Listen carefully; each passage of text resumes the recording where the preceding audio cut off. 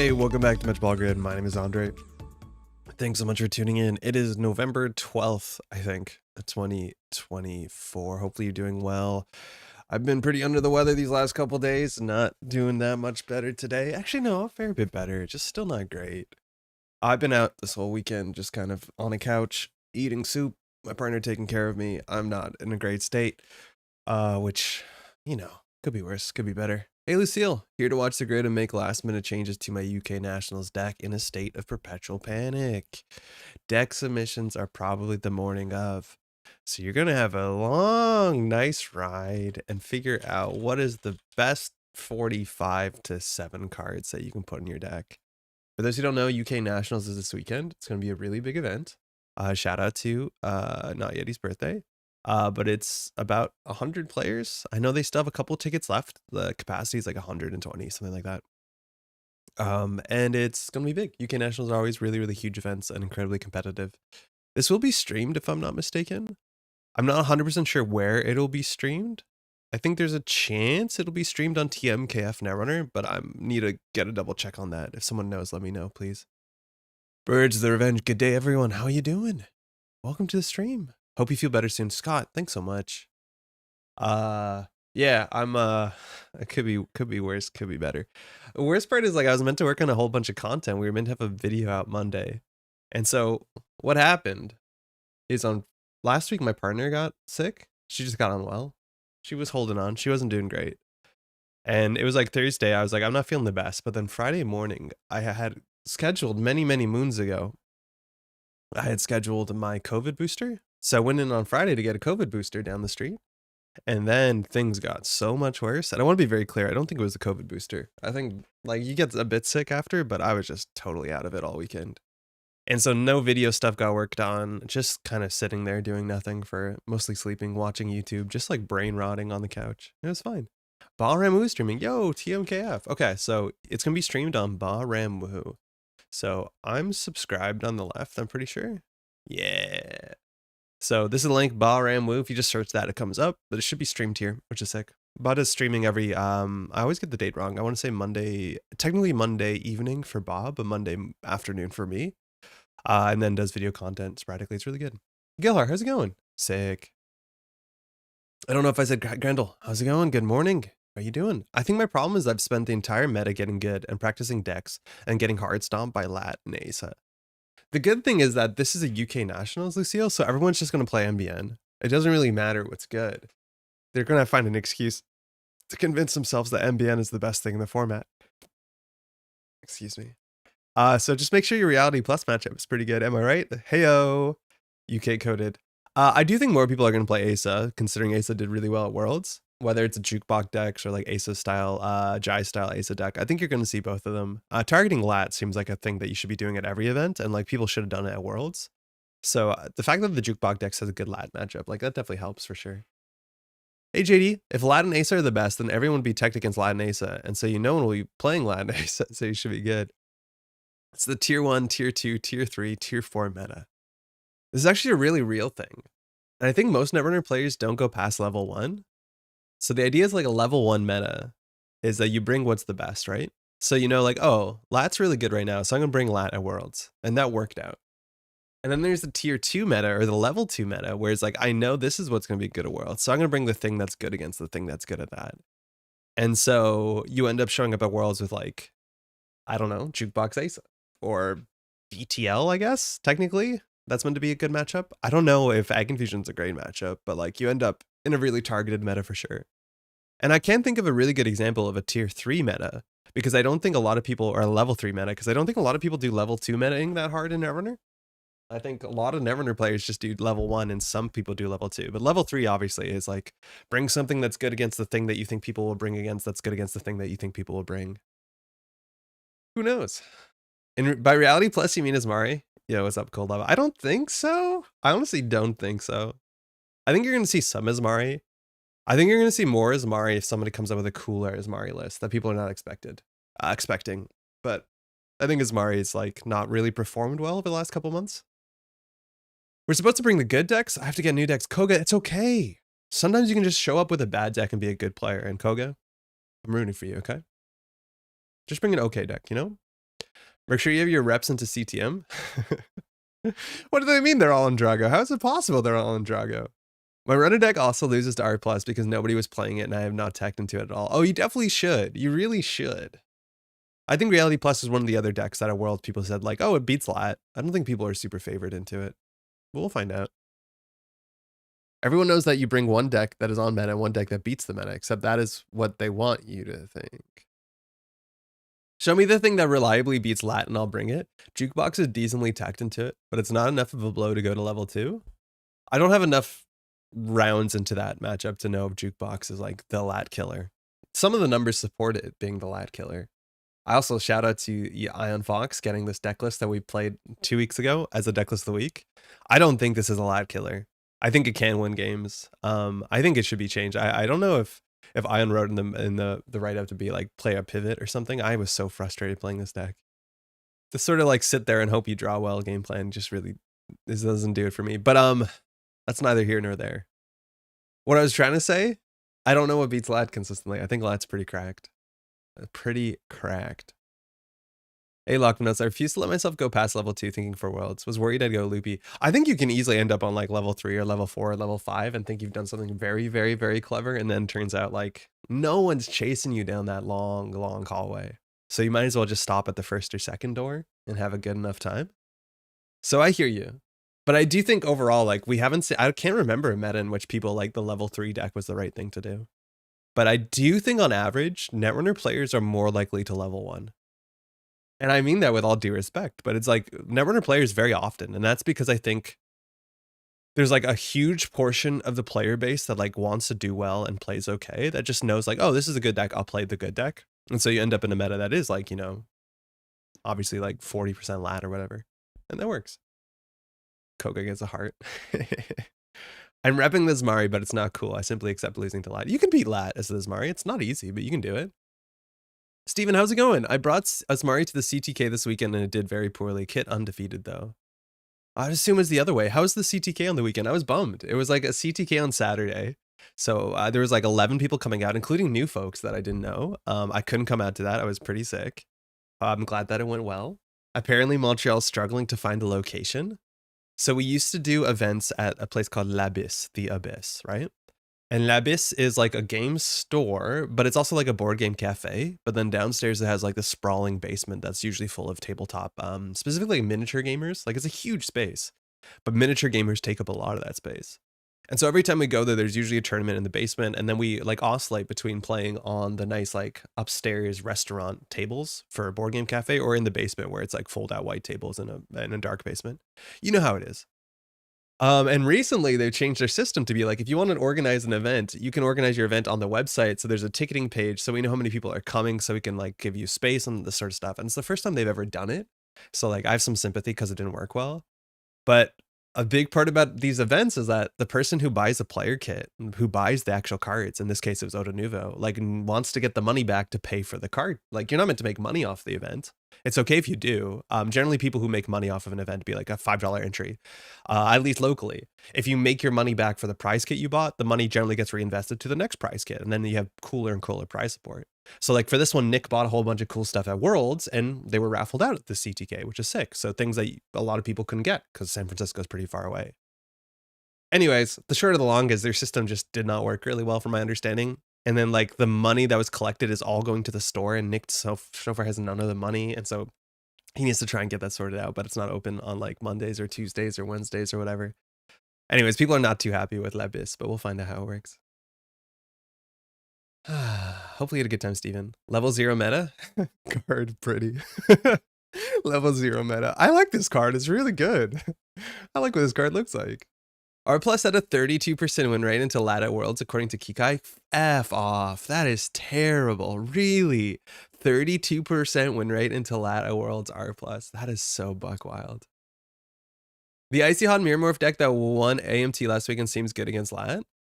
Yeah, we're going to talk about that in a second because it's a really weird deck. I didn't watch a lot of the AMT. I wasn't in great shape, but there's one deck that came out from it, which is like the Icy Hot deck, which is basically an exploration on the sort of Blighttown LP MirrorMorph decks that are pretty toxic in like many different angles. And this one has a really cool interaction. The idea is that if you play, you know, Warm Reception, that's a good card because it allows you to asset spam. Isn't asset spamming really fun? But the coolest thing about this text is says, when your turn begins, you may install a card from HQ. You cannot score that card. But if this server is not protected by ice, you may derez this asset to derez another installed card. Now, again, I don't know what the Liberation Cycle wants me to do. I'm assuming they want me to derez my ice over and over again because I'm playing Thunderbolt, which like, yeah, that doesn't work. So generally people derez and re-res like Spin Doctor to get free Spin Doctors, to get more card draws, to do more asset spam, and or charge something with like a working prototype really quickly. This is like really strange that the playable HB cards in the set are all asset spam cards, but hey, whatever. It's working out to some extent. The really cool interaction that I think a lot of people saw for the first time this weekend was that this text, you may derez as asset to derez another installed card, actually has really cool synergy with anything that has a negative start of turn trigger. So this is Cold Sight Server. A lot of folks have not seen this card. It is actually a card that has seen niche competitive play in really specific decks. Because it is a defensive upgrade in HB who doesn't struggle to play like really straightforward good defensive upgrades like Manic Arm Skunkworks. It costs nothing to res, costs 3 to trash, so already the ratios are pretty great for you. And you can spend a click to place a power counter on this upgrade. Slow, but we're MirrorMorph, maybe we can do slow. As an additional cost to run this server, the runner must spend a click and a credit for each hosted power counter on this.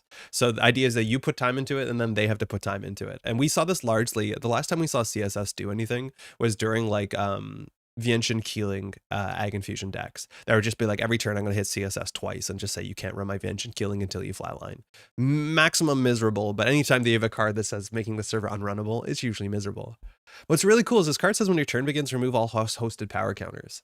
So the idea is that you can't like, in theory, get this to maximum unrunnability because that's your whole turn. And then if you're doing that for your whole turn, you're not putting an agenda in the remote server. And not only does Warm Reception allow you to put an agenda in the remote server with Cold Sight and save you clicks, which is not exactly what the card is doing. If you derez this trigger doesn't fire. So as long as you have a Warm Reception firing, you can put as many counters on one Cold Sight server and then just derez the Cold Sight server so it misses this trigger. And then when you re-res the Cold Sight server, it'll have its 3 or 4 counters on it.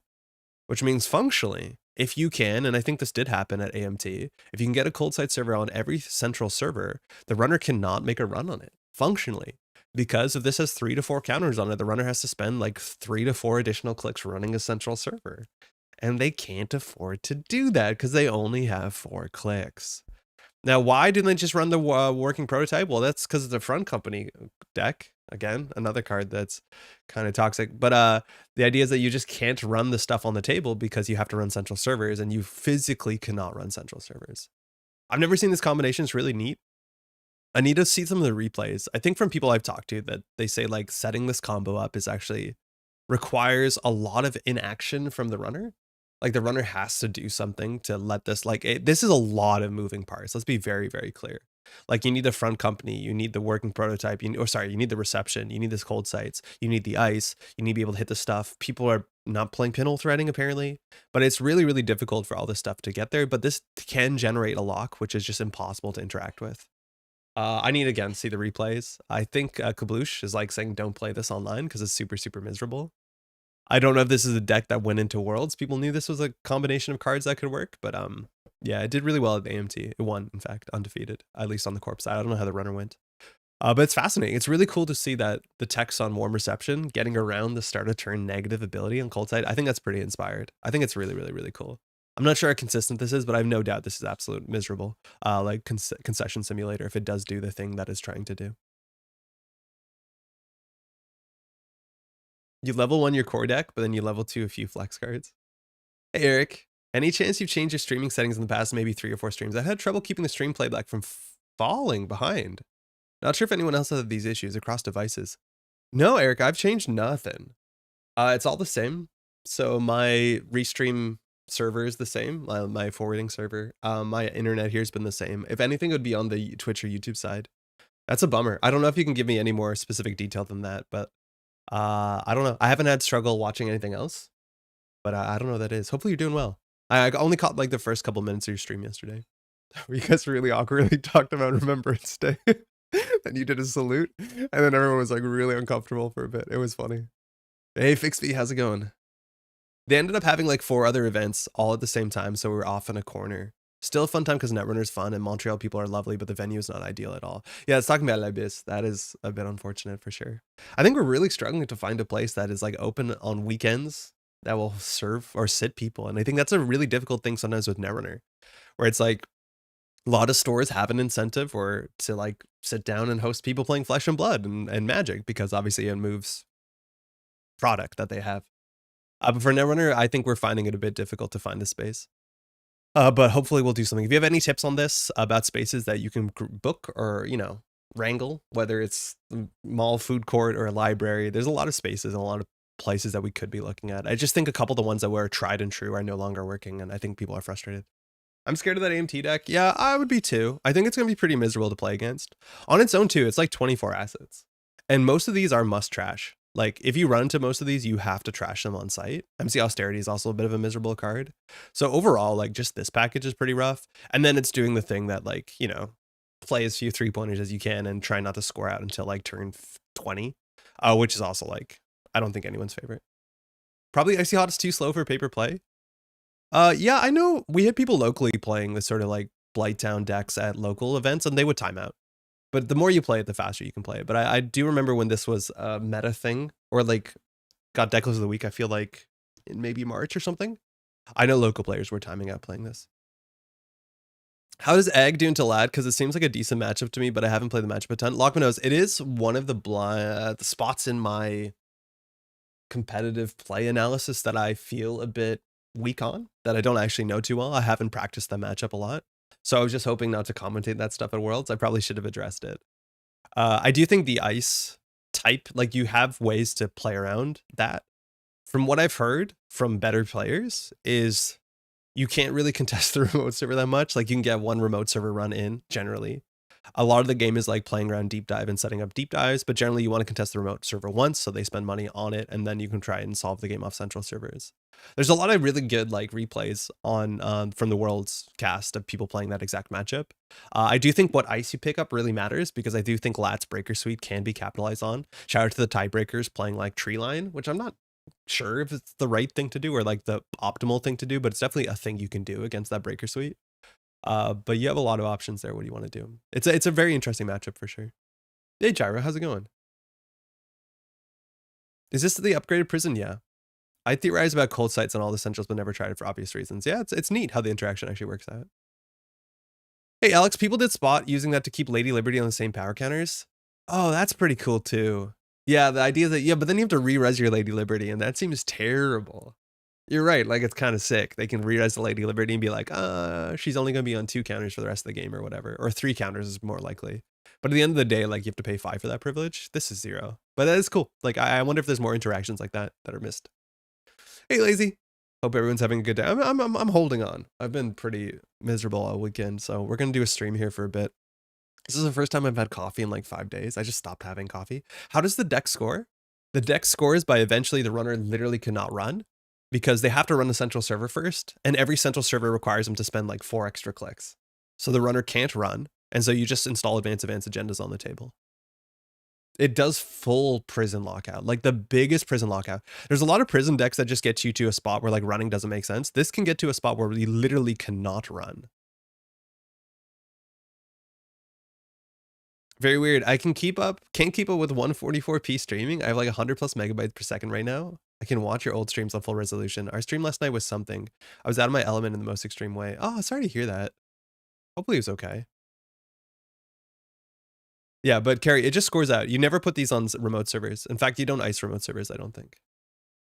Event space can be tough. Community centers, library, conference rooms, and even churches can be a good spot. Huh. That's interesting. Finding places that have like tables set up to have 2 people play against each other, that's also a tricky thing, right? Right, like I think we can get a room somewhere, but if it's like a conference room at I'm going to say a hotel, like they don't often are set up with the proper tabling that we need. This is giving me flashbacks to the time Earth Station re-res reduced servers and put 8 counters on it. Oh, that's a really cool one too. It's basically what cold site server is, except the corporation has to pay a lot of money for it. So when you res this thing, you can pay up to 4, and then you get twice as many counters on this, right? Or no, you don't get twice as many, but the runner has to pay twice as many equal to the counters. This card I remember unironically playing for a bit when it came out, because it seemed really fun. The problem is like it broadcasts itself so hard. It's functionally a card. What is the subtype for things like Daily Quest? It's a cool subtype. I just don't know the name ever. This doesn't have a subtype?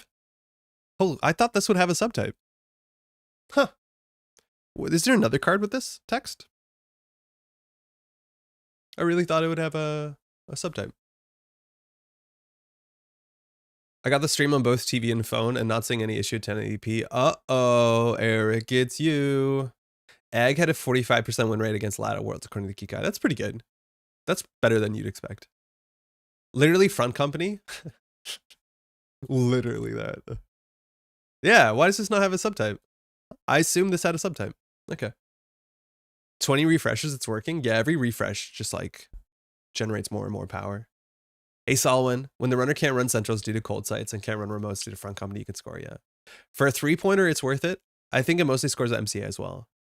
Yes, I haven't seen this deck. Like, that's a big thing, though. This deck has no incentive to score out quickly because it doesn't win by doing that. So if you have an MCA austerity policy on the table and it's turn 6 and you can trade in your whole turn in 5 credits to, or functionally 4 credits because of MirrorMorph, I guess, to score out to send a message, you probably don't, is my guess. You probably just do not do that. You probably just use austerity and you keep it there and you keep hitting the button and everyone's miserable. This is the most top control feeling deck I've seen in terms of Netrunner Prison. You simply cannot play the game and then it wins. Have you seen Lucille back in the day? What is the name of the card? Okay, someone will know. What is the name of the card that just says you have 1 fewer click? All it says is an event and says the runner has 1 fewer click. It's Basilar Synth's time to shine. Oh no. Sorry to hear that. I hope the week starts off great to make up for it. Thank you, Lazy. Low testing. Hey, Warlock. Thank you. Not O2. Ken, nice try that. This is low testing. So low testing is a card that got printed in the Red Sand cycle alongside a lot of really weird stuff. And people when saw this, they were like, what the heck is the point of this? 5 influence, 0 cost operation. When the runner's next turn begins, they lose a click. This card probably should never have been printed. And right now we have a mixture of low testing and O2 shortage put together in Hypoxia. And that is a pretty relevant card in certain decks that care about that sort of thing. But that was all low testing was. Do you want to trade one of your clicks for your opponent's click? And it turns out, no. The answer is no. You don't want to put a card like this in your deck. It doesn't make any sort of sense. As much as there was a time when we played back in the day where the runner having fewer than the expected 4 clicks actually really mattered. One of the most meta prevalent HBIs for it feels like 4 or 5 years was Fairchild 3.0. And this card is just like messed up. I was going to use a stronger word. I feel like I've been swearing a bit too much on the channel recently. This thing costs 6 and has 5 strength 3 subroutines. So like bronze already, like it's funny because bronze seems very close to this. And this somehow is worse than bronze or better than bronze. But it's a 3.0 buy right. This is the only one we've ever seen. So if the runner wants to click through this, they run first click or not at all. I know when I teach newer players, I'm like, when you're running to HB, run early. And this was the biggest reason. If you don't run first click into Fairchild 3.0, you can lose the game. Because these subroutines were so messed up. The runner must pay 3 credits or trash one of their installed cards. If they don't have 3 credits, they have to trash one of their installed cards. Second, and then core damage or end the run, the corporation chooses that. This is just one of the best dice they've ever printed. It's kind of messed up. So like, even in that world where runners have to run first click, because if you res a Fairchild, they're not breaking this for like 12 credits with the breaker that was played at the time. Load testing was a thing. But there was another card. Oh, I'm not going to know the names of any of these cards. Uh-oh. Fairchild 3 is so cool. It is. That card got restricted. I think it got banned at some point. It's such a problematic card. That's the only ever 3.0? Yes, that's the only other 3.0. There was a Fairchild 1.0, a Fairchild 2.0, and a Fairchild 3.0. And they kept coming out. Like 1.0 came out and people were like, oh, that's not bad, I guess. Like, that's not great. We used to have a lot of cards like this back in the day that were 1 credit ice that cost the runner 2 credits. Right now, the only thing like that I can think of is Tithe, and Tithe, you know, doesn't see that much play. But that was a common thing back in the day in Netrunner. We used to have 1 cost ice that would generally cost the runner 2 credits if they wanted to. Pup, mind you, saw a lot of play. And then Fairchild 2.0 came out. And I'm like, oh, that's kind of an interesting card. I don't think it would see a lot of play right now because of Buzzsaw, but the idea is that this 2 clicks to break 2 subroutines means one of them will resolve. And all those subroutines are kind of annoying. It doesn't end the run. And then in the next pack, Fairchild 3.0 came out and we're like, wait, hold on. And this one was just like so much better than all the other ones. And it's just really goofy to be like, this is Fairchild 3.0, whose subroutines are like face check and lose bad. Literally face check and lose is not an exaggeration. And you can only break this with clicks if you run first click, and then that's obviously your whole turn. And this only costs 2 more than Fairchild 2. Right? Like, why play this for 4 when you can play this for 6? It made no sense. And Fairchild 2.0 didn't see a lot of play. Then just to shout out, they had Fairchild that came out even in the same pack, if I'm not mistaken. And this card saw no play either. It's like a really bad proto tier. Tithe doesn't see much play? No, I don't think so. I feel like you're moving towards enhanced login protocols. No, I'm not. What is the one I'm thinking of? It was a political. Okay, so the reason I'm on this tangent is because we looked at load testing, and load testing said, okay, I found it. Load testing said when the runner's next turn begins, they lose a click, which doesn't seem very good, and you're right, it's not. But what people found out is you can make this prison deck. This was Clone Suffrage Movement. This card also got banned. And it says, as a political asset, this was the first line of political assets, so they have to not be iced to do something. It says, when your turn begins, you may add one operation from archives to HQ if there are no ice protecting this server. So you actually could build a deck that every turn had 3 Clone Suffrage movements. Each Clone Suffrage movement returns a load testing to your hand. Wait, I feel like I'm forgetting something in this combo, but each one of those returned a load testing. And then the last click was like a MCA austerity. Yeah, you fired a Jeeves. So Jeeves fired in this. So you played load testing, load testing, load testing, which at the time fired your equivalents of wage workers. Back then, his name was Jeeves Model Biroids. It's functionally very similar to wage workers, but slightly different in terms of rules. But largely, if you do the same thing 3 times, you get a click. So you did that 3 times and then you got a click. And then I think on your last click, you probably just did an MC austerity policy. And then functionally, the runner had no clicks on their turn. And obviously with no clicks on their turn, they can't trash the clone suffrage movements, and they can't trash the clone suffrage movements. So the load testing fires over and over and over again. Now you may be thinking like, that's not going to fire. How are we going to get all these 4 cards on the table? But back in the day, we actually had this card, which also, I believe, did this get banned or did it just rotate out? I think it might have got banned. No, just until it wasn't legal anymore because it was in the original core set. This card allowed you to install 3 cards from HQ. So it was actually not that hard to build your combo in hand, generally through a corporation that had a big hand size, and then just put everything on the table, and then just say the game's over. You've lost. Which is pretty buck wild. Pretty buck wild. But that's the sort of thing. It's like this card, if it's going to be good, it was going to be toxic. Maybe that wasn't seen like that. To be like, oh, I can put 1 slot in my deck to make the runner lose 1 click. It's like, no, not really. Oh, and Friend in High Places? Yeah, Friends in High Places probably was still legal then. This is one of the most problematic cards we've ever seen in Netrunner. Oh my god, this card's bad. For the game, this card's cracked. I think Freedom has the best chance against this deck. Yeah, Freedom would do really well against that deck. Oh, I don't know. It depends how Freedom's going to fate check into ice. Hey, Radish, this seems like it should have Skunk Works to protect the front company. London and I played a lot of the archetype early in RWR, but it builds a scoring remote. Yeah, you can play Skunk. I think you could also play Warrior Tracker. I think that's shouted up in the write-up. I'm not an expert on it. I don't want to play the deck. It's probably a decklist that we can last week. We'll find out. But yeah. Front company is such a toxic card. Reduced service is real, I think. At least as a 1x and op or something. It's really hard to make reduced service good. Like paying 4 for that. Just get a mana garb. I don't know. I don't feel great about it. Don't you need all 3 cold sites of 4 counters alongside 3 warm receptions and a front company achieve lock? That seems really tough to pull together. Well, you don't actually need all 3 cold sites of 4 counters. If you have a cold site at 3 counters, you're already in a really good spot, right? Because say that each cold site is at 3 counters. Well, that's a bit annoying because they can get in and trash the cold site. That's a problem for you. You can restore it. But you're also playing Warren Fatuma, which says the runner loses a click. So when they run, that's not good for them. And then, of course, you're playing some sort of like Trieste model Biroids. So the runner can... the runner can't deal with the ice, right? Like then the Triestes are everywhere, and then if you face check, runner cannot break the subroutines, and you can't click through subroutines. So functionally, you don't actually need 4 counters. You can probably get away with 2 to 3 counters as long as you have Trieste mono Biroids on the table. This card's not unique. I think this card's a mistake too, but I don't think this has ever showed up in a deck that people would describe as fun. There's a clone suffrage movement load testing G's prison deck. That's the one, Mushin. That's the one. How's it going, by the way? How are things in Montreal? Montreal seems good. I'm not doing great, David. I've been sick all weekend, which has been a bummer. Like, I'm really looking forward for the stream for like the first time to feel a bit more normal, but also because I recorded all this video content where I was meant to. I recorded like half of the stuff I'm really excited to put out on Friday, and I was like, I'll finish this after.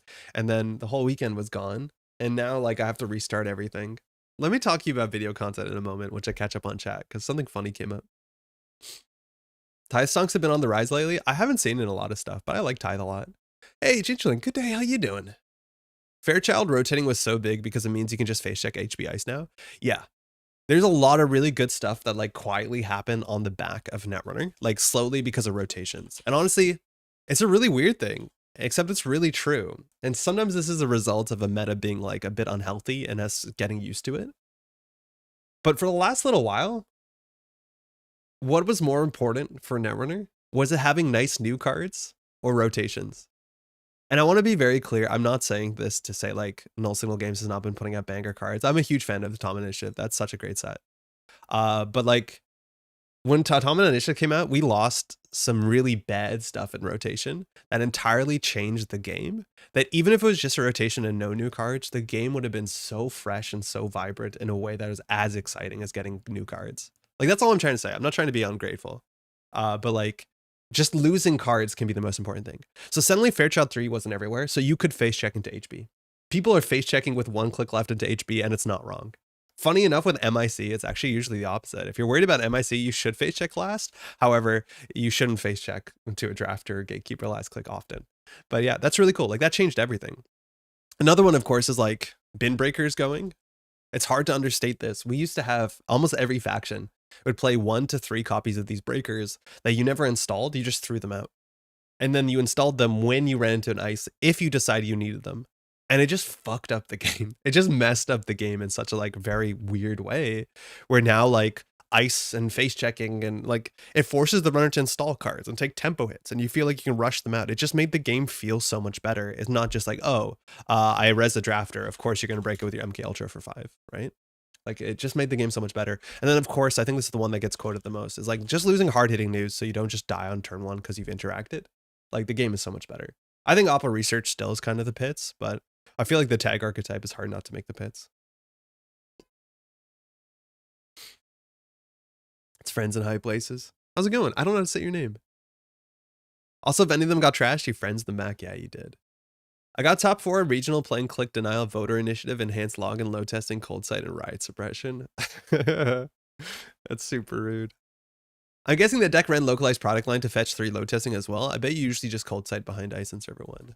Localized product line was like a 3 influence neutral card that allowed you to name a card and grab everything, all versions of that card. And just to be clear, all these like combos that seem a bit like there's no way you can make that work, it was all done through this, which just said your hand size and your credits are equal. So you just had 17 credits, not hard, and you had 17 cards in hand. And then it's really easy to do anything you want. This for a lot of people is like peak Netrunner because it is really cool. But when every time cerebral imaging is good, it can like score 7 points in 3 turns. It's really, really good. Warm reception deresing the Trieste is also nasty. Oh, that's also really cool too. That you can derez the Trieste over and over again to target new ice, and then you only have to commit to resing the Trieste at their response. Man, deresing stuff. It's weird how toxic derez can be. But it's like all this stuff is only toxic when you play 24 assets because you can't deal with all this shit. I watched the AMT stream and I immediately thought how happy you're going to playing this deck once it's deck of the week. I'm not going to be like happy. The thing is like, I think this deck is slightly tricky to play. Like, I think a lot of people are going to play this and not do well with it because it is, I don't think I can pick this up and play it that well. I think me too. It's the time of the year for sickies. I think, yeah, it was my partner a week before. Hopefully you're feeling okay. I'm a huge fan of Atomic Initiative. Doesn't mention RWR, but Atomic Initiative came alongside a rotation, right? Like RWR didn't have a rotation. Atomic Initiative was like huge because Atomic Initiative slapped and because rotation slapped. Hard agree on rotation. Can't wait for Dawn to drop simply for the rotation aspect. Weirdly enough, that's the one I'm most scared of. I think the Dawn rotation, like, I do think people think more kindly or more fondly of things like Katara and Rain and Reverie.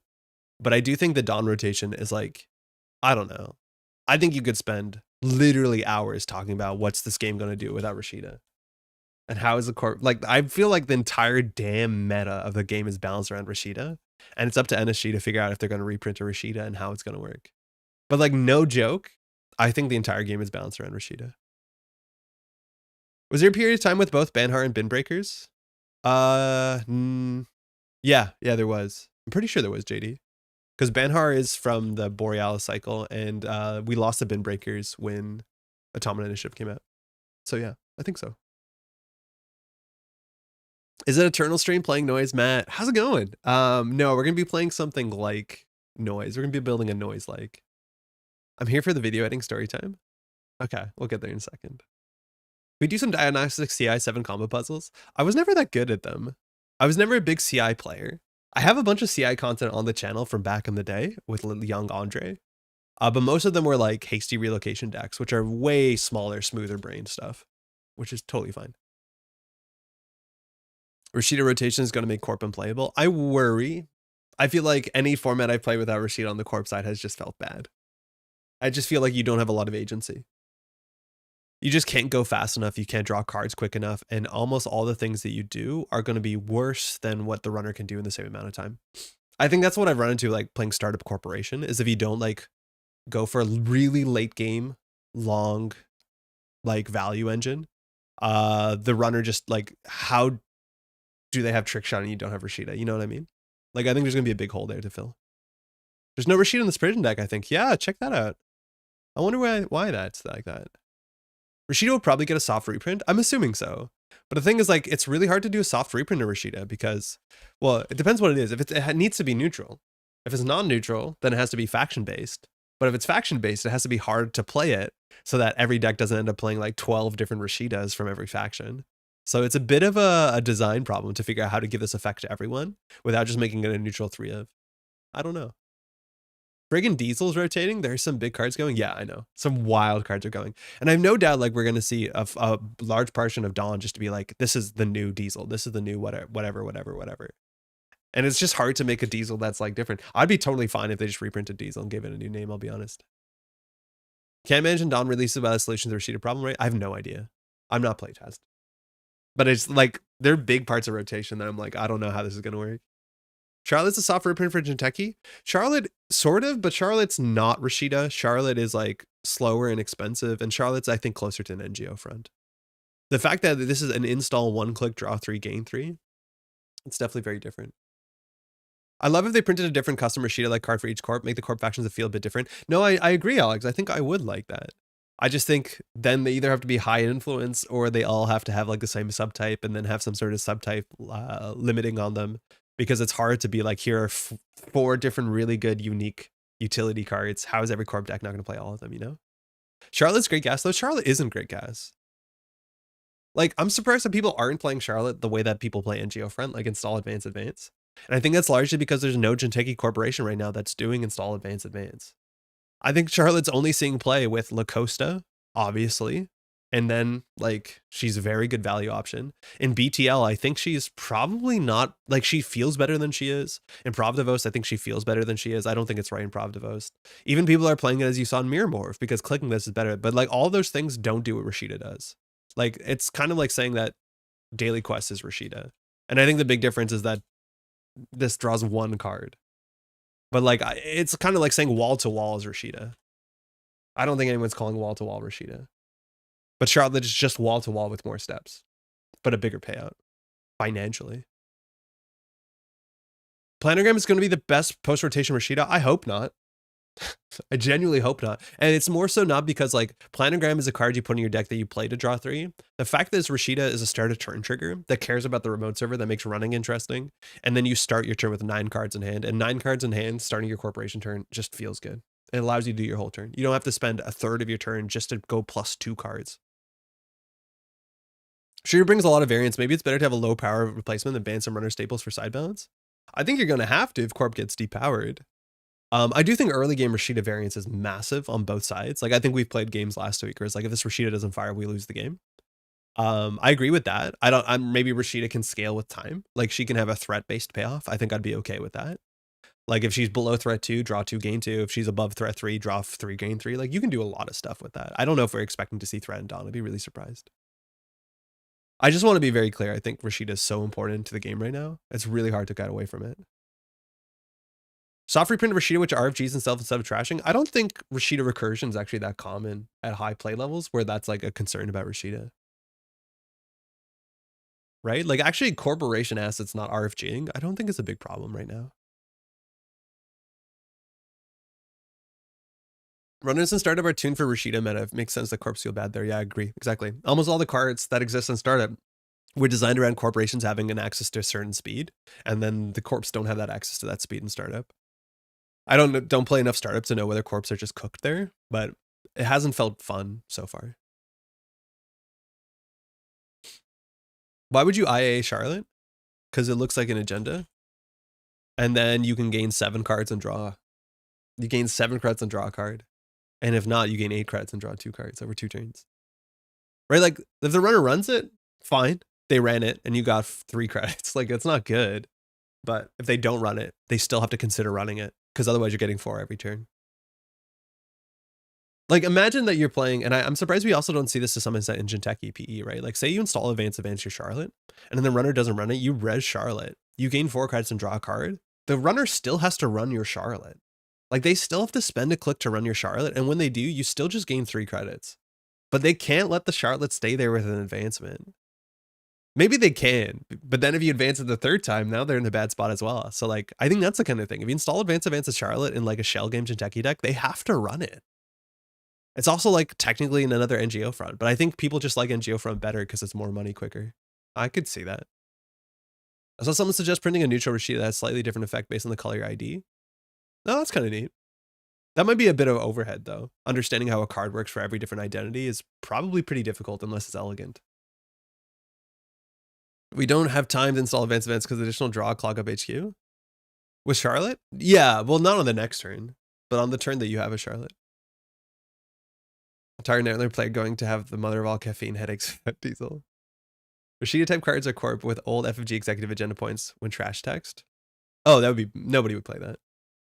There's a whole bunch of executives that had really strong abilities, like Director Haas, but if the runner trashed them, even if they weren't installed, you gain 2 points.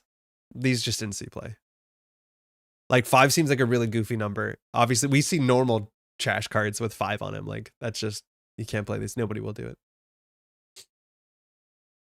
It's just like that Rashida is apparently so required, though. Would prefer corp cards in general, just a little better in general to avoid such a load-bearing effect. I don't know. I think Rashida's fun. I think it's hard. Balancing a card game's hard. He says. Like, obviously it is. Chairman Hero saw little play, like in Kill IG decks. Yeah, you're right. Chairman Hero is the one that saw the most amount of play. But, like, that's a pretty low bar. Oh, do you know what I missed? Actually, the other one is important. I think this card actually saw play in the deck that I was trying to explain. This is a card that did see play, if I'm not mistaken, in a load testing deck. Because this is obviously very, very important effect. And then if this is on the table, the runner can never trash it because they'll just load testing, have no clicks. So I don't think it was MCA. I think it was Victoria Jenkins and 3 load testing. That's really funny how we came up with a solution. But Chairman Hero did see play because you res this on the turn that the runner died. So the runner would be at like 5 cards in hand and he'd be like, hold on, before you end a turn, res Chairman Hero, they'd be on 3 and then they just die. They would die to like bioethics run-in. So this card did see play, but it was never on the table for more than 1 turn because the game was over. Speaking as a guy whose master's thesis is making a card game, balancing card games is hard. How's the game you're working on, Steven? You're working on a thing for your degree, right? I was trying to build an Earth Station deck around Wall-to-Wall and Tranquility Home Grid as an econ and draw engine. Was pretty good, those 2 cards, but I wasn't enjoying the ID. It's hard in Earth Station, right? Because Tranquility Home Grid wants you to put something in the remote server every single turn. And I guess if you're doing Wall-to-Wall, you can bounce the Wall-to-Wall over and over again, but then you're spending a click to gain 2 credits, which, like, sounds better than it is. I don't know. Like, at that point, you could look at, what's the other one? I don't know her name. The NBN one that came out in the last set that sees no play. It says, like, you can return this to your hand. Definitely feel that Dawn Dev's not an easy job. No, it's a really hard job. It's a really, really difficult job. It's going to be foundational for startup. It has to make standard not suck. There's a lot of work. I've no doubt Anarch can do it, and she's been doing a great job. I don't mean to be a doomer at all. No, I'm really excited. And they know more than I do what they need to do. It's okay. It's a deck builder based on the Bronze Age collapse. I don't know what that is. I've been making paper prototypes, but it'll be digital eventually. Let me know if you want some playtesting stuff. I'd be excited to look at it. I'm very, very toxic with my feedback. Janina, thank you. JK, thank you, Carrie. All right, really quickly, this is a video problem that I realized. So I'm working on a deck building series that's meant to be for new players. I recorded most of it on Friday and I'm gonna have to redo it. But the idea is that this is like a 40-minute video in which we sit down and we build our first ever deck in System Gateway. The idea is that you play System Gateway, you play the Catalyst versus the Syndicate, and after you're done that matchup and you're done with the additional cards you add to your deck, it's like on you to figure out what Netrunner looks like because there's no pre-made decks in System Gateway. I'm not saying that's a problem. I'm just saying like that's where we start to be like, this is where we want the video to start. So let's build our first Corp deck and let's build our first Runner deck. And what I realized, not only do I like struggle when I'm recording myself and not live streaming, is that beginning of videos are really hard. That's just always how it is. It takes you the first 20 minutes to get through the first 5 minutes, and then everything else happens at a linear rate. Maybe the first half an hour is the first 5 minutes. It just sucks like that. But once you're rolling, you're rolling. And I realized something. I have developed a YouTube voice. I don't think I like it. I think I'm going to be able to do it. Maybe I'll not be able to do it. I think I'll be able to do it today. My voice is not my normal voice right now. So when I realized what I was saying, simply always be filming, that's what my partner says. And like, I actually think that actually highlights a difference. So this is how it would sound like if I'm recording the YouTube video and I think it's a YouTube video. Okay. So you ready? Hey, welcome back to the Métropole Grid. My name is Andre. Thanks for this. Do you notice the way I'm talking right now is not the way that I normally talk to someone? This is my presenter voice, and I think I'm talking like this for some reason. I'm talking pretty quickly, and I have a tone that is not human or natural. Maybe it's clear for presentation, but at the end of the day, this is not how I normally talk. And I realized that like most of my tries of video stuff all sound like that. There's a whole bunch of videos on my channel where I sound like that, and maybe that's not unpleasant. I think it does sound like you're listening to a presentation of some sort. But then I'm realizing I'm struggling on words and I'm falling apart and I'm not doing a great job at expressing myself to some extent, as great as I'd want to be, hopefully, because I'm speaking in a different damn way. And then I realized when I do my rehearsals and I'm talking now more like this, which is the way that I would talk to you if you're sitting across at a table, right? I'd be like, hey, so today we're going to do a deck building series talking about building decks and system gateway.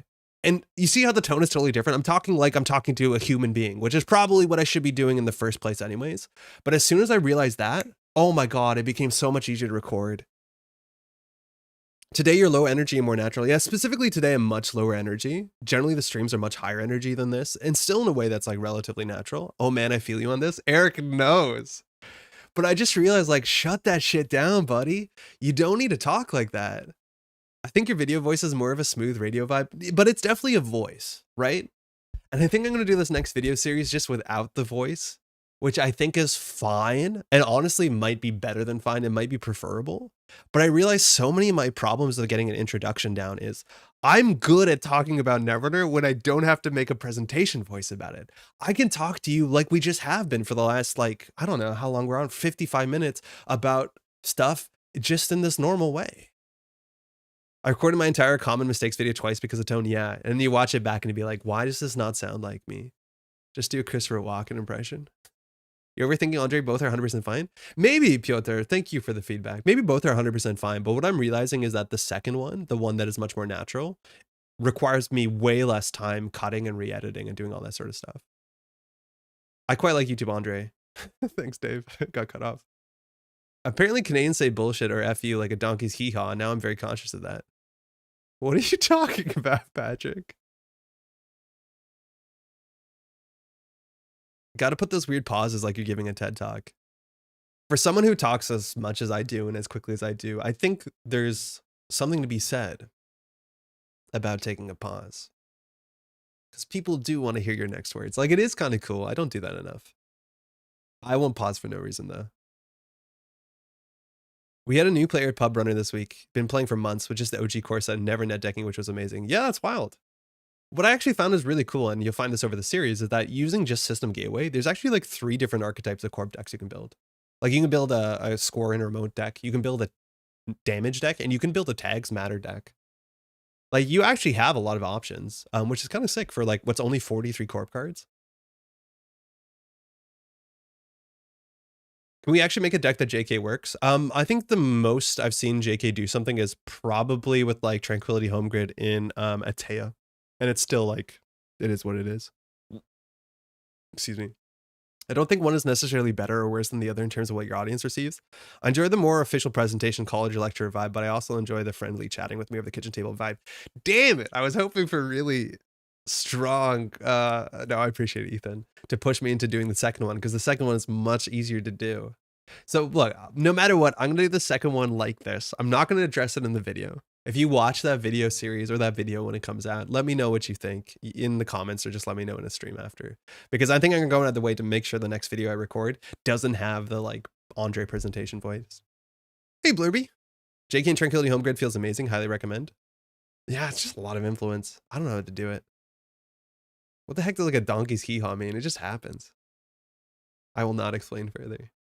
I did do a video for an interview presenting myself. The same I've done live many times. Couldn't find a normal voice. Yes. Yeah. Sometimes but also like that's the hard thing is right now I'm having a conversation with people, right? Like obviously I can't hear voices, but I read the voices. And that's a lot easier for me to be like, oh yeah, how's it going? What's up? Sup, right? But then when it's just you alone in a room talking to a camera lens, it's really easy for you to lose the plot, to be like, all right, I'm going to talk like this now. High pitched first syllable, low pitched second syllable. Yeah. JK is getting proud of us for forcing runs. I feel like that's a fallacy. I'm assuming that's the fallacy of every card is good to force runs. Like imagine you had a better card, like a daily quest. Would that force a run? If all else is equal, if one's easier to produce, that's a better one for you, right? For me, yes, but like I make content not only for me, so we'll see. Be happy to watch your YouTube tone videos too. Yeah, thank you, Eric. What deck should I have take to UK Nats? Dave, bring something that won't crumble against Reality Plus or NBN in general, and then something you enjoy because it's gonna be a long event. That's my short. Is bring something that's okay into tags. That's just like a UK thing in general. There's a chance Aesop group will be the most popular deck, but I think the UK loves NBN. And then just bring something because it's going to be a long tournament that you won't mind playing the whole day, no matter how the day goes. I think that's the most important thing, if depending on what your expectations are. Like if you're trying to win the event, think about it a bit harder. This is not a judgment on your play, but if you're going to a big event and you're just there to like have a good time, bring a deck you're going to have a good time with, no matter how it goes. Can I be on the other side of the camera while you record these and you'll get your ideal condescendingly explaining a voice? Well, Patrick, what are you doing? That's how I'm going to start every sentence. Run Trank in yellow, but not the other way around. I've been playing an NEH deck. He uses Trank to get triggers on every install on the turn. That feels pretty good. But then you don't NEH. So what are you putting in a remote server that's not there next turn? I've heard the Brits were high on PD. I think if you mean Patrick is high on PD, other Patrick, maybe. But I don't think PD is like great right now. I think PD is not fantastic into lat. I don't know. I'm like, we did not see PD do anything at Worlds. And even some of the best PD players at Worlds, speaking of Patrick, weren't playing PD. Probably the difference between the script prepared words and off the cuff talking, as long as content is good, either voice is good. Thank you, Thanos. For what it's worth, I don't script my stuff out, for better or for worse. Usually I should. It ends up, the videos get a bit long, but I do rehearse. So generally any video that you see, I've done the video, not recorded. So I know exactly what the beats are in what order. That's just kind of how I work. I've been doing that for a long time. But anytime I have to do like a speech or anything, I almost never write things down. PD is Patrick. Baldrick.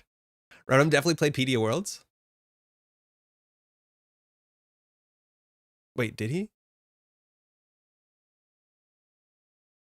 Did he? Why did I think he didn't? I guess he did. Yeah, he didn't play. He played lat. That's the part that got me. Okay, maybe he did. Oh, sorry, Patrick. He did play PD. Huh. So I know he didn't play criminal, which he's expected to do. He played lat. That was weird, but makes sense. Being bad into Asa when playing Asa is sad. Being bad to R plus is excruciating. I agree. Spin Vovo Adrian, you can just slot the JK in. When you draw the Rashida, just throw an extra Trank in there. There's a lot of NEH triggers you can get. I just don't know why I would play it in NEH over anything else. But I can see where you're getting at. Yeah. Playing R plus is miserable. Yeah, I'm not a big R plus fan to play against. I do think it's pretty anti-fun. And that's because you can't face check. And like clearing tags is not fun. Like, hey, Netrunner design. Tags are not fun. Like removing a tag is the least fun action in the game. Having a whole faction focus on that kind of sucks. But, okay. Let's build the bad deck. There's a card that I like that's not good that we're going to play today because we're going to take it easy today. And that is a runner deck. We're going to go play some Esa. I don't play Esa a lot on this channel. There's a lot of really good Esa decks out there. Esa's been having a great event, great year largely. But there's one card that I like in Esa that we almost never play, and we build a really bad deck and then we forget about it. And then like every 6 to 7 months, we try and build it again. This is Augustina Ivanskaya. The first time each turn you install a virus program, Sabotage 1. The corp trashes a card. So if we play a lot of viruses, and viruses do make up some good Anarch decks, you can get Augustina to fire. Now the idea is whether we want to play Augustina in like a freedom deck, or whether we want to play Augustina in Esa deck is an interesting decision. If you ask me, Sabotage is annoying, but Sabotage gets better the more Sabotage you do. The idea is that if you ask the runner to trash, or sorry, the corporation to trash their worst card from HQ every third turn, it's actually not that impactful. But if you ask Augustina to fire every turn, let alone twice a turn cycle, if you can set that up, and then you follow that up with like a Chastushka or something like that, then it gets really, really bad, right? Like, very important to understand, putting a bit of sabotage into your deck is honestly not that great, but putting a lot of sabotage in your deck, it just kind of scales non-linearly. And that's because the cards that you sabotage are the worst cards, and if you have no worst cards, sabotage becomes a difficult choice. Got some noise, boys. I mean, the fact that sabotage relies on critical mass, yes, exactly. So I'm going to try and do this in ESA, because ESA has built-in sabotage and built-in reasons to do more sabotage. I pause and think about this card whenever I flip by into my binder. Me too. It is a really high, like, it's a very attractive idea. So we're going to play Augustina. Now, the problem with Augustina is we don't start with Augustina in play, and there's no great way to tutor it. I'm not playing Meeting of the Minds. So we're going to try and get this down. I think we're going to play 2 copies of it because it seems great, but we're going to stop there. For those who don't know, what we're doing today, and this is in the title of the stream, is we're recreating the core set Netrunner, Anarch, who was Noise. And Noise is basically what Augustina is trying to be. And Noise is a real piece of work, this guy. Whenever you install a virus program, the corp trashes the top card of R&D. That's not sabotage, that's just random damage. And this, mind you, exists in a world when there was like almost no way to remove cards from archives. There was no Spin Doctors or Jackson Howards in the core set. I think the only thing was one archive memories, or archive memories in general you could play. So, are we playing Imp? I think so. I think we're going to be playing a lot of weird stuff. Hey, is that Regenesis tech card that was in Mulch? Yeah, Utati. This is a really cool story for those who don't know. So Augustina showed up as a tech card during last summer, if I'm not mistaken, where specific players, I think Tuna was playing this as a tech card in one of the finals, or in like this, the sort of like Tuna versus Augustus Caesar kind of grudge matches that were been going on for that whole summer. So classically, Augie had been playing a whole lot of Ag Infusion, specifically I think Punitive Ag Infusion, Big Deal Ag Infusion. I think Big Deal Ag Infusion mostly, but Regenesis is a really powerful card. And Regenesis says, when you score this agenda, if no corp cards have been added to archives this turn, you may reveal a face-down agenda in archives and add it to your score area, right? So this is a really powerful card. We've been playing it. We played a lot of fun PE last weekend, or last Tuesday, excuse me, and we've been scoring 4-point agendas because Regenesis is really, really, really good. So what Tuna found out, and this is back when Mulch was a thing, this was last year, is that if you play on one copy in Augustina as a tech card, right? And on the turn that they go advance, advance, advance, and obviously they're going to score out Regenesis in the remote server, before they do their third advancement, in the paid ability window, you use whatever magic that you have to instantly install a virus. So we'll probably, well, not this one, but we'll probably, oh, it got worse. We'll probably do a simulchip here. And then using simulchip will install a virus. It doesn't matter which the virus. And then Augustina will fire. And then because Augustina fires, the corporation has to trash a card from HQ at the top of R&D. And because that happens, Regenesis doesn't work anymore because the corporation has added a card to archives this turn. And it's just so inspired, and it actually like did something. But I do remember seeing like one Augustina mulch list to be like, oh, that's kind of cool. I kind of liked Augustina as like the mulch deck had a lot of viruses in it, and having that as an additional win con as the game went longer, it made sense. But turns out it was actually really, really, really targeted for this, which is kind of sick. So that's just such a cool interaction. So yeah, it's super clever. Yo, Tron, we're gonna build some noise. Build some noise. You can play Augustine and Alice and practice virus to see 2 cards. Probably not great, kind of neat. Yeah, that's kind of neat. Oh my god, that's so good. Yeah, it's a super inspired interaction. Are we doing throwback noise? No, Amethyr, we're just building regular noise. What about Begamut Lamb, Pelongi, Botchels for breakers? I think I'm going to try and not play Begamut Lamb. Maybe we'll play some of them. I think we're more so going to be playing like, maybe we can actually play the virus engine of things like, what's it called? Audrey, and kind of go from there. But we'll see. Hey JM, let's make some noise. I don't think he does an ESA. I think we're going to try an ESA and then see how it goes. I think we're going to be restricted because we have a bunch of different engines we have to put into the deck. And I think that's going to be a bigger problem for us overall. Like it might be one bridge too far. Now, the cool thing about ESA and the cool thing about Sabotage is it allows us to play another really bad card. Audrey Good. Hey Santa. What is the name of the card I want? The Nihilist. So another thing you might not know is that all of the not all of the 3 core set. That's actually not true because Gabe got shafted for some reason. But there was a set of these like 4-cost unique connections that came out in the Ashes cycle that were all references and actually included old FFG runners. This is Noise at the back being the DJ here in whatever club this is. I think this is Wyldside, considering we see a lot of Wilders.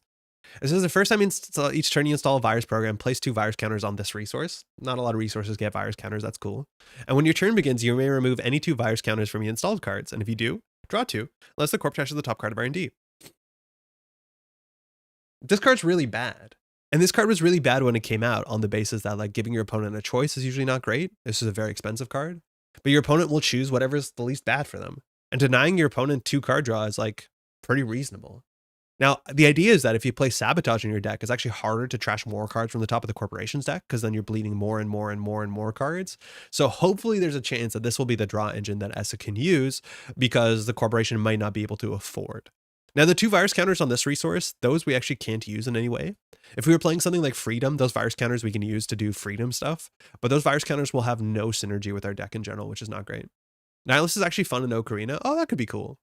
The problem is this costs 4. Nihilist seems like they always trash, almost always, unless they're winning. And this is the worst thing about this sort of card. Like if they're up 5 points, they can trash 1 card at the top of RD to deny you 2 draws.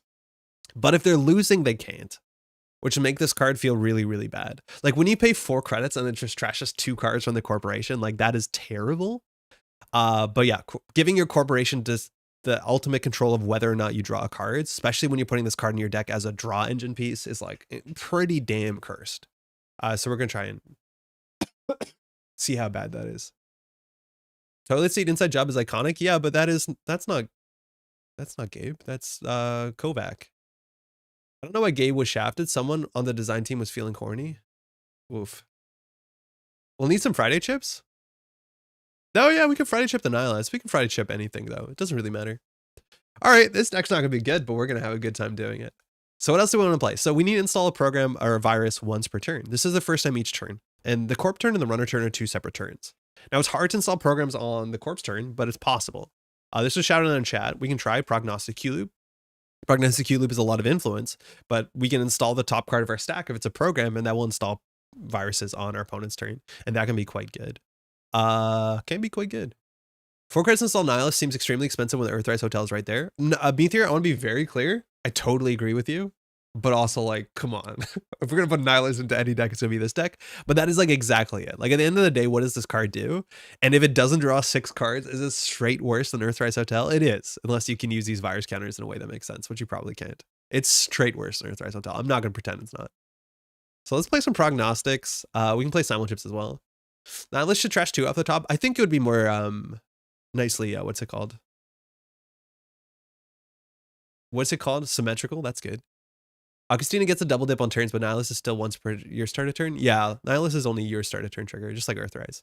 Which again, Earthrise Hotel is a bit better. Looking for a job package with Career Fair isn't a bad idea. Yeah, we could play Career Fair. The thing is, like, what other packets are we playing here? Like, that was the big thing when you play noise decks. So let's just look at noise decks back from the day. We're probably not going to be replicating too much of them because we have a lot of different stuff to do. I don't like how I click on this. It doesn't hit the popular tab, but I'll learn how that works. We need to go search, actually. Just came back to stream. What we building? David, we're trying to build a noise, like, a lot of really good noise decks back in the day. Not this one. Don't look at that one. But, like, these sort of decks are huge. And so a big thing about how these decks work is that they got value from noise, and then they sold their viruses. That's something we might not be able to do, but getting Pawnshops down and selling your viruses to get money was kind of sick. It was a big thing. But the biggest thing is that this deck had the most busted economy engine, or sorry, card draw engine. And that's because Wyldside just said spend a click to draw 2 cards every turn, which on its own was kind of difficult, but worth considering. But then eventually we got this card for some reason that just said, how about don't? And so you just drew 2 cards every turn. And this engine needed you to draw 2 cards every turn because every turn you wanted to install a virus at a minimum. And if you're not getting that card draw for free, that means it's difficult for you to install viruses and face check and do all that great stuff you want to do. Simulchip influence? Yeah, I don't know. I'm assuming Simulchip is much better than Prognostic. It's very likely that we'll cut Prognostic for Simulchips. We can maybe play 1 and then hope it's good for the mid to late game, but like there's no way that we're not playing Simulchips. Yeah, probably no way. Was noise legal when Nihilist came out? No. I don't think so, because noise was from the original core set, and I don't think noise was reprinted. The Anarch and the revised core set, which came out before Rain and Reverie, before Katara, I think, was actually Reina. So noise wasn't around. In fact, none of the runners who show up on any of the cards from the 4 cost unique connections or unique resources, let's just say that, were illegal at the time they showed up. So it was Andromeda, Kate, and Noise. Spec work is only one influence. If you want value from eating the viruses, yeah, it's not bad. It's also card draw, which is something we need. Let's see what viruses we can play. And then we'll figure out what else we're doing when it comes to Esa's ability. So subtype virus. And we have a couple options here. The IDs in the revised core are so tragic. They weren't that bad. It was like what? ETF? Oh, it wasn't ETF, was it? It was not ETF. Technically, verbal plasticity is legal and better than Wyldside, but sees no play. I wouldn't say it's better. It's very similar. Okay, Audrey's really good as long as we're trashing cards. And so whenever card you access are trashed, so that means that it doesn't work with things like ice destruction. But not only that, it doesn't work with sabotage. So this could be our breaker suite. Audrey's obviously really fun. How is it not better? I'm thinking about it. No, it's better. It's funny. It's kind of better.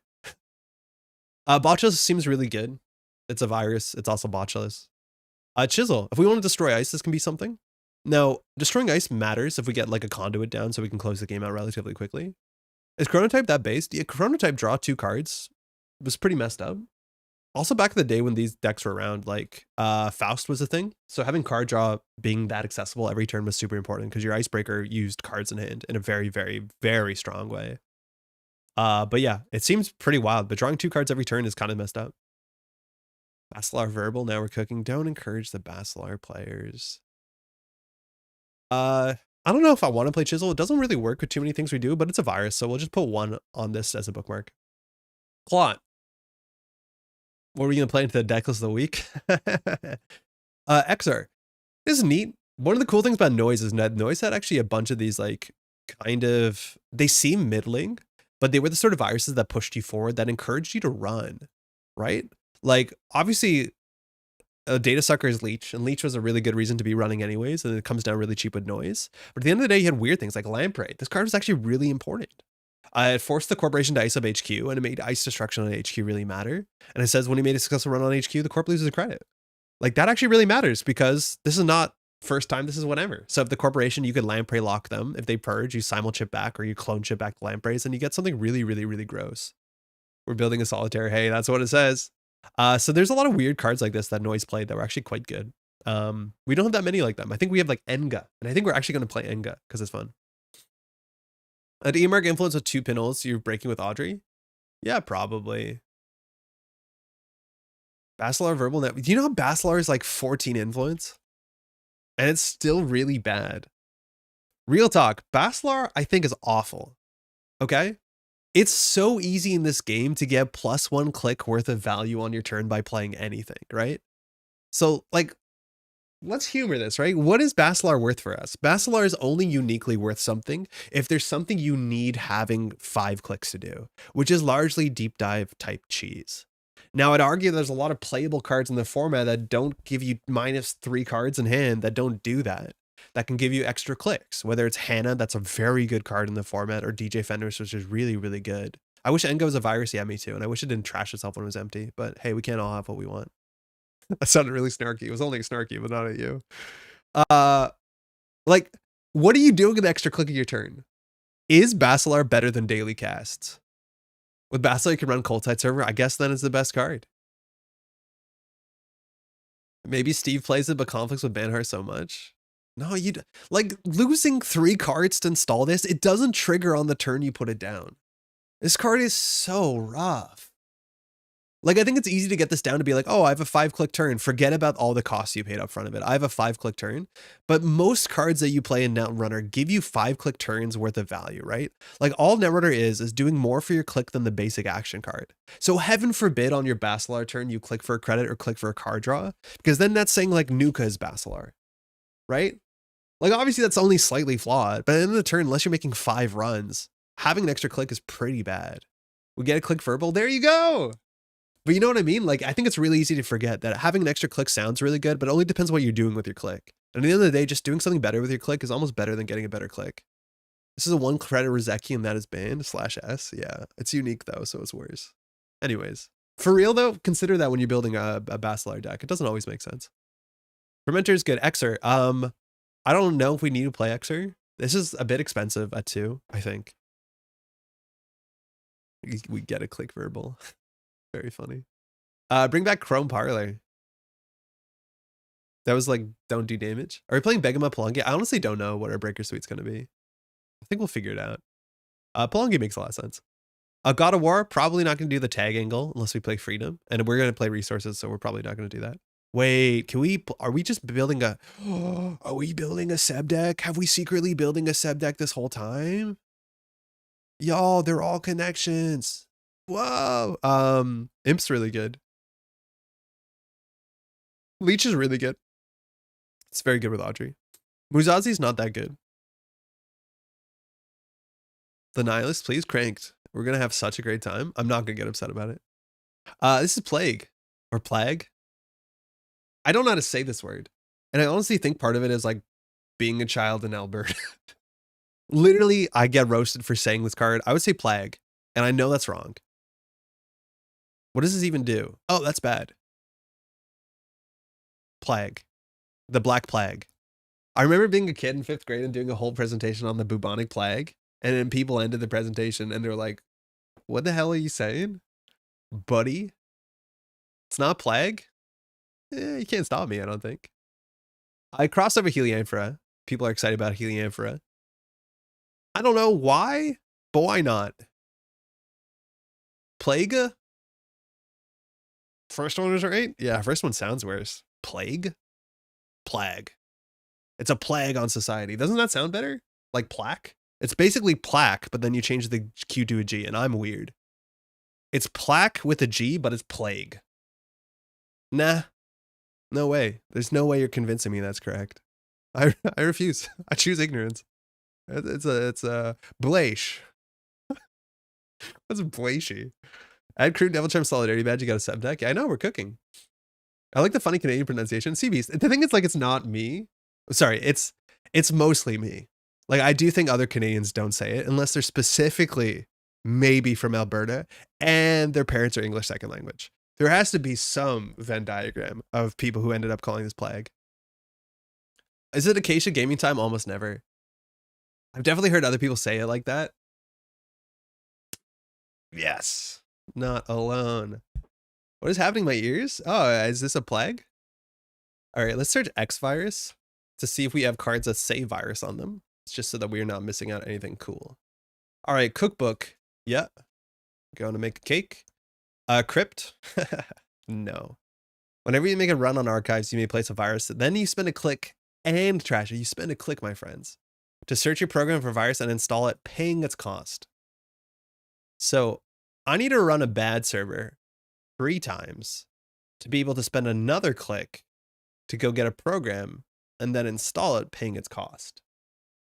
What the heck? And I think we're kind of good. Otherwise, we have hardware. So we have Acacia. I don't like this card. I think this card is ultimate win more, but in a bad way.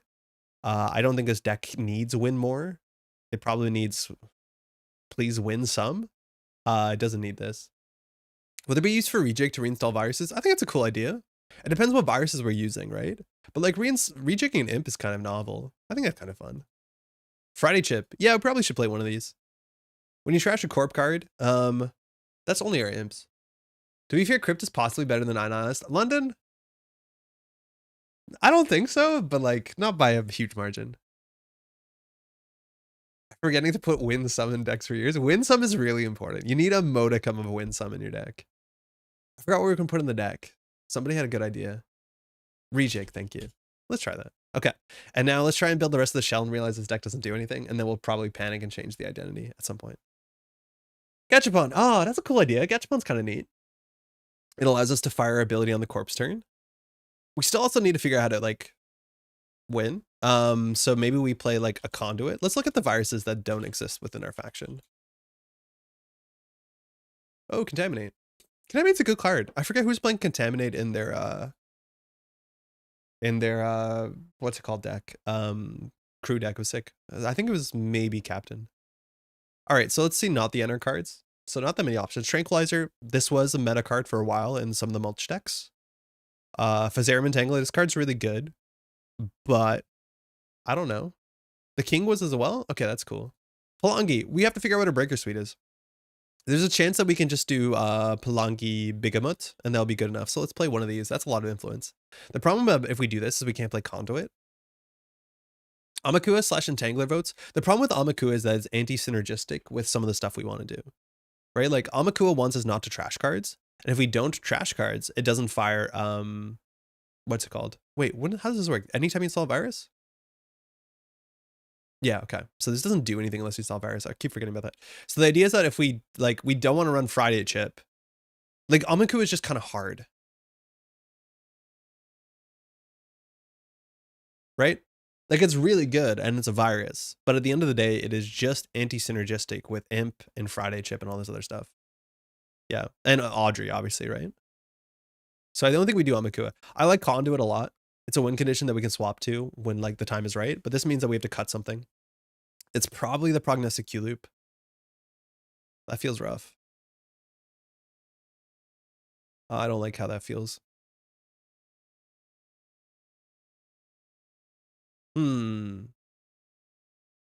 Are we going to cut the healing hamper? You know we are. You know we are. So do we run one Bigamut? Yeah, Bigamut with clone simul-chip is really good. So I guess we cut the loop. Plungy doesn't do anything right now. Yeah, I've solved it. 2x simul-chips. I think simul-chip is such a good card in this deck. Don't forget to add Faust, Banhar. Wait, why are we Essa? Sabotage. Sabotage. So the only other program we can play that sabotages is not a virus, and it's Enga, and it's Wise is not a virus. Oh my god, if a card ever looked like a virus, but it wasn't.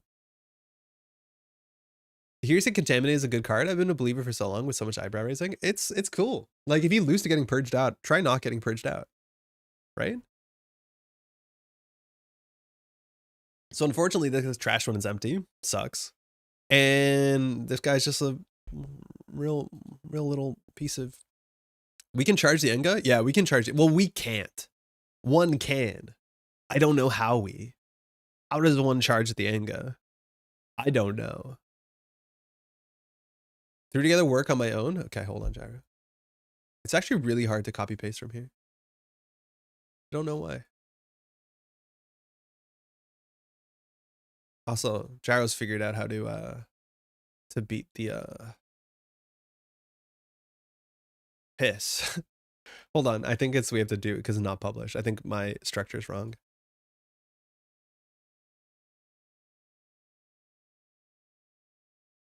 Okay, we'll come back to that when we're done.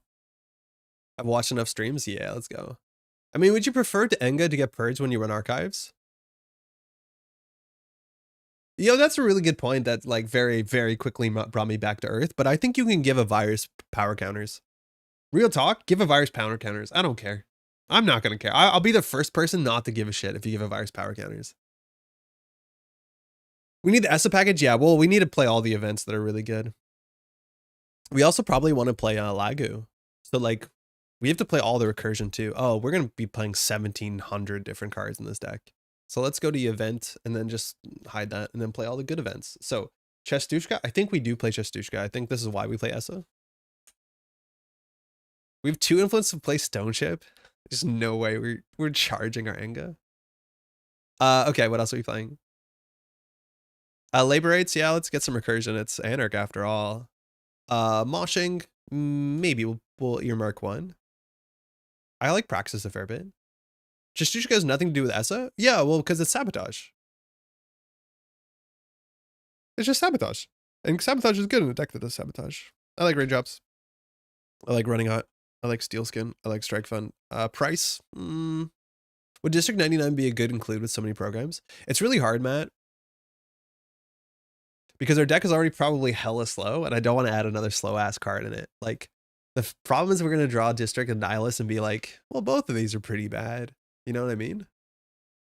Like, it's going to be rough. I think District is really hard to make work. I think. It's just tricky. Okay, this deck does not look good. Ghost Tongue? Oh yeah, we haven't looked at the hardware yet. Hardware. Ghost Tongue's like, it's okay. It's not a bad card. I'm 7 minutes behind on the video, but saying Plague. Plague gives me biggest we taught him wrong as a joke vibes. I often think about we taught him wrong as a joke, and I don't know if everyone thinks that that's as funny as I do. No way we skip Price or Banhar. I'm worried about it. I'm worried that Price is going to hit too many of our precious things. Banhar we can probably do. Enter the Fist is a classic. Is that what the subtitle is? I only know it as Kung Pao. And it's probably like such a bad film. And like probably deeply offensive. And if so, I don't endorse it. But when you're 13, we taught him wrong as a joke is like just the funniest thing. Needs more than 3 running hot to get core damage for Bigamut. Time Bomb. Gautam, how's it going? I don't like Time Bomb. Our deck probably doesn't do anything. Having another card that doesn't do anything seems pretty hard. It'd be kind of cool if we played Prognostic Q-Loop, but only if you make a successful run, so it's also kind of messed up there. Card deck suggestion tries to hard to make this deck better. Oh yeah, let's look at down there. Let's go to settings, show 10. Oh, that's awkward. Okay. Our deck is ass. Our deck is really bad. 53 cards and no sure gamble. Okay, yeah, you feel really, really clever about roasting our deck. I'm going to show you a noise deck, and you point at the sure gambles. Huh? You look at the sure gambles in this one. This one actually runs slightly fewer events than you'd expect, but it's because it has Pawnshop. Like, no sure gamble is not that absurd. I think we need to make something closer than this. I want to make something like this and see how bad it is. So let's try and not play 19 events. Let's try not to play 19 events. So let's just build it. I don't care. Let's just rebuild it. Pawnshop 3x. Influence. Son of a. Cash says Sir Gamble on it. That's so true though. So true. For those who don't know, this is the proto. Oh, let's not look at this yet. This is the proto coalescence. It was really good. How does Essa take core damage in this deck? We're working on it. This is how much Essa core damage you take. You have your Ghost Tongues, your Marrows, your Running Hots. How else does Essa take core damage? You're gonna give him play Jemison for laughs? No, it's fine. Can we replace the Conduit by Finality and get Q-Loop back? Maybe we can't play this. I just don't think we have the money for, like, I don't. I played both the Enga and Time Bomb in a Punma deck. How's it going, Kato? And it wasn't good, but it started to be part of my brain that likes synergy. It scratched the part of my brain that likes synergy. Yeah. Okay, hold on.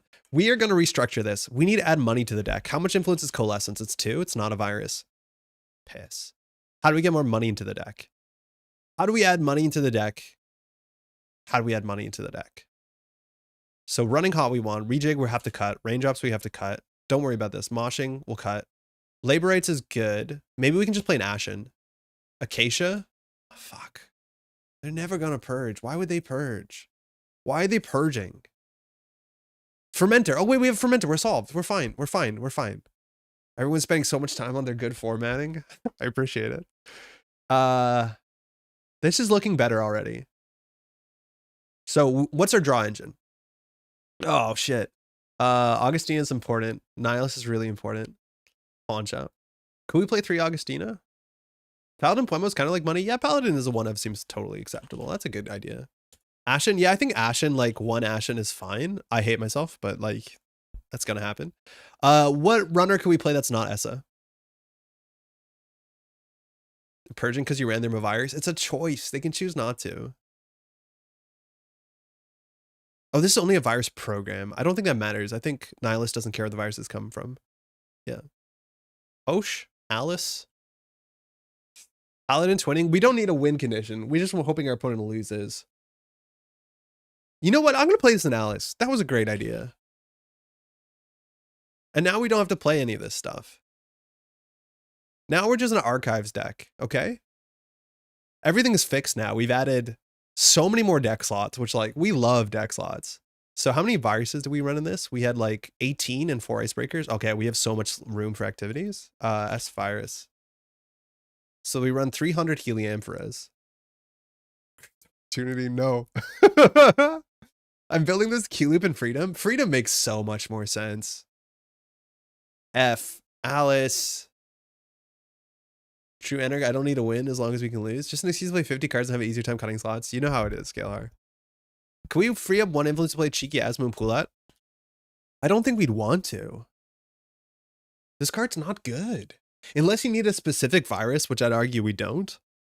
Like, spending 2 clicks to draw 1 virus is pretty bad. Not 2 clicks, but like a click and a turn. I think the Seb idea low-key cooks.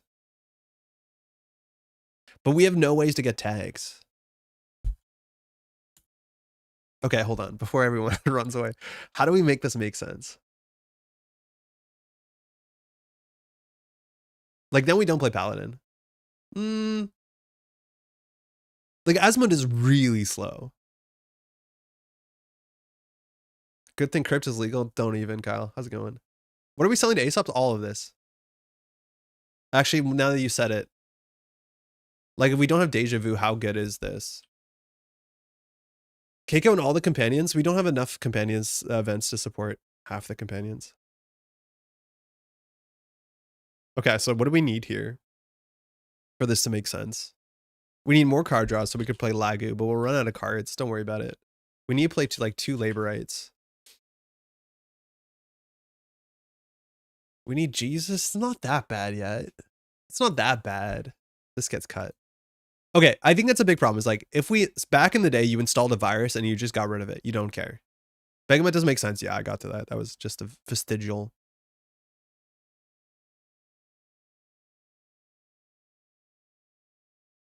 Okay, so we have Imp. That's cool. We have Leech. That's really good because we're playing Crew. The Amphora now kind of sucks. We're Seb now? Oh, yeah. We're Seb so fast. We removed all the sabotage except Augustina? Yeah, we gave Seb multi-access. Sorry that this is what a good Seb deck looks like. That's rough. So we have Crew. Okay, so now we have 3 Crew. We'd have to play Devil Charm. Can't play Seb without Hot Pursuit. I feel really bad playing Ashen Epilogue in a Seb deck. Solidarity Badge? Yeah, that's a better card than everything else we were doing. Why didn't we play Solidarity Badge in the other version? And one influence would better be a buffer drive, my dude. Yeah, I think you're right. I don't think we play Paladin Puemo. Issues that we're not playing all the tag package. So what are the Seb cards that we want to play? Like, we want to playing Foaf. We want to play Banhar. We want to play... don't even start. Maybe we drop Augustina now. No. No, not even. What else are we missing? Like, this is where you end up with a 59 card Seb deck and you're like convinced this is how it goes. I really think Freedom is the home for this. What are you talking about? This is a 59 card Seb deck. Isn't it sick? Yeah, okay. No, you're... Every Anarch identity is the same. Spends 20 minutes trying to figure it out. May God of War? Yeah, we just can't play God of War with this many resources. It's really hard. Okay, let's get back on track. Lagu might still be it.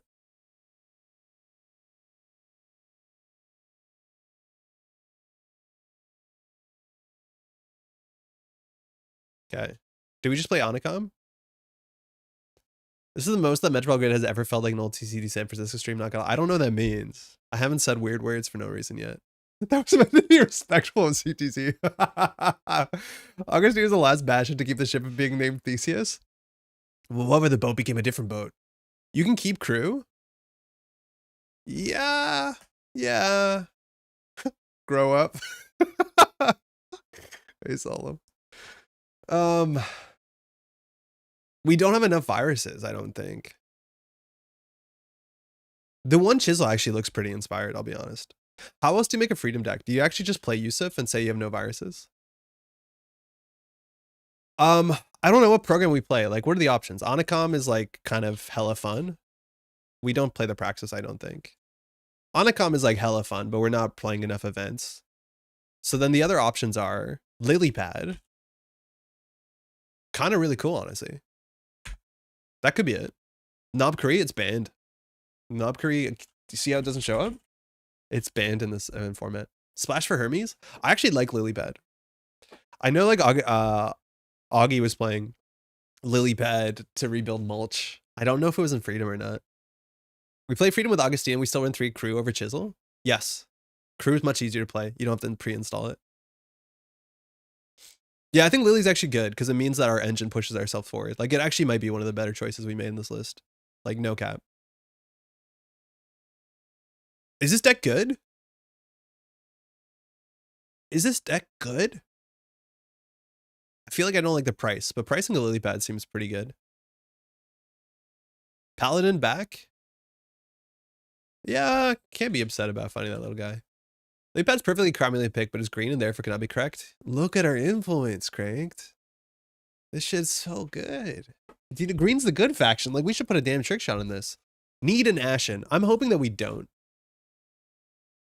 I'm hoping the game is over before anyone needs an Ashen. Pinhole. I mean, okay. 50 cards, though. What's the current virus count? These are all viruses. Everything's a virus. Like 17 viruses. That's a lot of viruses. And we have labor rights. I would consider cutting them for 3x knife. No one will see it coming, which is kind of cool. I feel like we could probably play one badge. Nihilist party. Yo, Dirty Deeds, you know what's good. And by that is, you know the text on Nihilist, and you're probably as dismissive as I am. How do you spend 1 influence? Anyone have a good idea? Is this deck good? Sure Gamble, Daily Cast, Dirty Laundry. Liberated accounts. Oh, old school. Yeah, no Snob Curry here. 0. This card would be really good. The recursion box. I don't think we need the recursion box. Spec work is probably 2. Oh, it's 1.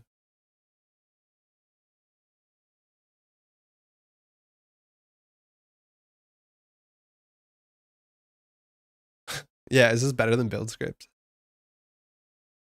This is just build script with more steps. Every time I look over, there's a different ID. Yeah, but we're feeling really good about this one. Let's just really quickly look at like what a good freedom list looks like so we can do exactly not that. I've played Nihilist in more than 1 deck. It's been good, huh? It's been as good as you expected.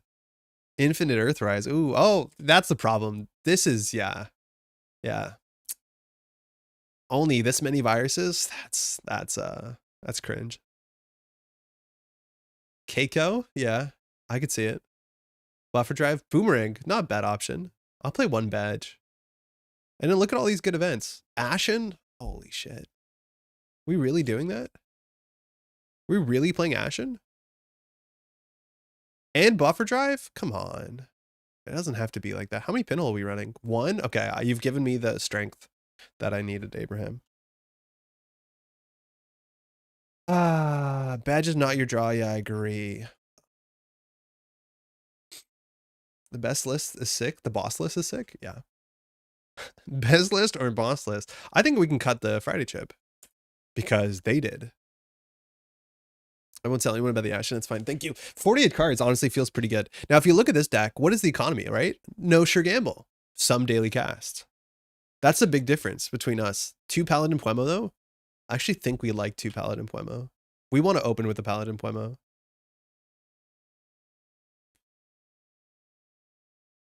Friday is knob, yeah, but it's not seeing that much play. What if more Friday chips?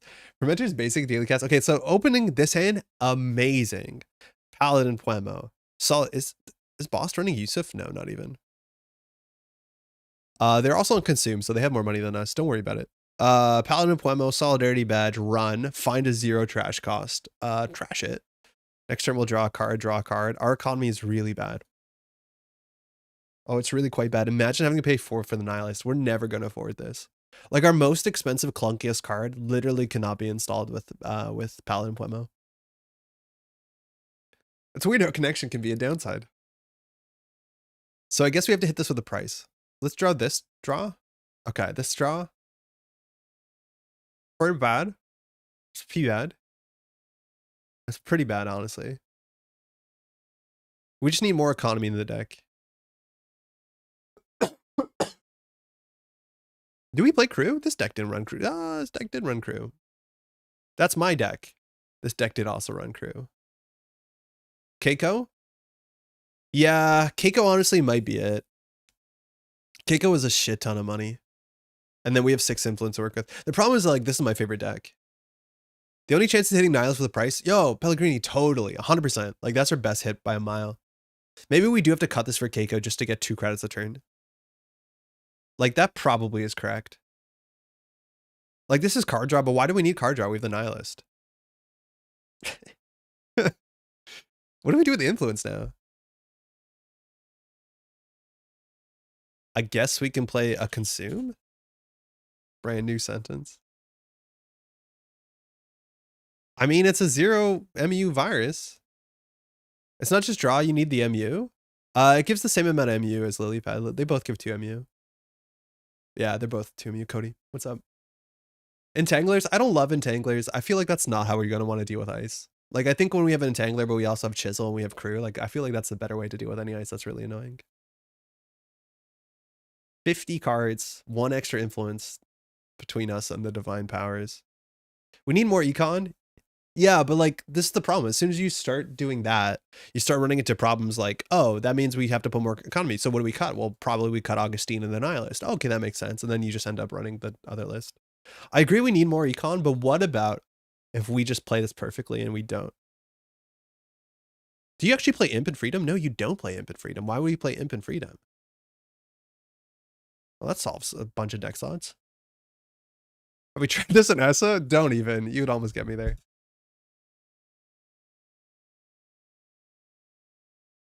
Palangi. Why? Because of Yusuf?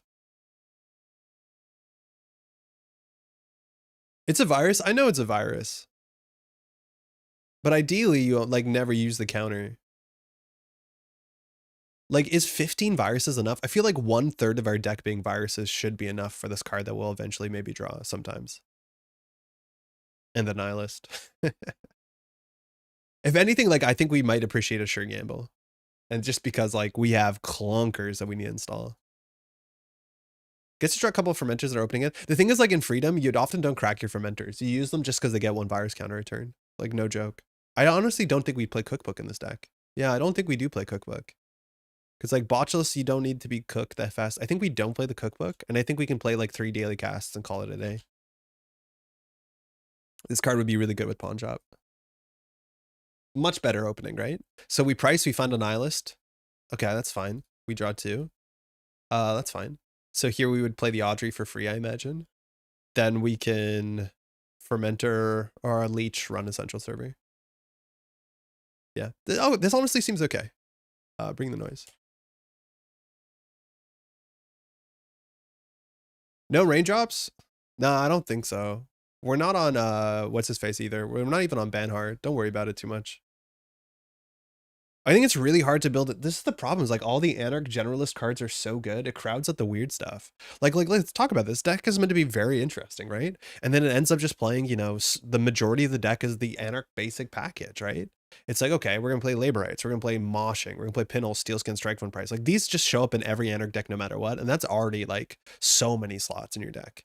Then it comes to here, like you're playing Crew, okay, you're playing Cast. Nuka for card draw makes way more sense than our thing. But like so much of this deck, as cool as this deck is just like the same, you know, Anarch generalist cards. And it's really hard to, like, I think building a 45 card Anarch deck is really difficult. And you see it all the time. Where like we played against a deck last week, it's like, it's 50 cards. Why? Because we can't figure out how to make it 45, because cutting raindrops, cutting moshing, they all seem like sacrilege, and kind of they are. Let's really quickly see what Gyro did here. Zombie Freedom's not even playing Fermenter. Yeah, that's wild to me. I think Fermenter's so good in Freedom. So this is no events. 3 Acacia. Not a big fan of that. Friday Chip, Keiko, Prague. Sick. Too sick, honestly. Really cool. Solidarity Badge, Slumble Chip. Okay, that's cool. 3 Augustina is probably what we should do to commit to the bit, let's be honest. But the other 2 options, reload it. Okay, hold on. All right, 3 Chistushka. It's Freedom. Sick. A single DZ. I could see that making sense with Prognostic. Fried Chip, Keiko, Simon Chip, Solidarity Badge, a single Time Bomb, 3 Augustina, Fenter Paladin, 1 Nihilist, boo, Taka. Taka's actually really tricky in this deck because the only way that you can use Taka is through Amakua, so that might not be the most obvious inclusion. You might be better with another Paladin and just saying not running Taka, or even, what's it called, might be better Fencer for now. 3 Audrey, 1 Amakua, again, a bit anti-synergy, but they're both good cards. Taka's always tricky. Yeah, the thing is, like, if you don't have icebreakers that you can boost, Taka will be a liability for you. So you can't use Taka with Audrey. You can only use it with Amaku, and that's only if you're on strength. Yeah, I would say 2 Paladin or 1 Paladin, 1 Funo. Botchas Fermenter, 3 Heliamphora. I don't think I'd do that. 3 Imp, 3 Leech, 2 Enga. I'll play this after. I think this seems okay. This seems cool, but it also like has no card draw in it. Like literally 0 card draw. But that's a problem when you don't end up running the Anarch package that every deck runs. You're already at 1 Fueno? Oh, I must have missed it. Excuse me. Badge? Yeah, but Badge is like a win more card. Which is not bad. It's just like you want to be in situations where you have control of your card draw and it's not interaction based. Prog is kind of card draw. It is, but sort of. But not like that. What ID are we at the end of the day? Freedom, I guess. 49 cards. 14 influence. Perfect. Just optimized gaming. Cutting become clear after playing board state and form, so it doesn't work 100%. Where did our imps go? We're freedom. We don't need imps. Anti-synergy. Just kidding, but like not hyper necessary. Who needs imp? We're freedom 36. I don't know exactly what that means, but it's funny. Atron.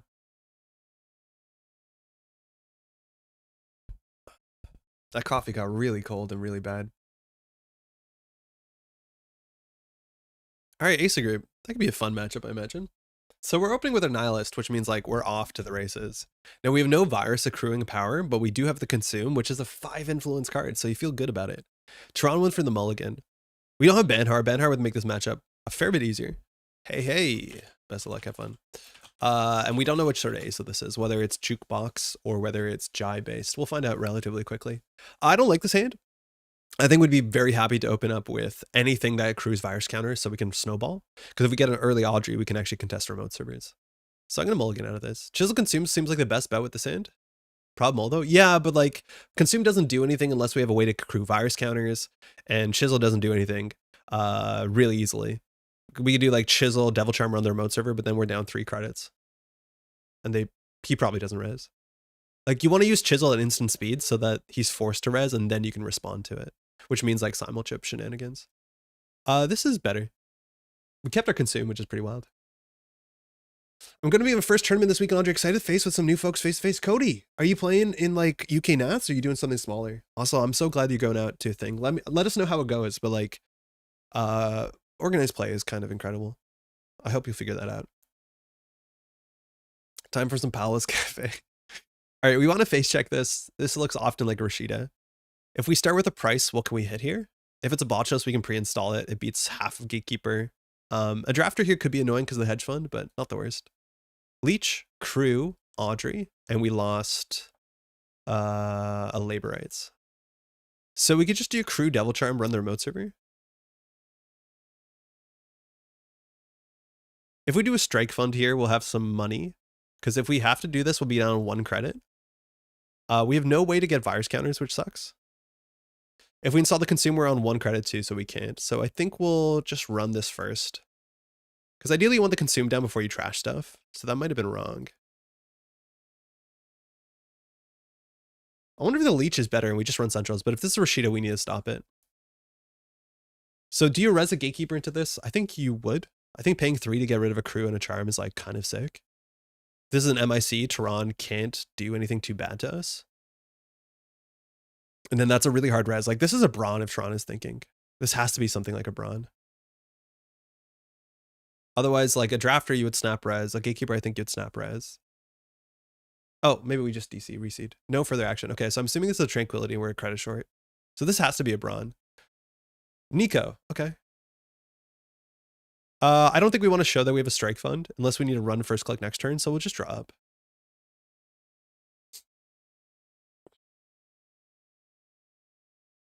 Tron molds too, right? So his hand probably has 2 agendas in it. He's looking for an Aesop install. So next turn, the best thing we can do is like top deck into a Leech or maybe a Yusuf and just run Centrals. Like we're going to do strike fund, Consume, draw, run it, Central server. There's probably 2 agendas here in HQ. Okay. No ice.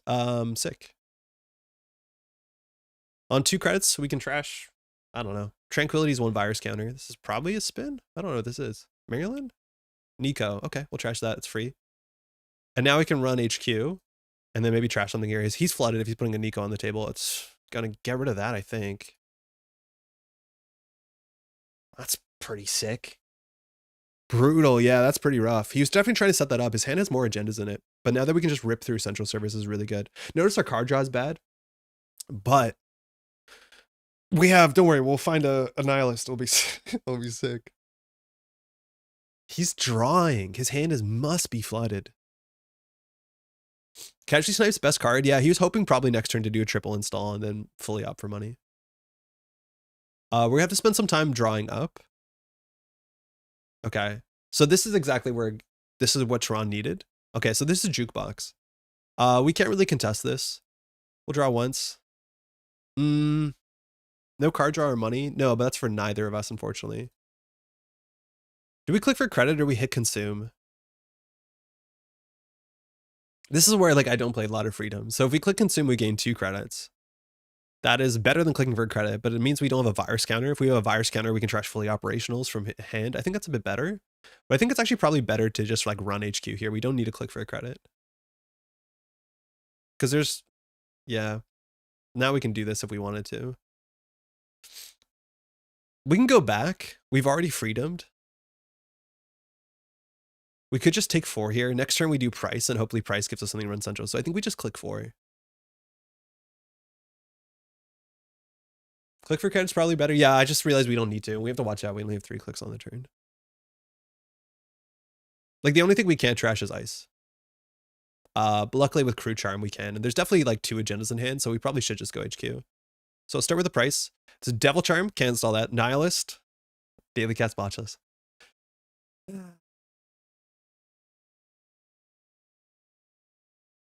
All right, daily cast is probably install here, but I'm gonna go do this because it's so much more of a gaming play. Axu, how's it going? So now this doesn't do anything until we install a virus, which that sucks. We gotta commit to the bit. The problem is like it's not gonna do anything. So we're hoping to get a good res here. Gaming alert. So this card doesn't do anything until you install viruses, and even then the corporation has a choice. And giving us card draw here would be the worst thing for our opponent. MC, okay, so we know there's another one. We'll draw last click. Found the Augustina, so our deck is now up and running. At least we've only installed 1 virus so far. Here we probably will pivot to running, I think HQ. Can we trust austerity? You know, now this is bad at when at 2 credit, the reaction is this sucks. Yeah. Tempo austerity. We'll see a second austerity this turn. So we're gonna have a 2-click turn. No big deal. Oops, things are bad. So how much of a virus in the bin, but then we have to get rid of consume, and consume is like kind of our best card.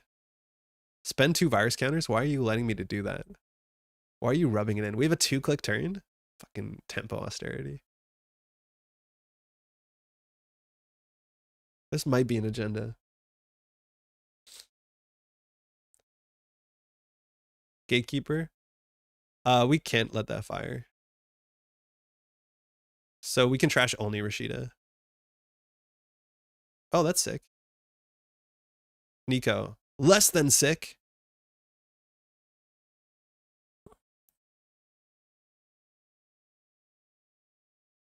I think we need a draw. Imagine we had a daily cast here. Like, it was so much laughably better than the Nihilist. We'd actually be on credits to trash this damn thing. We also lost the second Devil Charm. We're not in a good spot. We need to find a program. Oh, that's not it.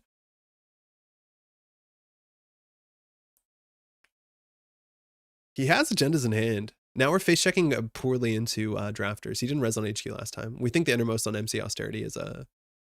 So if we run into this and it's a drafter, it's pretty bad for us. Stop it. This card's so bad.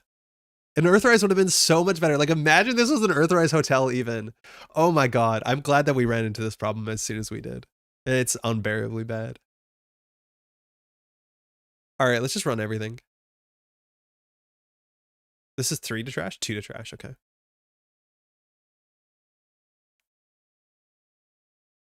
Can't res all this ice. There has to be agendas in here.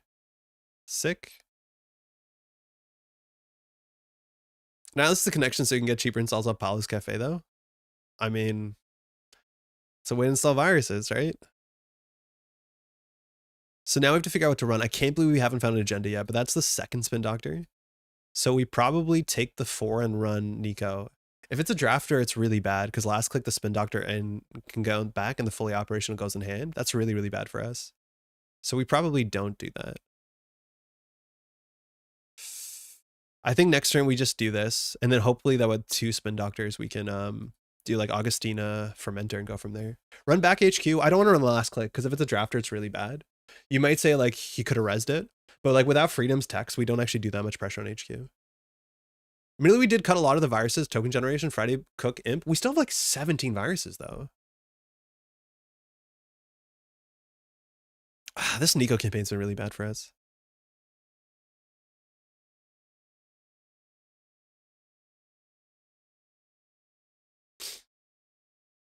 So trash 1 card from HQ. Oh wait, that ends our turn.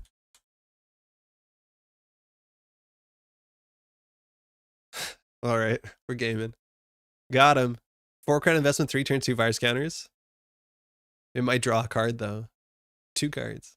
Sabotage is starting. Yeah, it's happening.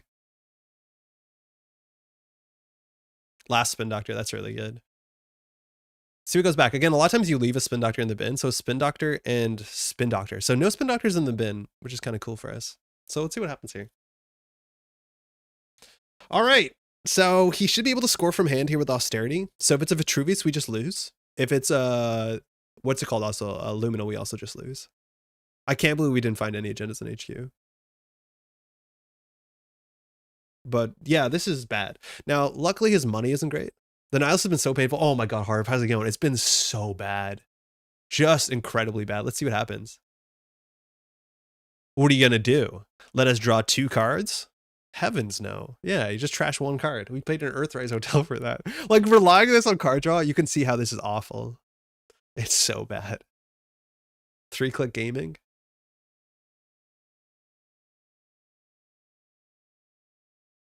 We need to install a virus this turn. So worst case, simulchip. I think we'll trade our consume for a virus on their turn. Make them really feel it. We'll trade our consume for a leech.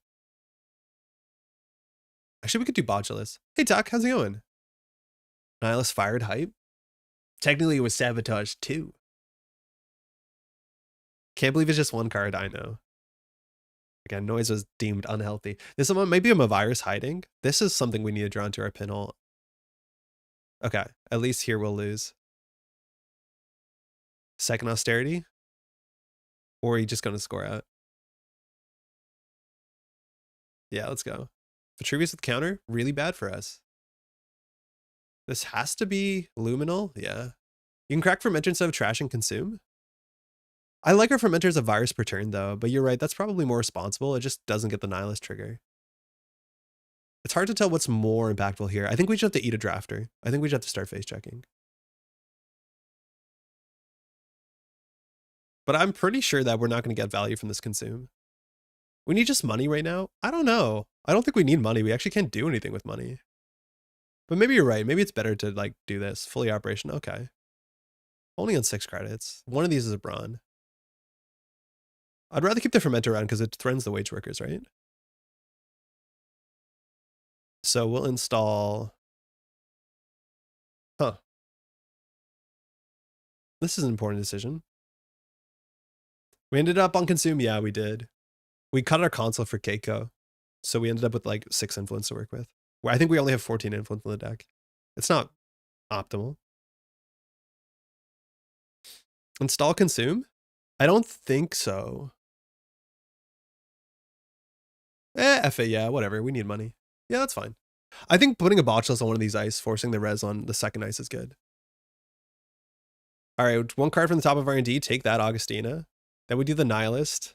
Funny enough, these virus counters on Nihilist actually might do better for freedom than they will to like trash 1 card. Let's go, Nihilist. We still have 3 clicks. We have 1 credit. Gaming. So we're kind of incentivized to check archives first. Just because there's an agenda in there, the gatekeeper can find it. So let's go figure out what we got.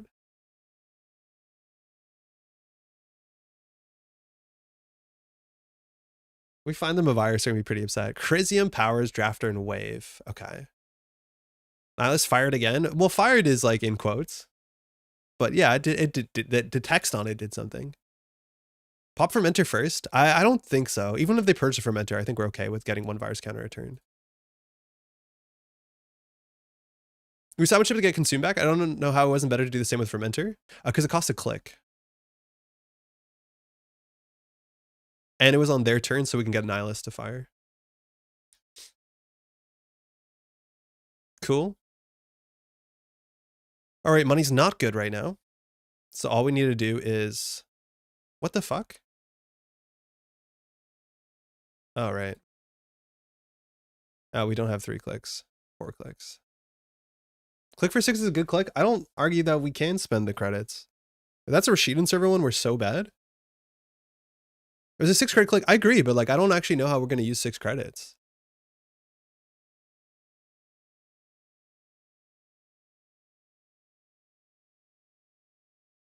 Yeah, it seems better. On 7 credits, okay. Okay, so now we want to contest server 1. We finally have a 4-click turn. Aesop from hand, only on 5 credits. Do you want a Nihilist or Fermenter? Do you want to? We can do remove 2 counters from the Fermenter to trash 1 card. Wait, is this sick? 18 cards will be 17? I would say it's probably not right. Probably not right. Do it? I kind of want to do it. It is hella sick. Whatever. This is wrong, but like the whole deck is wrong. Again, you can use the counter for anywhere. Whoa! Look at that. What value. Oh, wait, that was incredible. We chose a Nihilist over daily cast. No, we have a daily cast. Oh, I see what you mean. Yeah, we did decide it. We have to. We have to. What incredible value. Tron feeling the pinch there. Good luck paying for the cards. I paid 4 credits for 2 cards. It's kind of cool. On top of 4 credits. 4 mana draw 2. Okay, so here I think we have to crack the Fermenter, install the Simulchip, run server 1. Do we have a botch list in here? We do.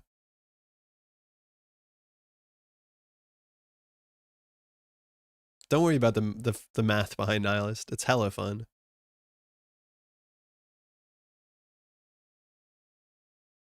Gatekeeper. Okay. So on 2 credits, maybe you raise a Tattoo Bola. So I'm going to Simulchip this. And we're going to go put a little Botchalai on it. Audrey can't break it, right? No. Oh, Augustina fires and the Nihilist fires. Real talk. Obviously, there's massive cope here, and we just did Augustina into Gatekeeper fire. Is this doing something? It might be right to stop this from firing. And just saying that on 2 credits, this can only be Rashida. I think, honestly, we let this not, and then we just go HQ.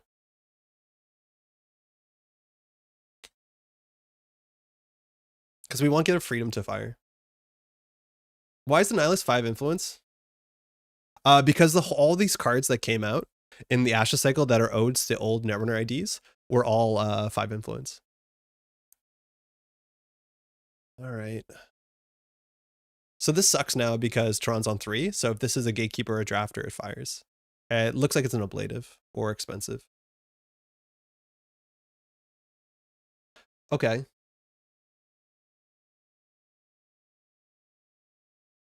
This deck is all code gates. Is this a startup deck? You can't play Ivic in startup. This apparently is just all code gates. All right. And Ivic. I think you need to find time to install Audrey in Solidarity. Yes. I think that'd be really important. Time or money? That's actually hilarious.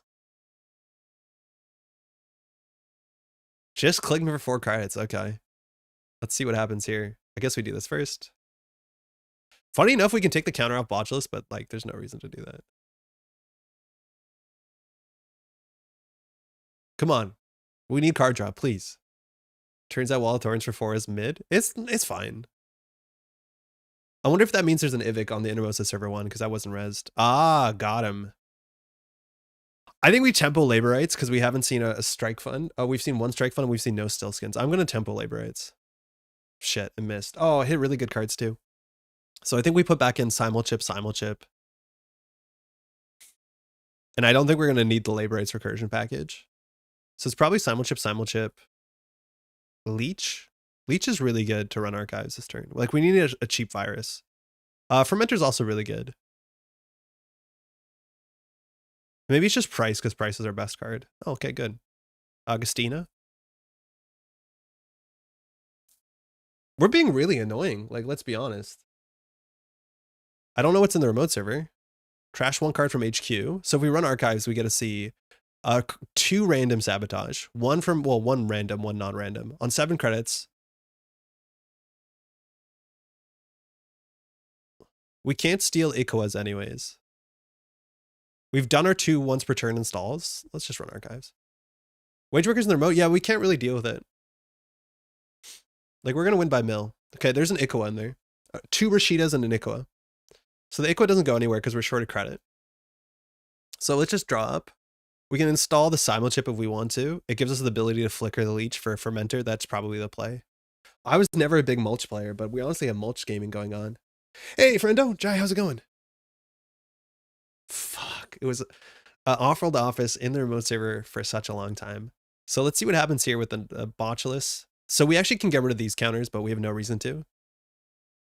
So let's see what happens. We know there's 3 points in the bin.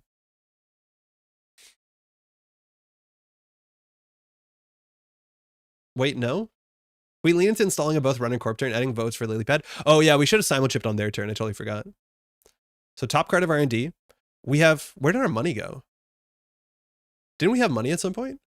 Oh, we installed the simulchip. Oh, I missed the window. We needed to do that. Sorry.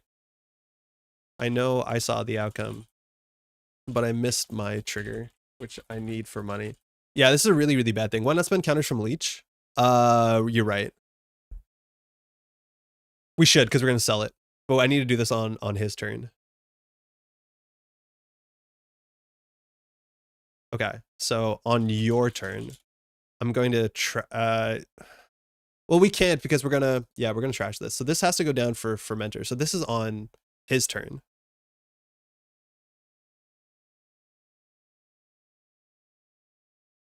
So then Augustina fires. We declined to click for 6 credits. I don't think that was the worst thing. Start turn. Nihilist.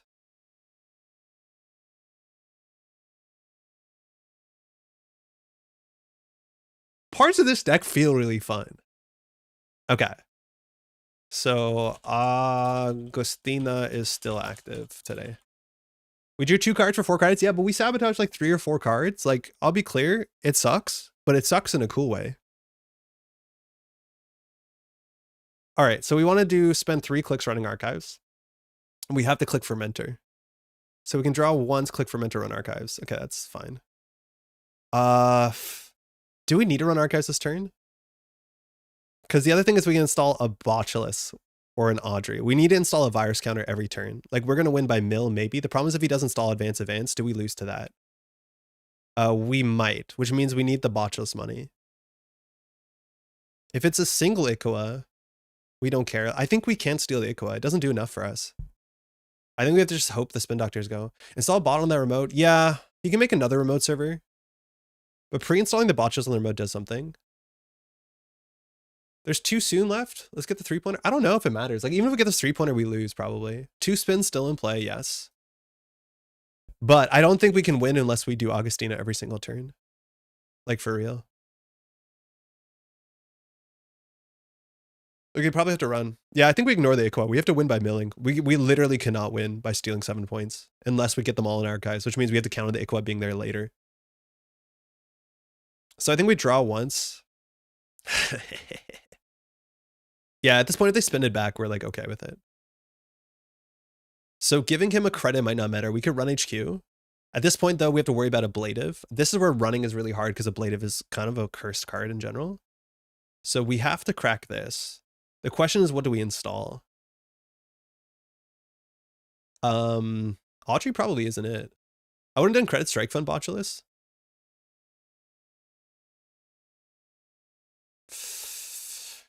Yeah, that might be better.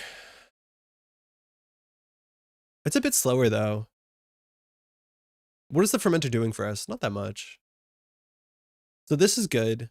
I think we want to keep the botches as a surprise though. We're pretty sure this is a big barrier, so maybe we can just do this, but then like he'll overinstall and trash it. Like we obviously have to install the botch list somewhere, but we have to install it somewhere that makes sense.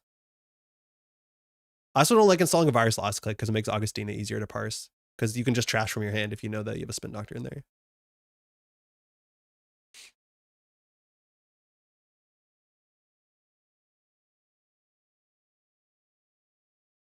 If he overinstalls, he can't IAA.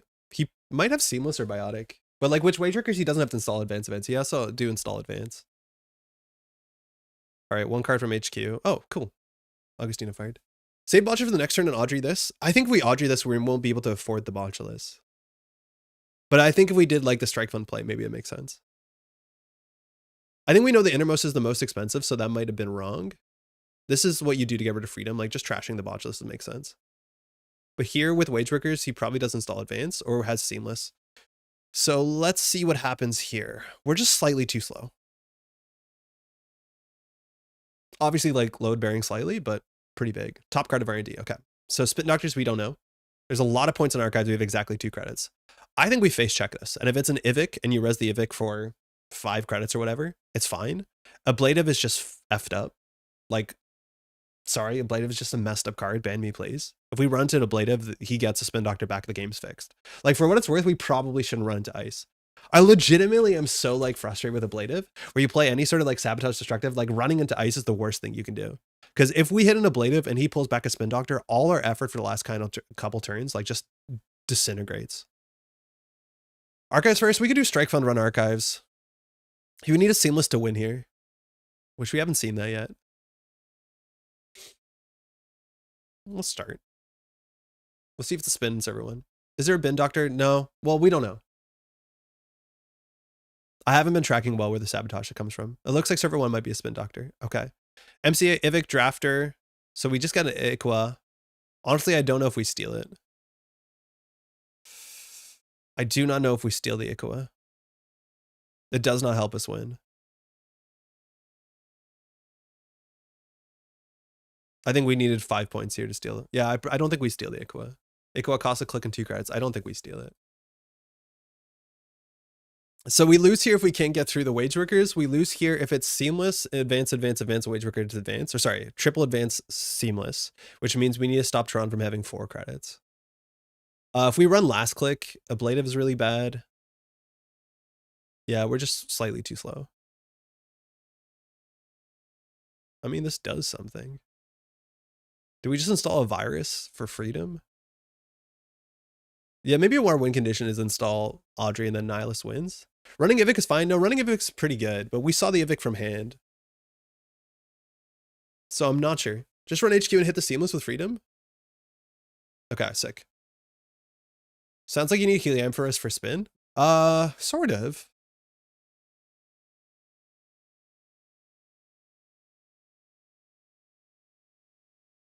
Honestly, Marrow would be kind of cool just to get more sabotage.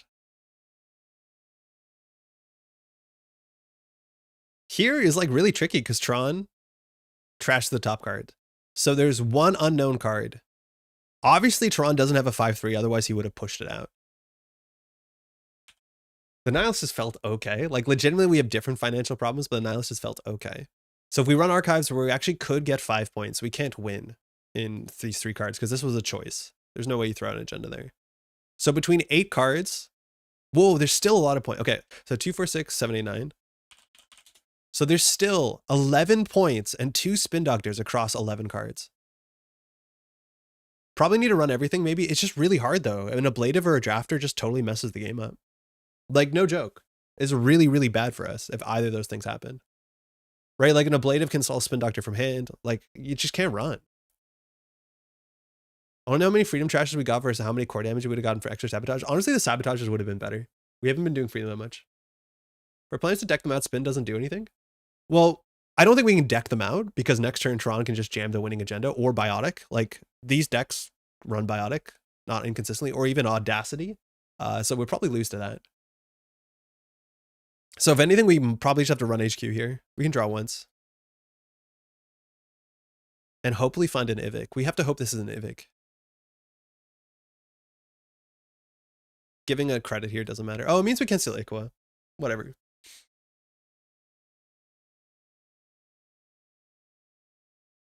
Res something big.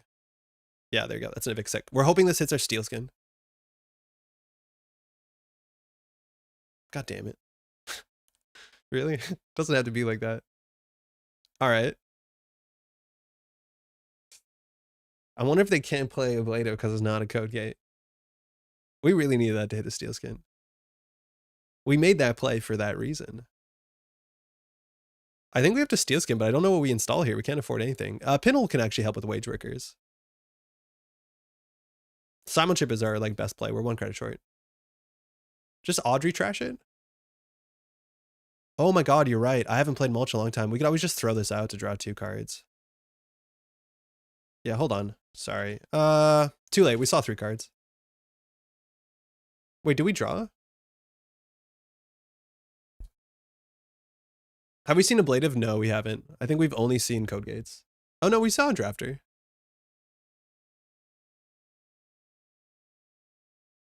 Yeah, I haven't played Mulch in a long time. You can just like send Audrey Steel Skin and you just draw 2, but it saves a click. So it's like just about always better because you can always draw for that last click if you want to. If you don't need to, you don't need to. Gainer cred. Okay, respect. Yeah, I think that's a equitable way of doing that. So Tron has 7 credits, which means you can buy Audic out. In fact, with wage workers, you can buy Audic out of 4 too. So for 8 credits, we lose. Looks like we don't lose exactly. It's strictly better unless you're protecting Onicom or something. Yeah, it's strictly better. So these virus counters actually matter because we want these virus counters to trash the wage workers. It might be right to not use the Nihilist and just do pinhole threading into the wage workers. Audrey still fires Onicom? Yeah, it does. But then you do it on their turn, hopefully. Man, I gotta play more Onicom Anarch. Not prison, not prison. I think here we probably just assume that this is a 4-2, and then we just like deal with the wage workers. We can simulchip consume. Yep. Yeah, this is a really technical turn, I think. So we have to do like simulchip, pinhole threading. Man, actually a cookbook would have been really good. Cookbook would have been really good in this build. So if we do simulchip, this might be a spin doctor. Use Nihilist. No, we need the 2 virus counters, Jam, because we need to trash the wage workers for not 4 credits. So we can just do pinhole threading, trash the wage workers using the Nihilist counters, put money on consume. We can then click for 2. You don't have a cookbook? No, we cut it. Because we looked at the boss stack and they're not running it. We get them from simulchip? What do you mean? Pin wage workers Nihilist counters and get Audrey consume? Oh, because we can get counters from the Nihilist. Oh, I see what you mean. Yeah, I like that. I like that. I like that. I think this might be a spin doctor. So I think we should do the Nihilist. And then we can do install simulchip, flicker the consume. Yeah, that's cute. That's cute. Firing Nihilist, your choice. Counter V0.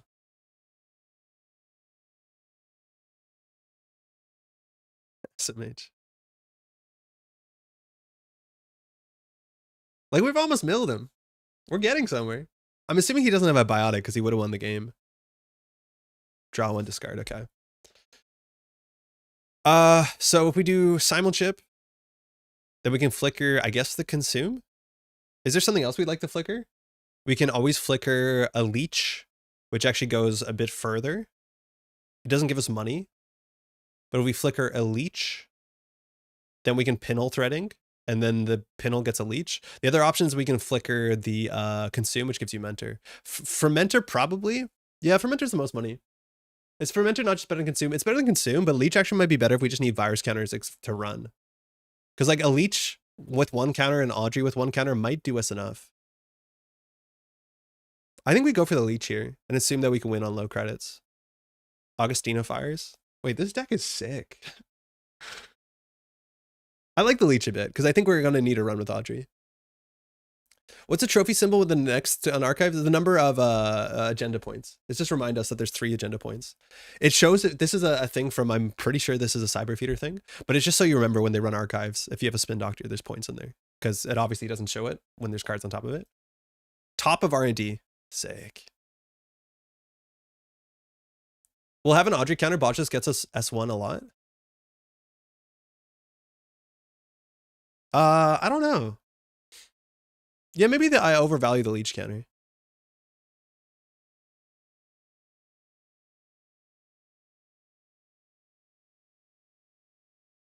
Wait, have we kept consume after flickering it and not used it since, only to sell it just before finally trashing a card?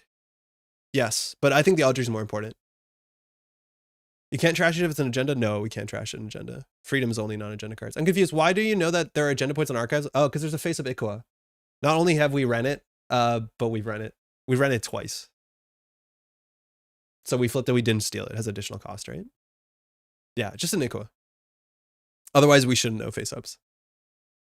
All right, I think we just run server 1 and force some reses. Jumping back in? No apologies necessary. So I think we run server 1 and just see what happens. Oh, Ablative though. Ablative is so bad. Fucking Ablative. I don't think we lose to this. I don't think it's a 3-2. I think we just set up. Use Audrey for cards before? Yeah. But then if we want to use Audrey, we probably want to run with Audrey. Like maybe we run R&D. If only we had a botches on the innermost ice, they trashed it. It was their choice. Mulch the steel skin. We definitely mulch the steel skin instead of drawing, but I think we just need a credit to run archives. Advanced seamless though. I don't think he's on seamless. I think we probably would have seen a seamless by now. Like I think you can discard seamless. It's surely the winning agenda, yeah, but you assume it's a 4-2. It's probably not a 5-3. With the wage workers, it can't be a 5-3. But if it's the winning agenda, maybe we just need to get points. Let's run it.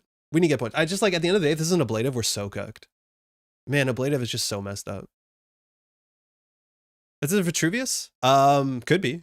But if it's a Vitruvius, I'm assuming he has Biotic or Audacity or something like that. But Vitruvius, it easily could be a Vitruvius. I don't know what other 4-2 would be. Check archives for a leech then. That might be better. This plays around MIC. Ivik. Thinking. We don't flatline. This is 5 strength. We can only get to 4 strength. Break up to 2 subroutines. 3 strength. So running archives first would have been able to break the Ivik. Bummer. So I guess we lose to Vitruvius. You can trash your hand. Oh wait, we can break this.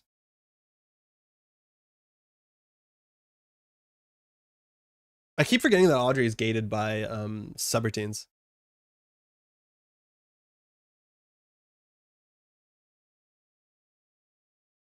Yeah, I totally forget Audrey works that way. I think Audrey is viruses for strength and then cards for subs. It's the backwards. That's why I valued the leech, which is like probably not right. I'd rather have the fermenter because we need to run archives. So if I overvalue the leech over fermenters because I don't think Audrey works the way I think Audrey works. This is still a 5 cost ice.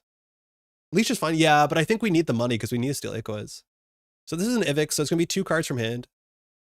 So trash 2 cards to match strength. So we'll do steel skin first. Hold on. Fuck. Sorry. We should do them 1 at a time. There's no reason to do 2 because we could hit a strike fund here. You're not stealing the Iqua you need to mill? Yes, but I don't think we will. It'd be good to threaten it.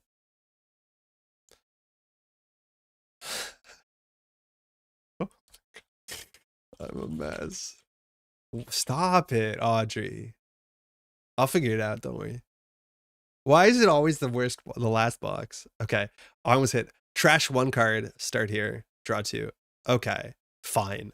So I'm gonna go for the badge now. So at the end of the day, it didn't matter. We did it, yeah, whatever. This breaks 1 for 2, so doesn't matter. So this probably ends the run. If it's a gatekeeper, it's pretty bad for us.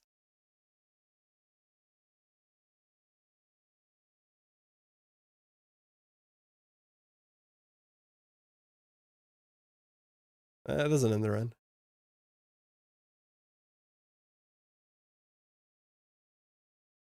That's fine. Honestly, that's fine. Told you it was the agenda. It had to be a 4-2. So now we can generally win on archives. So now Tron needs a spin doctor. There was no way that that wasn't a 4-2. Hedge fund? Not putting a card in their remote server. What the heck does this mean? Not advancing board state? That can't be right. Tron needs to put something on the table. I'm having a giggle. Imagine you have the same problem with making Audrey go while playing paper. Yeah, I would not be too surprised. So no hedge fund, just saying I'm going to spend my turn.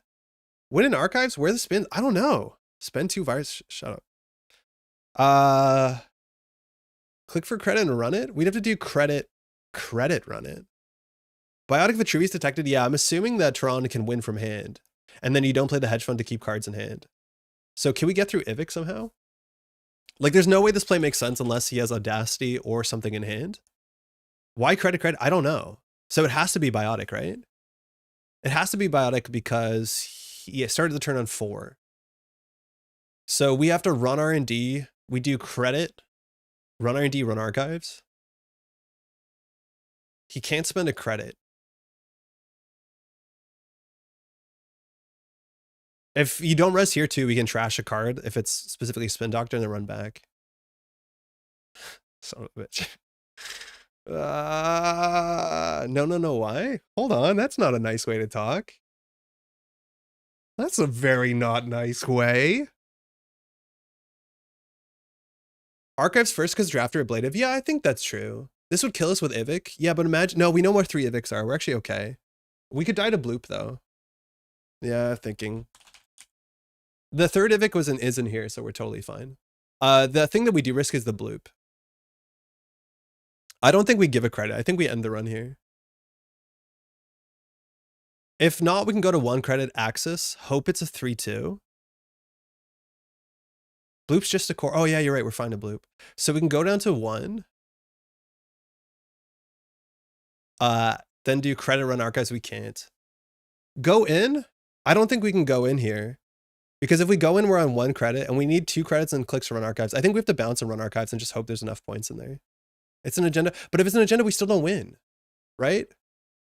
We're assuming Tron has a Biotic in hand, but we need to be able to spend 2 clicks and 2, like we'd have to hope that there's an archive somehow, which is not likely.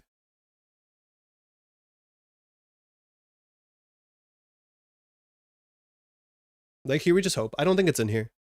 If Tron just missed every single Spin Doctor, just a single Aqua. Oh, every Spin Doctor's in here. Okay, so now we don't have to steal this. So now he has the, we're assuming he has the Biotic, so maybe we go back. Oh man. That pop-up windows were really good. The pop-up windows are sick. I like this card. This used to see a lot of play back in the day. It was like the coolest code gate. For all that Nihilist hate, it was RNGs, but it's not RNGs. Well, sort of RNGs, but like it's worth noting the Corp obviously had full control over this. So if it looked bad, they wouldn't do it. And maybe Tron has all the agendas in hand, so he feels like he can fire the Nihilist, and that's what it looked like. He probably has agendas in hand. He was flooded in the early game, and we never found it. So our only option is run R&D here, and then see the top card. If it's an ablative, we lose the game. If it's a drafter, we lose the game. We have to hope that he doesn't have the Biotic, but yeah, 100% has the Biotic. So there's no way to win on this board state unless it's running R&D. If we run R&D, we still can't win the game. So we can run R&D and hope. Nah, that doesn't do it. Hope doesn't do it. Just draw, yeah. I think our best chance is just draw. Ah, Keiko. Logging very late and just heard these pop-up windows were sick. 4 years. This, yo, guy, how's it going? Yeah, there's a Biotic here for sure. Oh! Well. Well, shit. Uh-oh. So he needs 3 credits.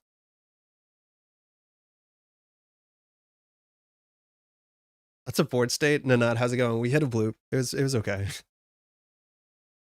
So how do we get through this? Credit archives, R&D? Yes. I think that's the only shot we have. This might not be the Aqua though. Archives R&D, no credit. Archives R&D, no credit. So we always have to run archives here. The question is if we can get an Augustina, but on the last turn, Augustina usually doesn't get there. Yeah, we need a big pop-up window. If it's the 3rd pop-up window, it'll be very funny. This is likely to be like a wave or something. Yeah, we just have to hope. I don't see a way to get through this. We're just like slightly slow on fundamentals. Like if we had a daily cast, if we had something going, we'd be okay. So now we just have to hope that this ends the run and costs more than 4 credits. Or more than 3. Why not R&D first? Because if this is an ablative, Spin Doctor can put the Ico away. Right? Or a drafter, right? We just want to make sure that the Ico gets stolen. We kind of have to.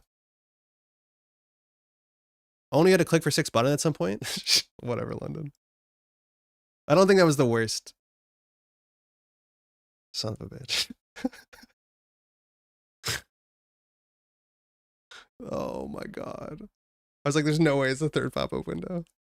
What a game. What a game. Yeah, GG.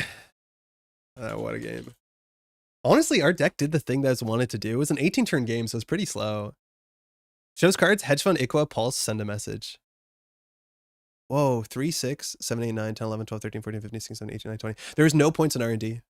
That was a BM pop-up window. Unless he top decked it. How did I not get any points?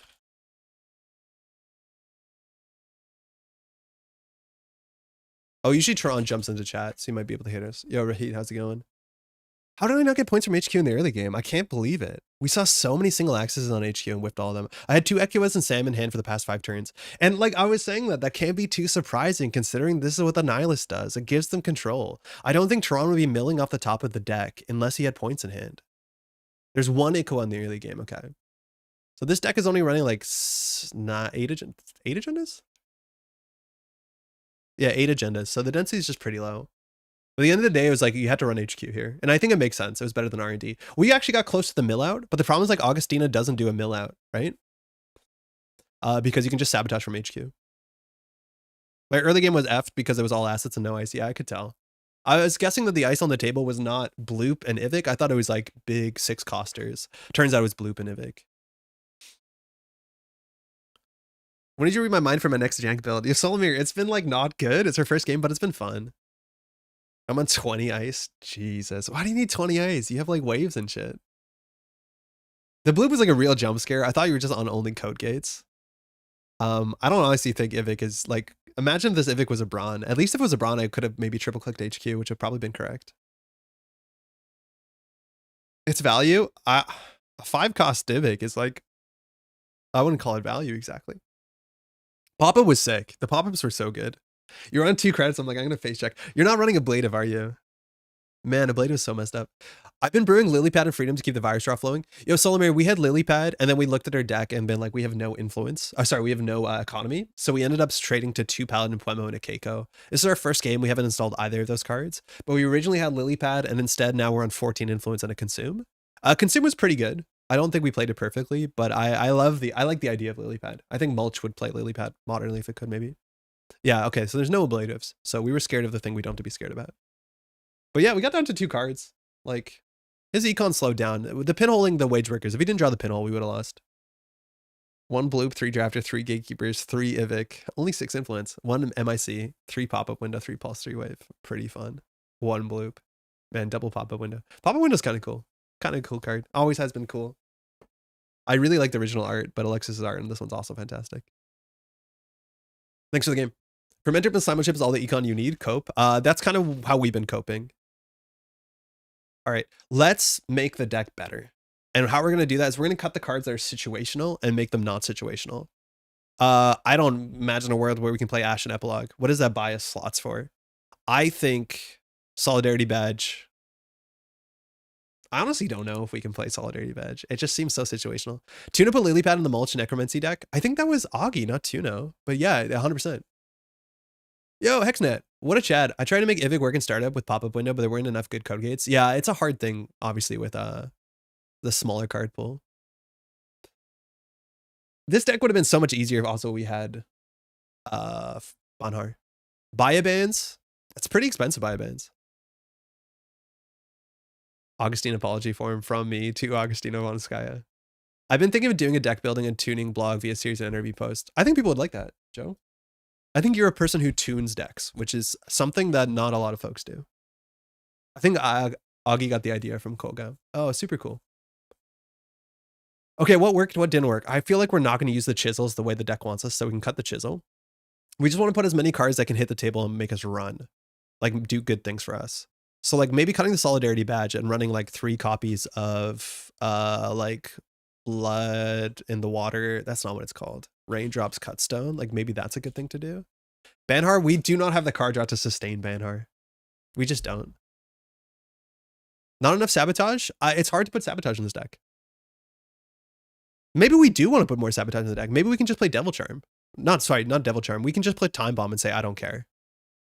Enga's not a virus, which is a bit annoying. This Yusuf seems a bit clumsy because of MU. We're on 13 viruses. How do we get card draw and viruses? Does the word card draw and virus show up on the same card besides the Nihilist? Which the Nihilist was like bad, but fun bad. Any reason we're on Keiko over Patchwork? We don't have the card draw to support it. We have low money, and Keiko gives you +2 MU. I feel like a deck like this, you appreciate the +2 MU. In that matchup, it really hasn't seemed like it mattered. But that's what we're trying for now. Lilypad install virus draw card. Yeah, it could be Lilypad. The issue is that it's a lot of influence. I think the badges idea for card draw, yeah, maybe cutting the badges a bit backwards. Maybe. The thing is, like, how many times did we actually do something that triggered the badge? I wonder if crew is not it. I feel like crew Devil Charm is a lot of slots that we don't end up using. Like, it turned out to be good because we're bad at breaking ice, but I wonder if this is just way too slots intensive for how bad our draw is. And we'd want something that's a bit more like one-stop shop. Like, again, Banhar. I could see that being the case. Show memory cost? Oh, that's cool. Only Nihilist and Standard? Oh, thanks for checking. Crew Charm is slots intensive. You're already on Virus Augustina again. I think that might be true. And then the less of this we play, the more slots we have for other stuff. Maybe we can do like Crew Charm, like Chisel Charm. And that like works more with our overall deck strategy. So we could do like 2 and 2 maybe. That could make sense. But do we just play Sure Gamble in this? That seems kind of anti-synergistic to a lot of the mulch decks from back in the day. Is Audrey pulling its weight? Is it possible that Turtle build instead with the Charm and the Leech? The problem is like Turtle's super anti-synergistic with Freedom, let alone like all the other stuff we're doing, like Solidarity Badge and Audrey. That's the way that I saw it. It just doesn't work that well. Less Leech now too because you don't need them for crew. I think Leech is still really good because it's like a really cheap virus and it's really good for Freedom. Right, like just having a Leech down means that every run we get a virus counter for Freedom, and I feel like the floor is pretty good there. What about Wildcat Strike? We're already playing we're already playing a really important card that gives the corporation a choice about if we're going to win the game or not. I don't think we want to play more. Oh yeah, we wanted a cookbook. Good shout, Harp. Yeah, we did miss this. Gachapon. Yeah, I could see Gachapon.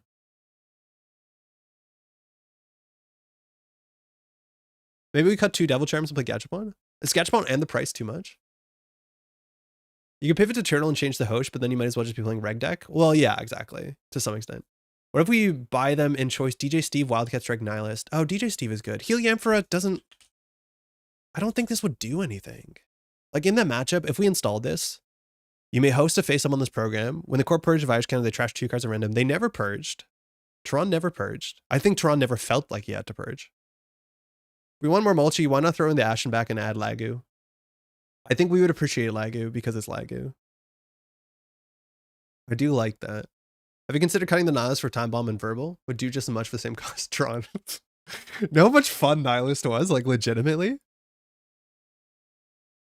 But honestly, Verbal would be fine. I do think Time Bomb is actually maybe worth a slot. The info is mostly purge insurance, but also acts like a pseudo sabotage. But I just don't, our deck doesn't like instigate people purging.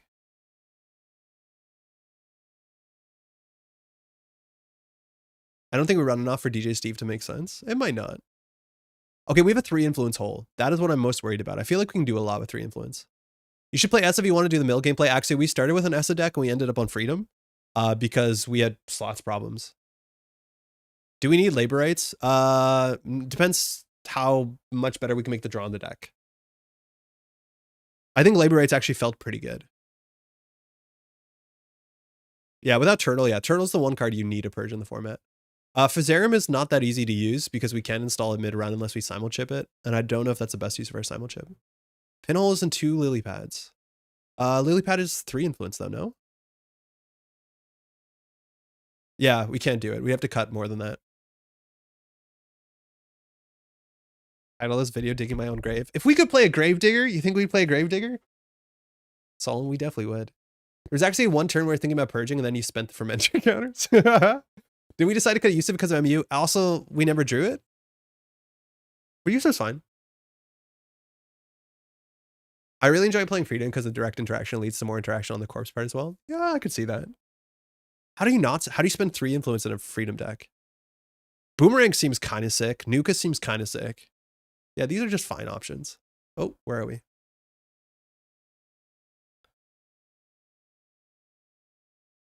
All right, we're at 50 cards. Let's not do that. There's no way the boss deck is 50 cards. 45, good. Maybe we can cut labor rights. Like labor rights for Simon Chip is really good. Bravado's 3 influence for Zerma 2. Career Fair only has 1 target really. Oh, and Daily Cast. I'd rather do Diesel than Nuka. Oh, okay. Because we're so poor.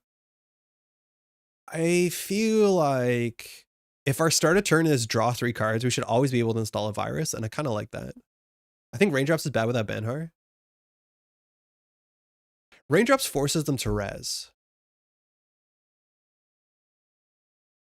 Or not res, more accurately. Like, it forces them to not res. On central servers, we don't have great reasons to run besides, well, we have freedom. Hey, Torf. For me, it would take 3 years, and then it would only be 30% as dense. I'm not sure what you're responding to. How's it going? We aren't poor. Could we decline our money options? London's still holding on to that fermenter, huh?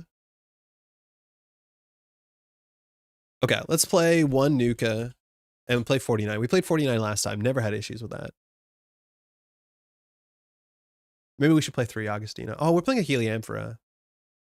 I'll try it. I like your beard. You have the same as one of my favorite audiobook narrators. Oh, thank you. That's very kind. Not trying to rub it in, just saying don't over-index on 1 game. No, I don't want to. Like, that's the thing is I don't want to spend too much time worrying about the deck list because at the end of the day, we played 1 game. Second pinhole. Might be a slots issue, but I could see second pinhole. I wonder if just like a stone chip is fine. Like draw 2 is okay. You're flowing 1 influence. We did last game too. And the pinholes are actually really good. Pinholes are really good in the deck. DJ. I don't know if we can afford 3 cards for the DJ. Like real talk. Don't know if we can pay 3 cards for DJ. Buy-a-bans for 1 pencil. Real talk. I don't know if we can afford 2 cards for buy-a-bans. I think buy-a-bans is actually pretty expensive. 2 credits and then being expected to install another card. Oh shit, we're playing into 3 virus. That's not good. They keep. That's not good. Hey, thanks you too. I'm assuming this is Tret Pingvin. Let's go to settings. Let's remove log timestamps. Save. Oh, there's a turn timing structure there. That's really nice. I don't know. That's been there for a bit. I don't know if we can afford 0 cards for Stone Chip. The best part of this hand is Paladin. This hand's much better. Imagine you res the 5 strength one. Chisel's also really good into to border control.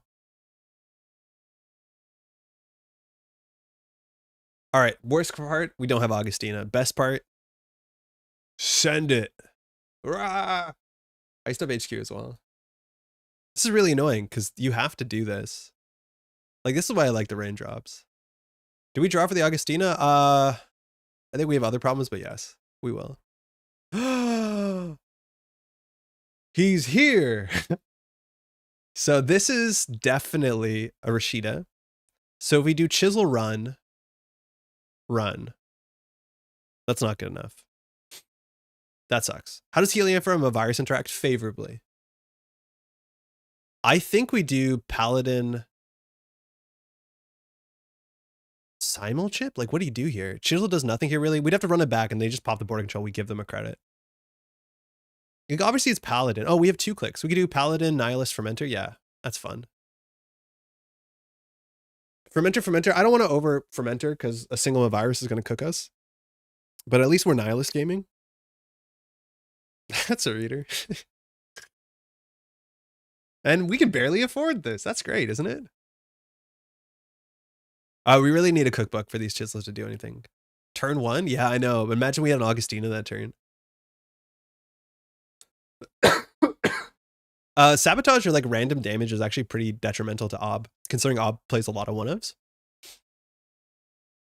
So I do think here though, like trash one card and let the runner draw 2 cards on turn 2 after you're paying 4 cards for this brick. Like I think one of them sounds pretty easy to swallow. Eat your heart out, Earthrise. It is really unfortunate that Earthrise, or even like again, verbal plasticity would be so much better for the slot. It's just like this card is so much more fun. We get to actually hang out with all the cool wilders in the club.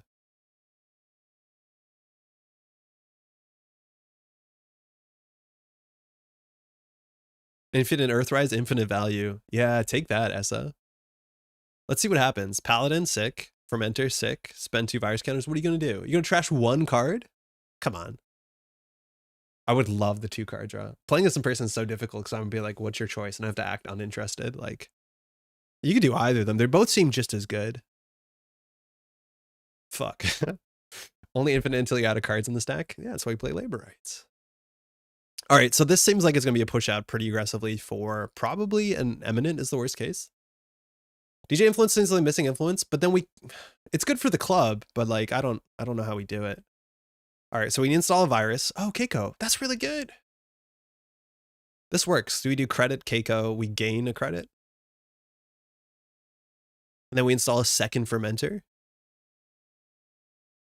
Oh, we don't gain a credit.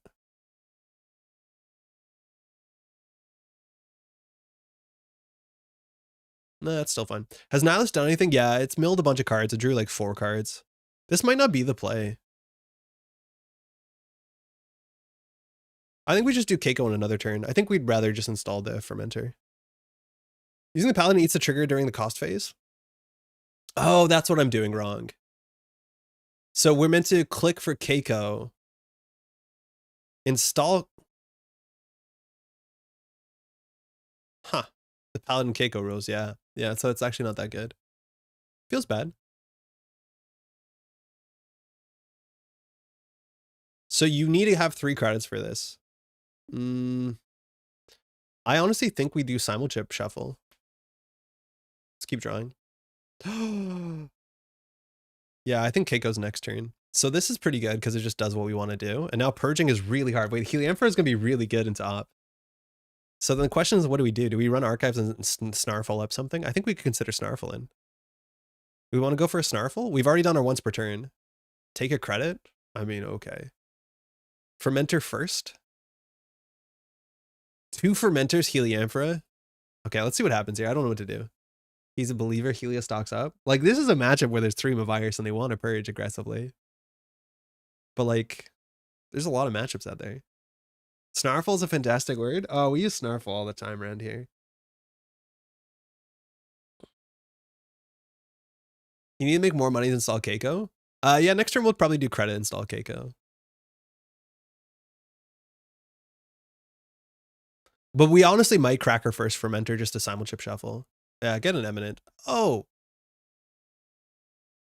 Hey, do you mind if I concede?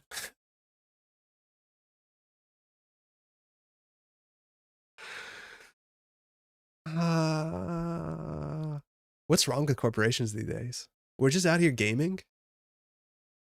What the hell? That was the rudest thing that's ever happened to me in Netrunner. I'm kidding. I'm kidding. But emotionally, I am ruined. Party's over. We have 1 more and 40 cards. I think we're still fine. Let's just do freedom shit. Let's just do freedom. Run HQ. Res your Afshar. Nihilist vacuum up above the law's value. Yeah, imagine there's a big chance. Like, real talk, the Paladin Plemo was a better hit for our opponent, I'm pretty sure. Unironic Paladin's better. I agree. But like, if your opponent plays a weird card that you're not sure why it's in their deck, like, I get why this draws the ire. Yeah.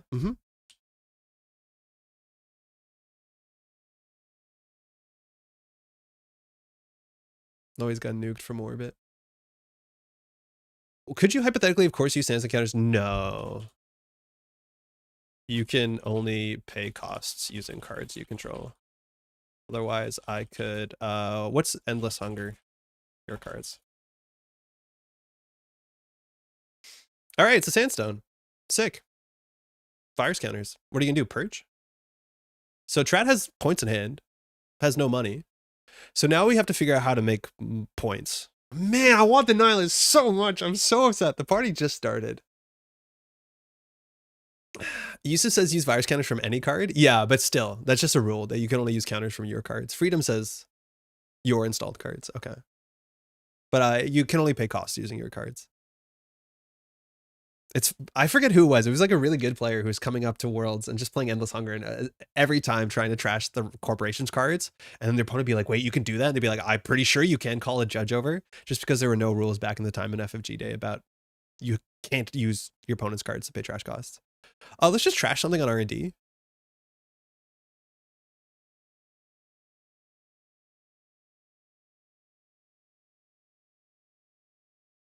Actually, we could pay a credit and then just come back. There's no rules in FFG. There's no rule for that. Paying the standoff trash cost with each other card was a lot of fun. I watched, because it was recommended, the old like review that I did for that pack, and I talked about that you could trash other people's cards. This is more important that our opponent doesn't have it. Now you might be asking, where's your money gone? And honestly, I don't know. Imagine we had the damn Nihilist. Oh, it'd be so good. We really need to get the Keiko down though. Yeah, standoff was such a weird card. Nobody understood how that card worked, and that's mostly because they couldn't read the font. But even then, once they figured that out. Something click for 6 button. Whatever, London. This is fine. Confirmed only watches his old videos. It's hard to sometimes. I don't like that guy. Cringe Industry standoff versus based FFG standoff. No, they were the same. Both play groups agreed on how it worked. They agree in the worst way. Get us Audrey's good. Cookbook is good. Oh, wait, Audrey is 2 MU, right? Oh, piss and shit. Cookbook is good. Daily Cast is really good. Simulchip. Wow, 4 good cards. Wonder how we set that up. Honestly, it's probably Audrey here. And then we just trash the Liam for him. People get upset.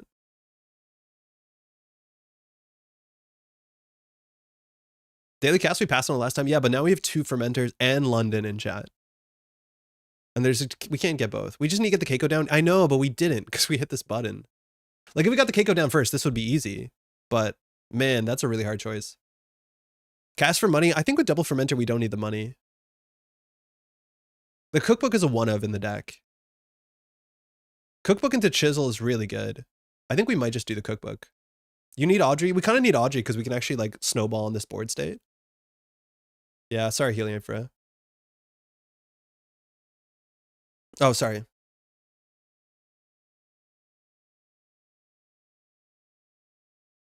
We can much back to Audrey later. Oh, that's way better. Yeah, but do I want it on this board state? Yeah, hold on. None of this is good. Man, guy finds out how to play mulch, does a bad job. Price. Yeah, we have simul chips. We can install the Audrey for. Let's just get the Cookbook back. Okay, so now we're gonna run R&D. We could crack this fermenter for 4. Install simul chip. No, that's too much. Hopefully we get our Keiko down 2 turns ago. Ice Wall, son of a. Okay. I think we just need to get Keiko down. Are we cracking fermenter for 6? Why are we running R&D? I just want to trash something to get us pushed forward.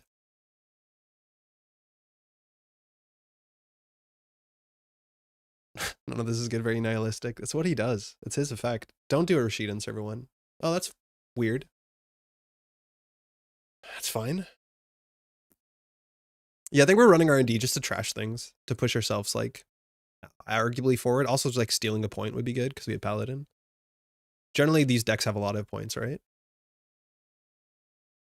Well, you don't have any trash energy, Audrey and Solidarity? No, we don't, but it's annoying. Okay, Tucana, a virus, a lot of things potentially there. Okay, so we need to get back into the game. I'm going to ask for an action to see. Oh, they can't purge. They don't have credits. So we probably just have to get the Keiko down this turn and take a turn off. I think that's fine. These Anarch energy decks, Seb Freedom, want to spend their time setting up rather than running too much early. I agree with that. That might be the overextension that we do actually set up because we do have a rig that's annoying. And maybe that single access there was not worth it. I could see that being totally true. And I'm not like a run R&D every turn kind of person. All right, well, at some point you have too many of those. Okay, that's good, especially with cookbook. So we're gonna run HQ next because wall-to-wall is gonna flood up. And then depending on them, what they're gonna do. So now every turn that we install this, we actually make money. Fermenter, Keiko, Simulchip. I don't know if we want to track these because like purging is really hard. And now we're probably floating in enough credits to do whatever we want. I think we can just either do draw here or credit. And then next turn we can start by cracking a fermenter, installing Simulchip, and then doing something disgusting. I just feel like we have no card draw here. That's good. Fair? Yeah, I think either line is pretty reasonable, but I'm valuing getting more cards. I don't want to crack the fermenter without Simulchipping that turn. And so I think we do like fermenter, Audrey, or something like that. We can also just chisel down the ice wall, and I think we probably should. Like, obviously the wall-to-wall is doing something, and we can't really deal with a 3-strength barrier that easily. Botchless Sandstone is good, but it's op. Well, that's the thing with Botchless, right? Like, it's good, but it's op. Even if we chisel the border control, like, they'll crack it. Op doesn't carry a lot of good 2-cost ice. No, that's true. Yeah, they'll probably grab a Regolith. Like, Trat needs a Regolith. We're lucky that we trashed 1 extract so far. Okay, so thinking. I'm going to ask for an action because in theory, Trat can purge. With Heliemperor, losing 2 cards can be pretty rough. It's random.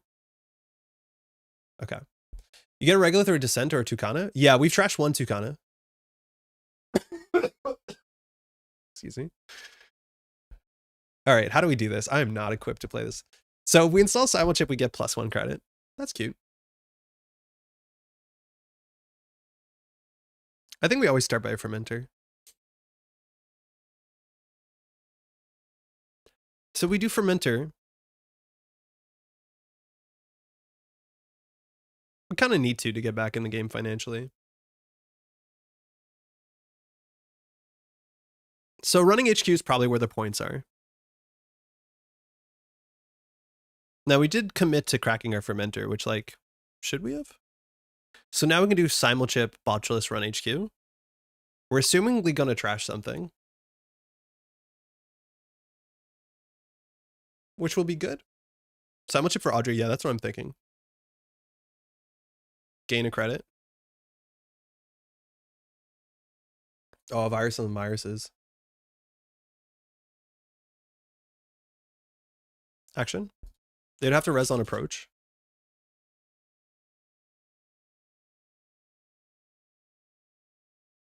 So do we actually want the Audrey here?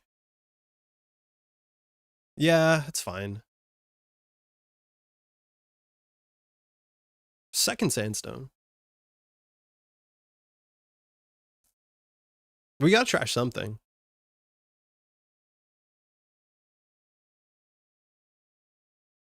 Okay. So now we're throwing. The thing is, like, with the triple Mavirus deck, I don't know how good the Audreys are. Like, we have to rely on Simulchips. It only costs 2 since you get back 1 on Audrey, yeah. Yeah, maybe we could have done 1 on Audrey to get 1 back on Audrey, but, like, I don't think we need the Fermenter credits. Use the Botchless counter. I like the Botchless counter because next turn we might run HQ them more than once. Because wall-to-wall's a bit of a liability, and Trat definitely has agendas in there.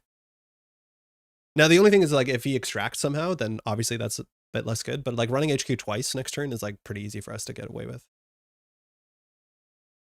I don't know. I like the Botchless counter. Can you spend the virus counter from Sandstone? No.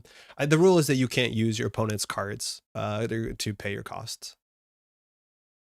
Definitely not, but try convincing a judge. I think the rules probably have a precedent for that, and Trat even asked it.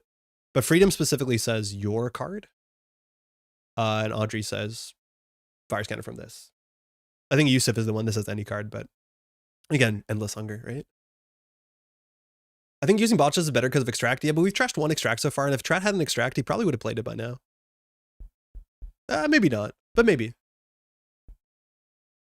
I don't think it's going to make a huge difference. Like, I think the Fermenter being on 1 counter versus 2 counters next turn, there's no way we're cracking it.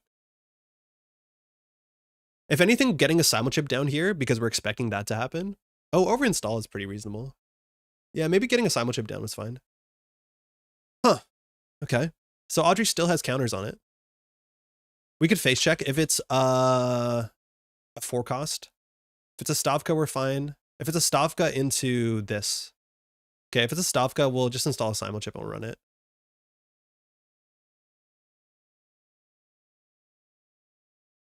Yeah, I'm keeping this Fermenter down forever because of farm. I've been gone for 75 minutes. How many copies of the Nihilist are still in our deck? Cranked. We had one on turn 1. We lost it above the law, and I wanted to, like, concede. It was so bad for us. Okay, it's Hortum. This is our final simulchip. I think we have 1 labor rights in the deck. Oh, that would make me really sad. We should be on 2. Oh, we're on 1. No. Still haven't found our Augustina yet. Card draw's lacking. So we can give Trat 1 credit. Then we can do chisel this server and run wall to wall. That might be better. In theory, we want to like run the border control on a turn that Trat hasn't trashed things from the deck. Just labor right the simul's back, but we don't have the labor rights. Like we only have 1 labor right is all I'm saying. I wish we had 2. I think the other options we can Audrey through this. Oh, it's 4 strength. Yeah. If only had the Nihilist for card draw for real, it would be really good in this matchup. I'm going to let this fire and we'll run server 1.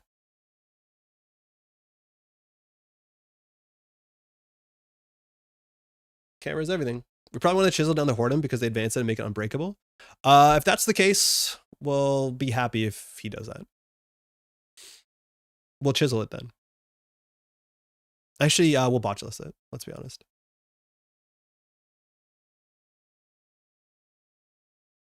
If this is a Stavka res, it's pretty awkward. Yeah, then you botchless. Yeah, if he spends 3 clicks advancing this 3 times, I'm happy with it. We'll win off of a different server or botchless it. The problem with botchless, if he purges into a face check, we lose the game. But like, let's not worry about that.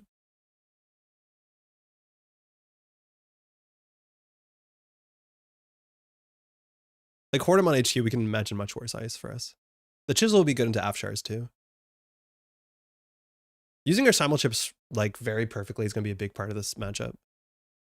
Okay, so you have to do an action because as soon as we can counter this, you lose it. So you need to do something now. Wonder how cool it would be for Spree Chisel to pre-charge on the outermost dice. It's still tricky. Yeah, okay. I wish this wasn't last click. Thimble Rig. Thimble Rig for Audrey's. Oh wait, that's cool.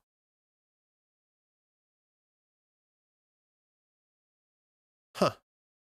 So Wisdom of Virus. Okay. So they lost 2 cards at random. So if we hit this border control, he gains 3 credits. So we can just simulchip. Have we trashed a program this turn so far? And then still deal with the border control? That's probably right.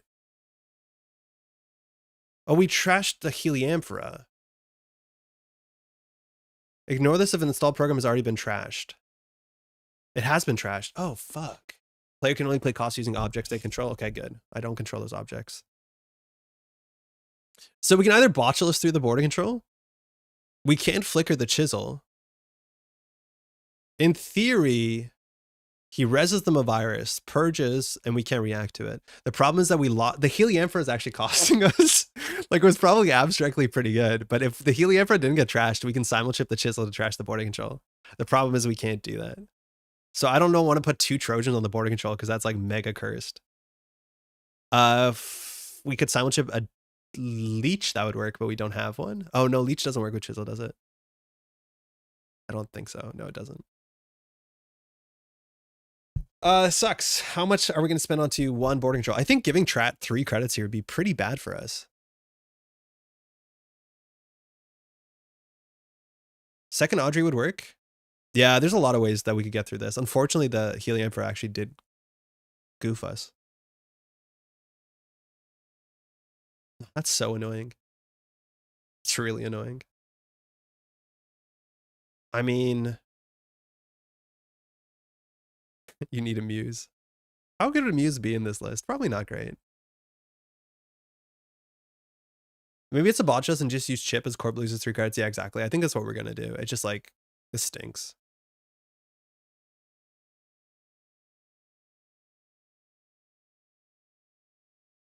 Corp is acting? Yeah, it's all you. They can trash this. It protects the wall to wall, which is worth something.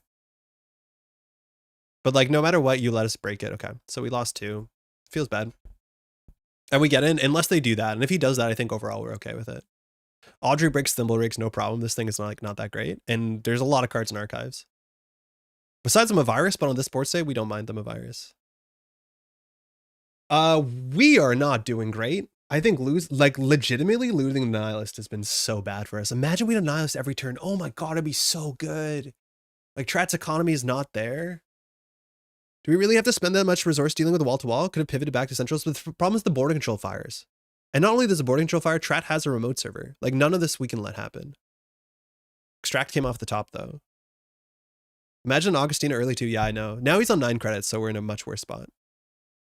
We're just going to take a turn off here. I still need virus counters for Audrey to break thimble rigs.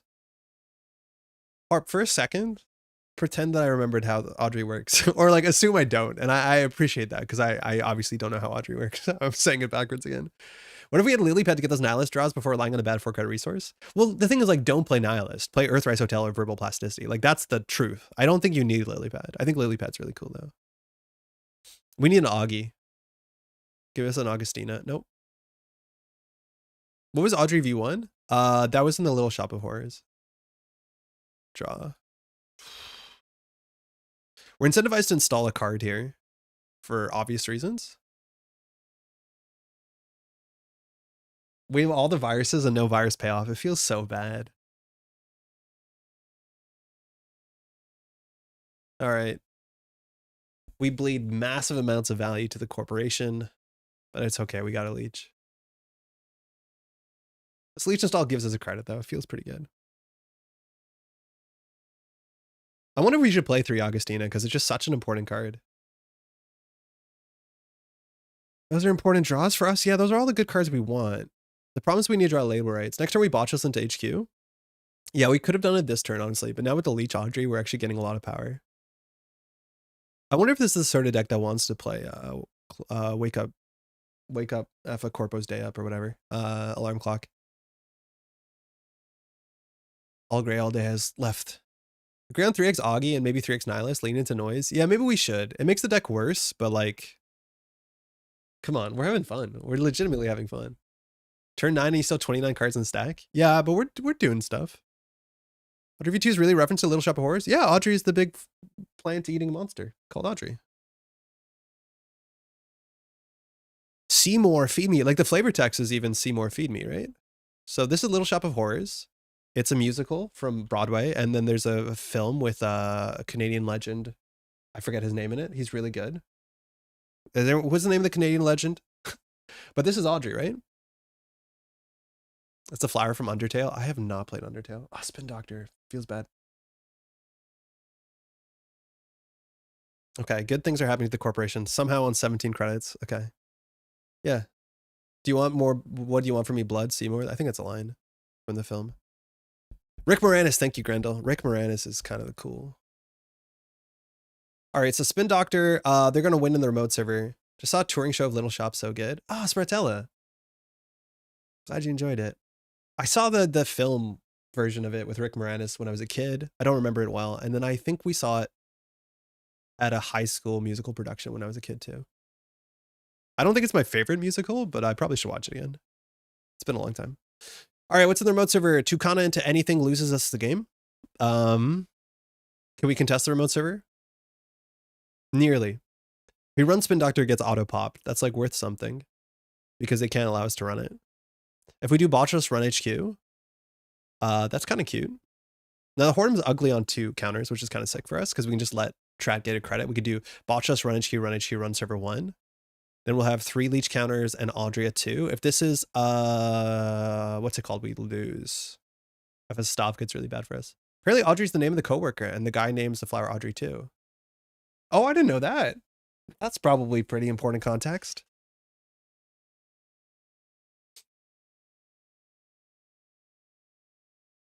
So there's probably points in here. How did the Spin Doctor hit the table? That's the last extract. Okay, so extracted the wall-to-wall for Spin Doctor, so they needed some sort of filtering. So I just don't think there's a way we can get in here. There's 1 more border control somewhere, or sorry, 2 more border controls. We're assuming this is like Stavka into border control. That's the worst case. We can almost deal with it, but if it's Mavirus, this deck is on 3 Mavirus, like it's just kind of hard. I think we just run HQ and hope for the best.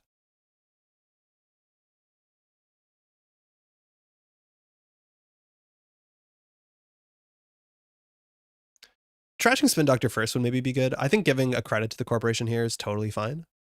If they want to purge a virus on this run, it's better than anything else for us. But they have to do it during approach. You have to res the Mav here. And if they Mav and then use Op, then we're less worried about border control. Okay, it is a Mav. So the second Mav. It's a Holloman. Okay, that's really bad for us. No tricks here. Let it fire. We're so cooked. Oh my god. We probably should just walk away from this. We should have 3 counters? Wait, I'm not sure what that means.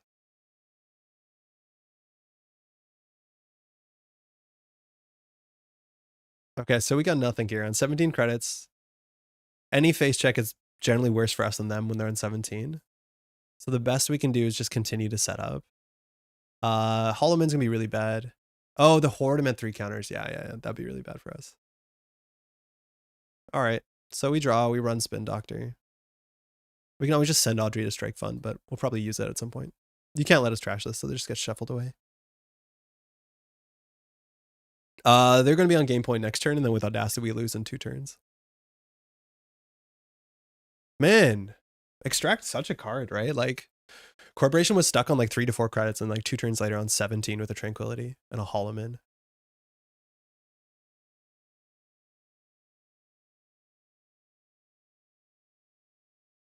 All right, so we lose not this turn. We lose in 2 turns. The worst case is that was a 5-3. I'm surprised to see Off-World Office. You don't see it all the time in these decks. This is where like having actual breakers that break things is pretty good, because this board state is not super impressive. The Tucana is going to make it worse for us. Yeah, I think putting Pinholes back in the deck is really good. Pinholes is just such a good card for this whole deck. But yeah, no, I think we lost everything when we lost our engine. Ice Wall. Is that the best choice? What's going on? Okay, so we can make 1 run on HQ. We'll get Leech. We'll probably get Audrey.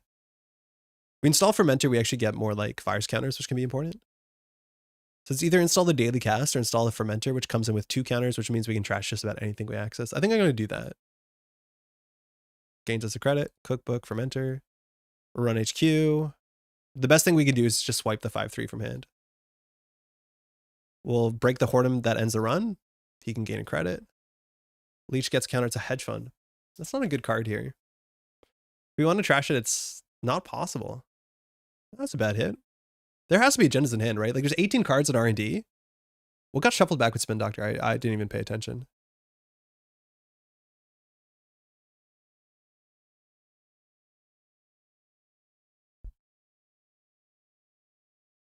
One Unseen and Mavirus, yeah.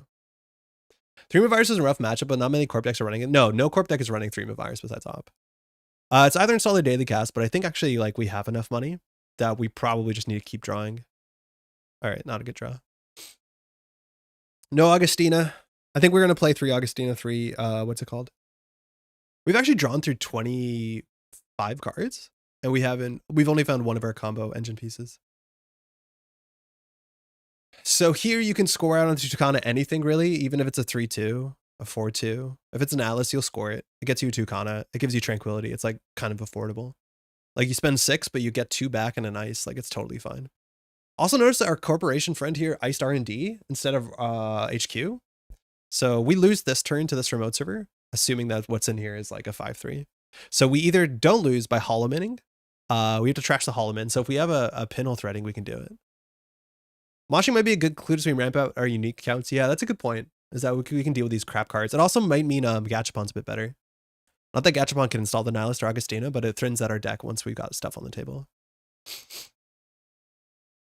All right, so we need to get an Audrey this turn. So I think we just run HQ, run server 1, and hope. We have to trash a card on HQ to have a chance. You can install second Audrey, run HQ, get 2 counters, and then run the remote, but MU's rough. Yeah. We could overinstall our Audrey with this Audrey, which gets us +1 counter. But, yeah, maybe that's better. I think here we just have to trash whatever we find with the Fermenter counters and go back.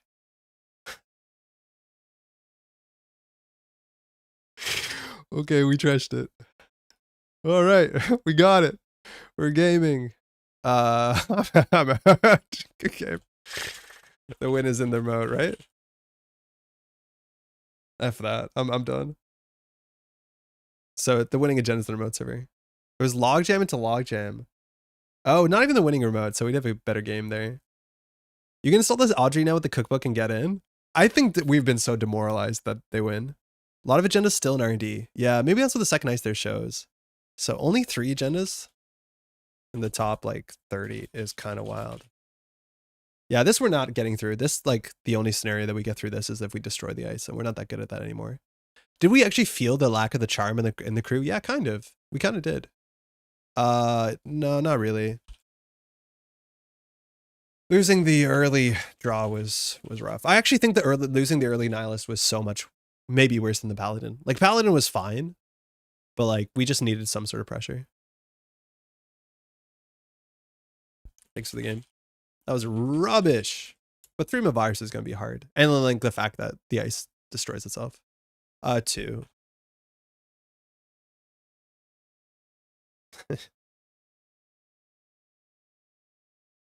So we're not drawing into an Augustina or another Nihilist. Nihilist is another 6 cards down. Augustina both on the bottom like 10-ish. So that's not good.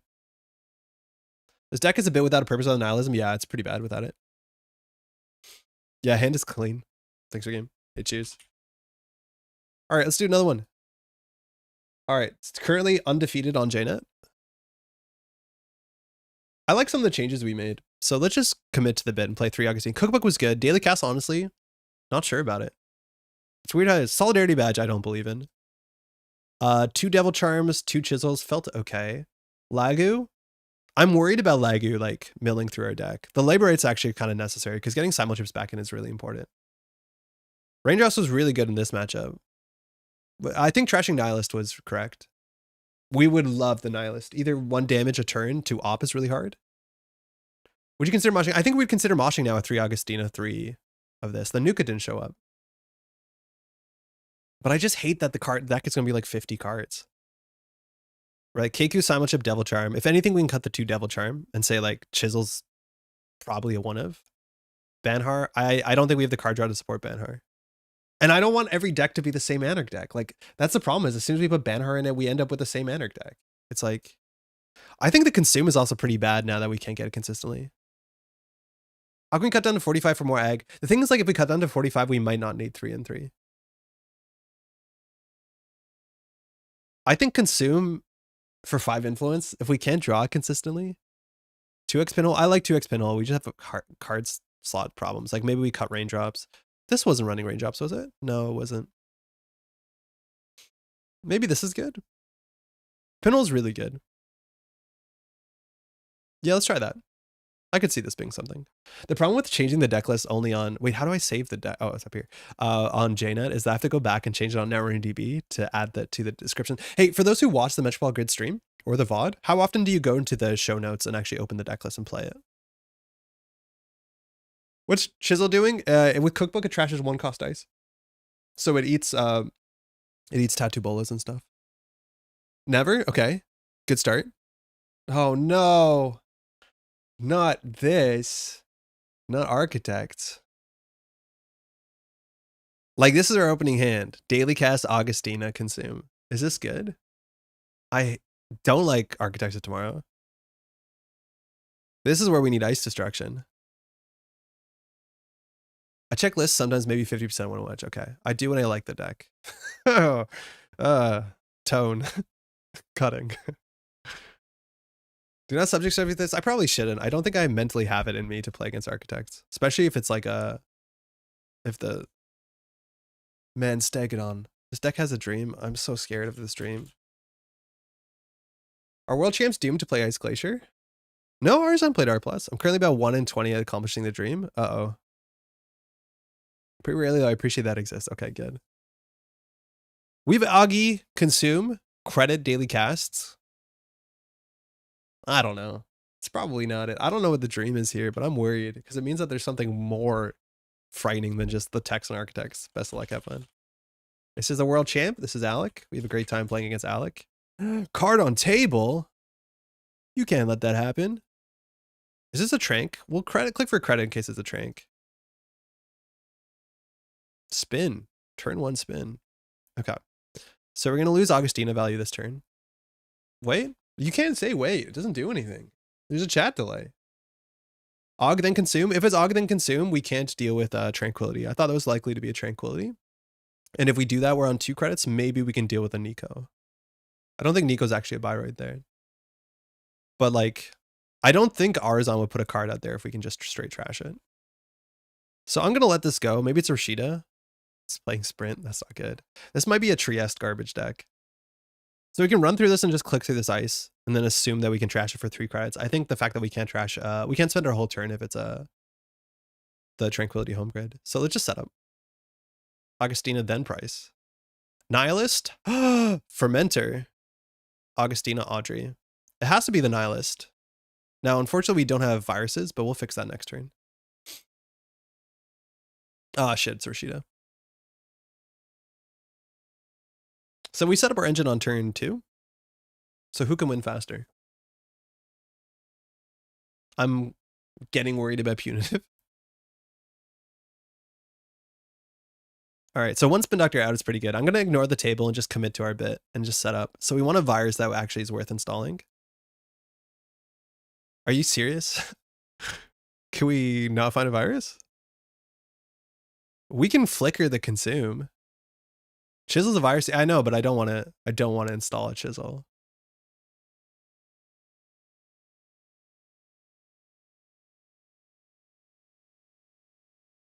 F it.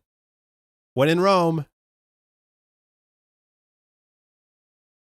Like, this is not a good chisel. Card from HQ, no surprise. Like, this costs us the Paladin. This costs us a fair bit. Paladin? Yeah, but then it turns off Nihilist and Augustina. I think Augustina and Nihilist are better than just playing the Paladin. Regolith, okay. Not good. So you need a second ice here. Do we think they're all Biroids? Like, that's the thing, is people face check into Architects assuming they're all Biroids and then like a drafter fires. So we probably want to trash this. Let's see what happens. We could keep these counters to trash this Regolith. Actually, that might be better. But I'm going to commit to our mill bit and just like not interact. We drew. That doesn't normally happen. That's kind of cool. Let's keep drawing. Okay, we got a Leech. We got a Paladin. We got a Strike Fund. Good enough. Massive Rip, ran out of ice. Have to drink stuff, not chill. Aksu, you live in the Nordics. Everything is ice. It's December, man. Oh, it's November. Do you not just have ice outside? And as a Canadian, I'm allowed to do that. I'm allowed to make this joke. Card from HQ. Order lull.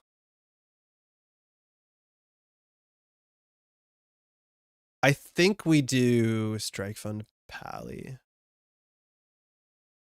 I can share the recipe if you need it. It's not many ingredients. My family has a really good ice recipe, actually, if you want it. Yeah. Okay, we should run HQ here. I'm assuming we're going to get ganked and die. Like, I don't know what else this deck is doing.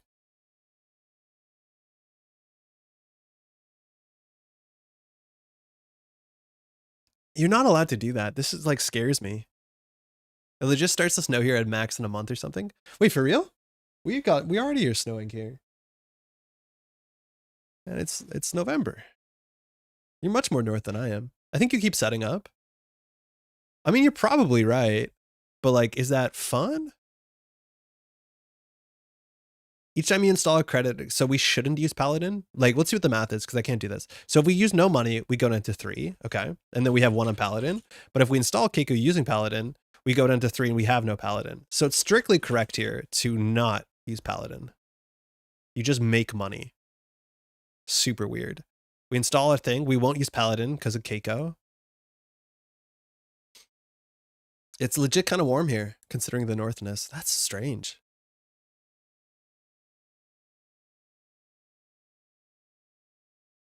We've been drawing 2 cards a turn. Okay. We have a moshing. We're not going to use Paladin because of Keiko. We can flicker the Leech here. I think the consume is not good for how we build the deck. Like, I want a Gravedigger. I want uninteract. No clot. Gaming. Sick.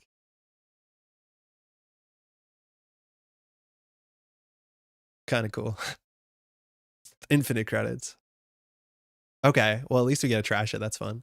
There's no reason to not use Paladin on the later installs. It doesn't fire Keiko, still use it. But I think we can use Keiko every turn.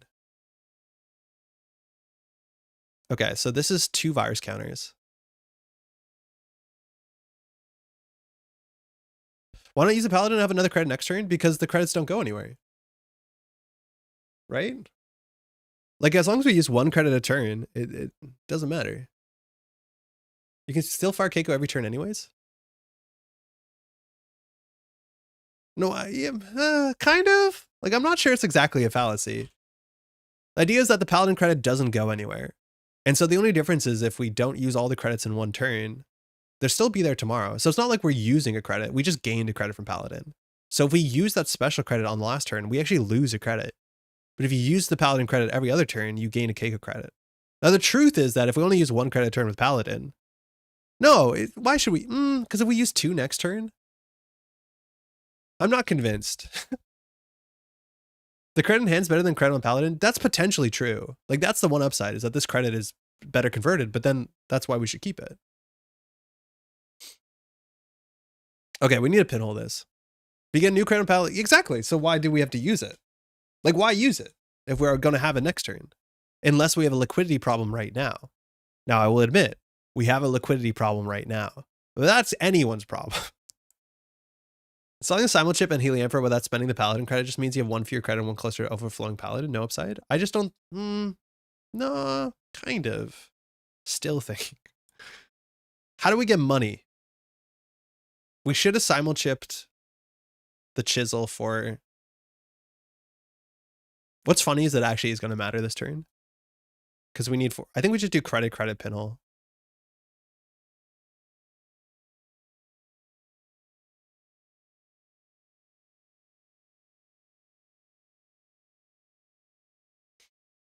Fallacy? Slight fallacy, but not huge fallacy. I don't think it's a full fallacy. So in theory, we're incentivized on this turn or the next turn to simulchip to get a fermenter back in. I think this chisel is going to get fermented. Using paladin makes sense if you can spend it on a corp turn, but I don't think we can. We can.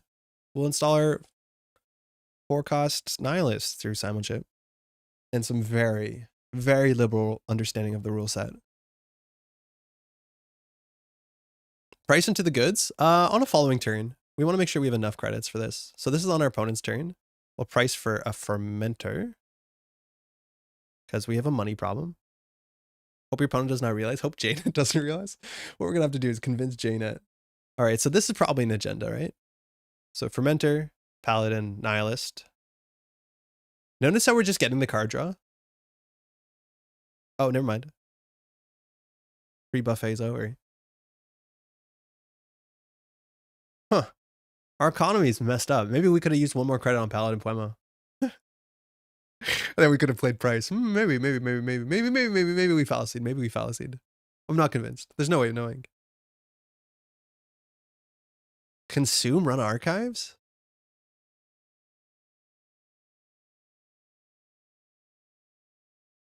Mosh?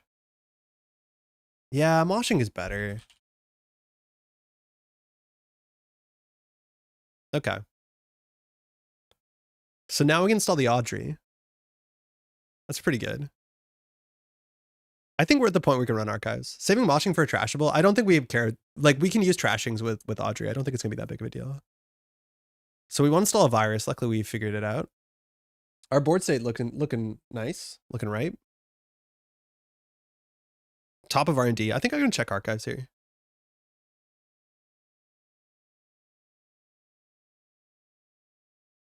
Oh.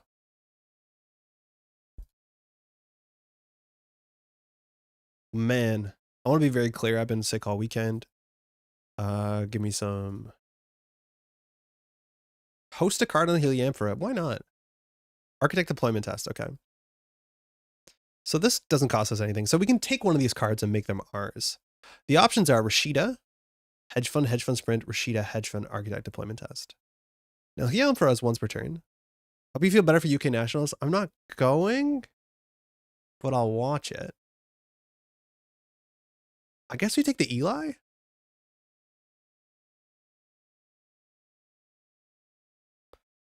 Okay. You're not? No, it's really far away. Maybe the ice for Braun reasons. Yeah, I like the ice. I think the ice is what we like struggle into. I don't want to price last click because we've installed a virus. So it's either like Steel Skin with Audrey or just click to draw. We get the simulchip down. I don't think the simulchip has that many fresh targets. I think we want to find the cookbook. I'm just going to click to draw. Maybe that's wrong when we have Steelskin Audrey.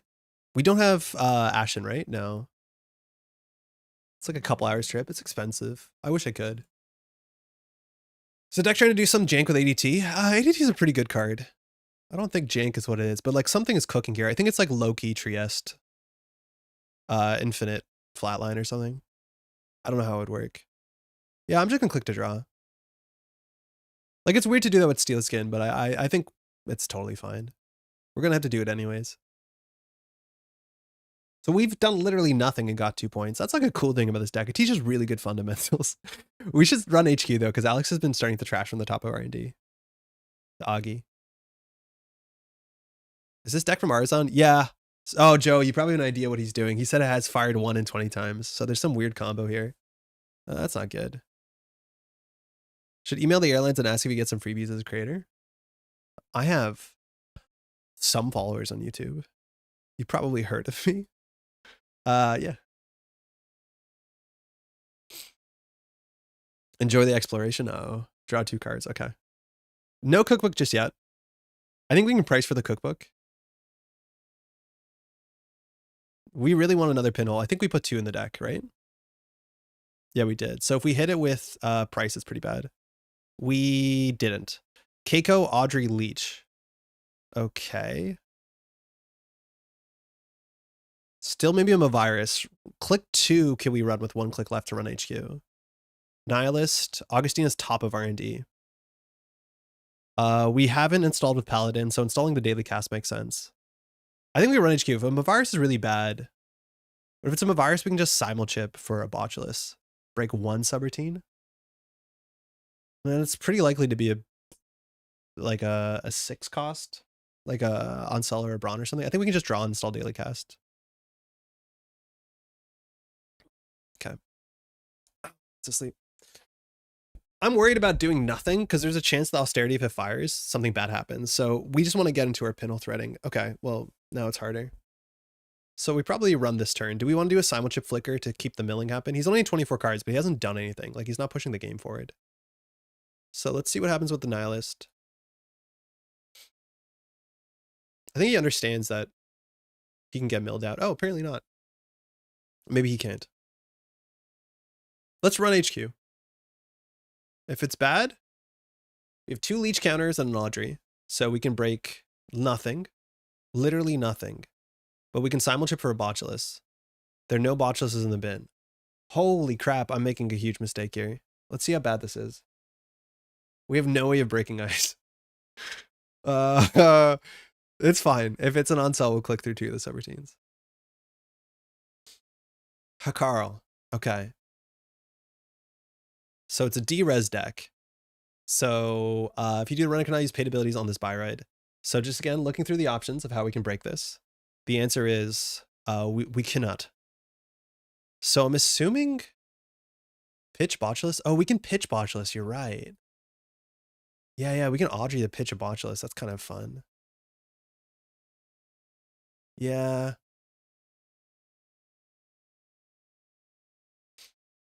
Simulchip, what do we trash?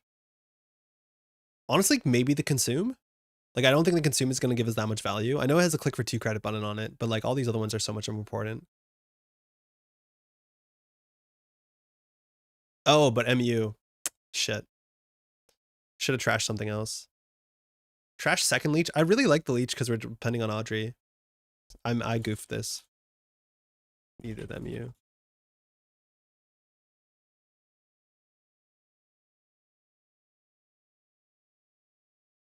Yeah, I guess we will trash the second leech. Heliamphora goes. I kind of like the Heliamphora. It's the least important card, but it's stopping Arzon for purging. And I think Arzon's on some combo deck, so purging is actually going to be kind of difficult. So we'll do Audrey, trash the botulus, continue encounter, simulchip. We'll trash the leech, botulus. Like I think actually the Heliamphora is doing something. We get our 2 triggers, which is sick. Like Alex is trashing cards from the top of R&D, so I think the cards in hand matter. And so Heliamphora probably does something. Because I do think this is the sort of deck is happy purging, and so we want to make them unhappy purging. This is cool too, because if you have an agenda in hand, you can just like throw it out to be like, you can't get it in HQ. It's in archives. Go find it.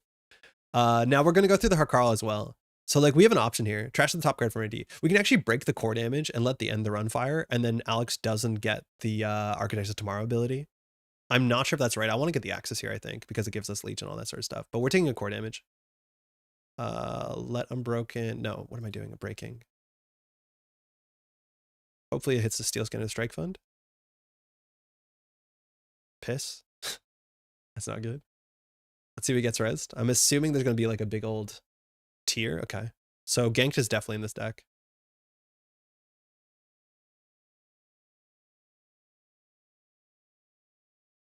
Mm-hmm. Okay.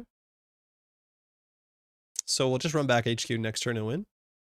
We could die to Punitive, but with a Steel Skin in hand, Alex would need exactly double Punitive. So it's a Brawn on their remote. Okay. So in theory, we should only keep 3 cards in hand if we think it's double Punitive. But actually, it doesn't matter because if the first Punitive misses the Steel Skin, we just feed it to Audrey. 11 credits. We could run again, but now if it's a Ravana, things get really bad really fast. So I'm just going to keep the Steel Skin in hand and draw up. Nuke is good. It's a connection so we don't get Paladin this turn. So we could do Simulchip instead to get Paladin this turn. Do we need another credit? I like the Simulchip. It means that we can do a trash cycle on his turn. I think there's another agenda in hand. Draw twice? It doesn't really matter. In fact, like, I don't think he's on double Punitive. There's no way that the deck he's excited about is double Punitive. Double Punitive still kills us. But you have to beat Steel Skin and Strike Fund, which is pretty tricky. So that's a Ganked probably, or a Mavirus. Look at all these triggers. I don't think he has the money to kill us, because both Steel Skin and Strike Fund interact with double Punitive in a good way. 12 Influence AOT is tough to slot Punitive. Yeah, that too. If we click for credit, we could consider the Consume button. Okay, so we have a Pinhole. He's on 10 credits. This is either a Chrysium, a Ward, a Managarm, but I think it's actually more likely a Ganked. If that's the case, we need to figure out how to break the Harkarl, because I do think the win is in hand. We've seen 3, 4, 5, 6 points in 29 cards, which is pretty wild. I don't think we have to do anything, but he's going to score at a 5-3 next turn if we don't contest this or contest this. This is probably Warroid Managarm. Warroid is a Byroid. So how do we deal with this? We need our... We basically need our cookbook. I wonder if cookbook should be a 2 of. It's so important. So we can either do price and just hit the cookbook. We're going to run out of cards eventually. Nihilist draw 2. There's 3 cards in archives. This is a big thing here. If it's price for cookbook, like that problem's like we haven't trashed anything, so Audrey and Freedom hasn't looked that good. Like I honestly, what if we don't play Freedom? I think send it HQ. If it's a ganked, how bad it is, it's not that bad. We can take another core damage, I think, go down to 3 hand size. Yeah, maybe that's okay. I don't think we lose any of these cards in hand. We're too upset about it. Yeah, let's see.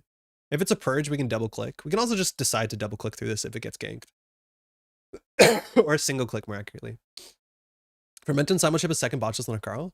I don't think we need to. Like, we can take a core damage, I'm pretty sure he says. Like, we could click through this, but I honestly don't think click is worth the core damage. We might die to distribute tracing end of line, but if the distribute tracing ever goes across, we just fire the Steel Skin. It's a Managarm, okay, so there's points in hand. This is probably going to win the game. So we probably pay 5 credits here, considering we have the big Fermenter. Because we want to be able to steal Eikoa. Okay, so we can Freedom trash this or Freedom trash this. I'd rather Freedom trash the Managarm.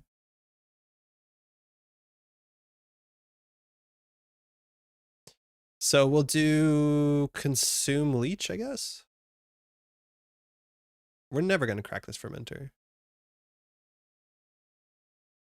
I don't know if that's right.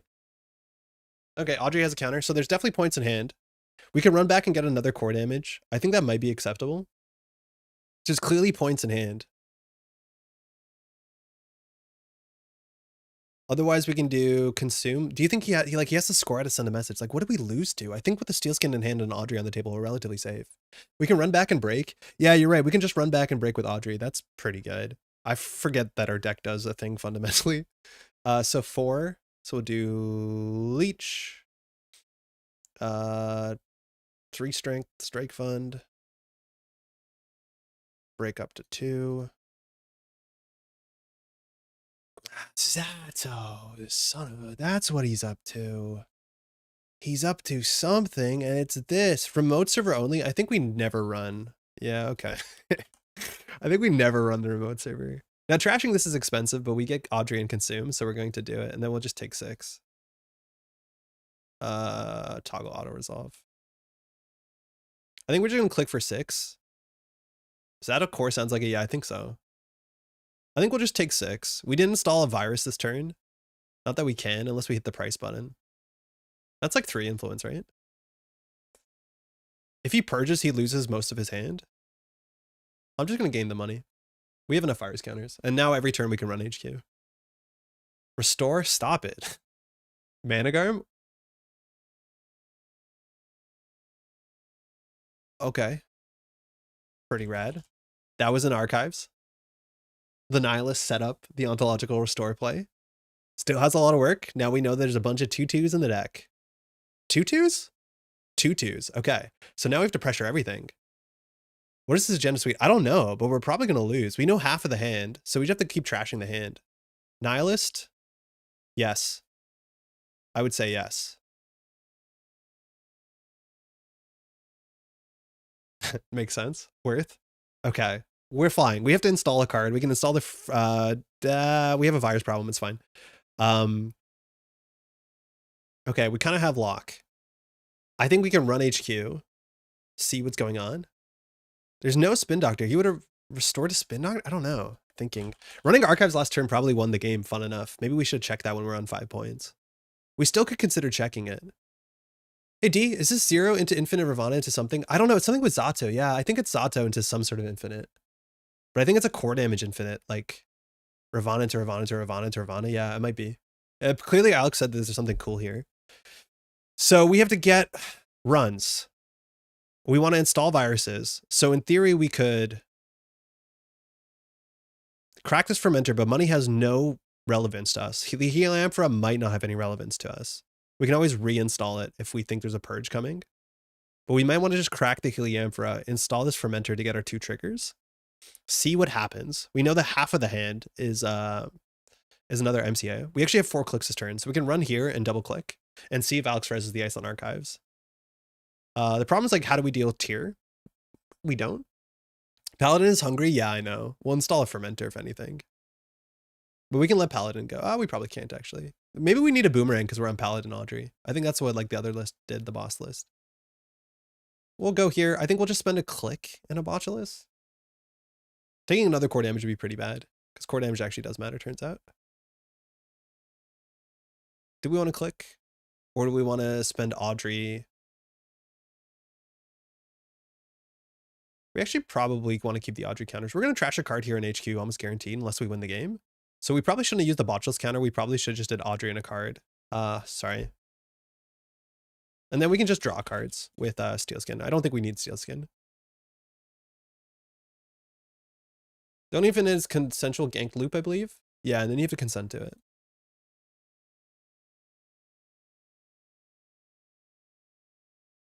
Okay. So we have a Paladin play if we need to. Gank with Zeta lets you trash and ice during ganked, which is cute, but I'm still not seeing how you get any sort of infinite. I have no doubt Alex will tell us how it works after the game, or we'll find it. Anything gets rezzed? Nothing gets rezzed? Okay, this is the worst access. This is the card we knew.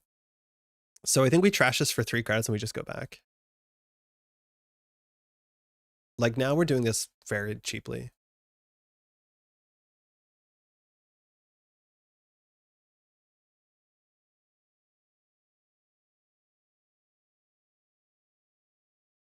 Okay, we can't let that happen.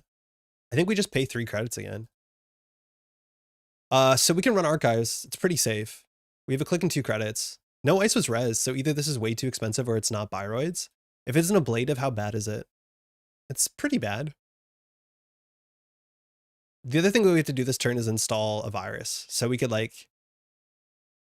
we probably just do a simul chip shuffle. What do we do? We chisel something down maybe? Because we want to deal with Paladin, because this is a plus like 8 credit econ card. And then we probably want to install a virus. I don't think we run archives. Got to spend Paladin too. Yeah, I think so. I think we do daily cast. And then we just like literally discard the Heliamphora. Because now Alex can purge, no problem. And then we just install the fermenter trashing the Heliamphora. Get your Eli back. And now this is really good because then you have to sabotage on the top of the deck. Could be click fermenter, install fermenter. I think with the Keiko, we're okay doing this greed line. And with Paladin, we could trash one of our installed cards, no problem. Okay, 1 card in HQ. MCI not getting clicked this turn.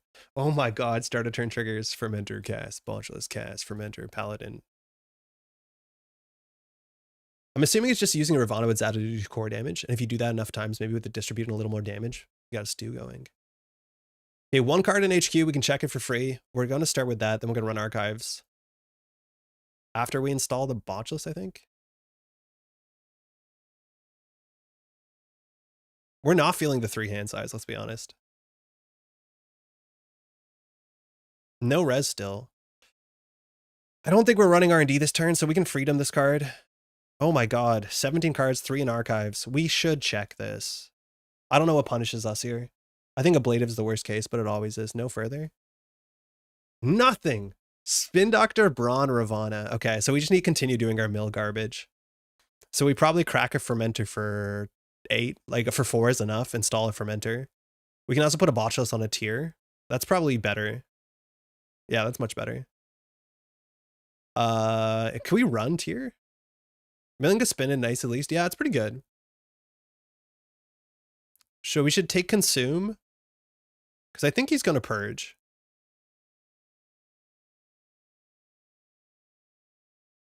And the cool thing is like this. That was probably not it. Considering we're going to trash a fermenter, we might as well hit the fermenter, let's be honest. Is that you are now legally required to trash from the top of the deck. The money doesn't matter? No, it doesn't. The virus counters do matter. We'll get rid of a moshing. Click for 6 button is no longer good? No, it's not. There's actually a chance that we shouldn't even hit any of those buttons. So now there's one more unknown card in archives. London's finally finding the whole circle of of understanding. I'm hopefully you're okay with me ragging on you, London. Draw, okay. No purge. Credit. All right. So running HQ still relatively cheap. Oh my god, triggers.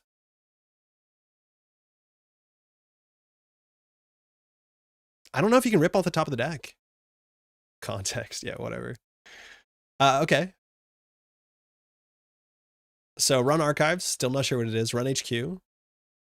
We can spend a card from our hand, no problem. So we're gonna start by running HQ, I think. Oh, we have no cookbook yet. I thought the botches would be at 3. That's on me. So leech 1. Trash card from your hand. Break up to 2 subroutines. Do Nihilist first, the only trigger with a choice? It doesn't matter. If we had other choices, we'd always do the Nihilist first. There's a Hakarl in R&D, okay. Yeah, I think money doesn't matter. So we can go back, we will. I think Nuka's the worst card in hand. Oh, this is total prison, let's be honest. Like, let's not get it twisted. This is total prison.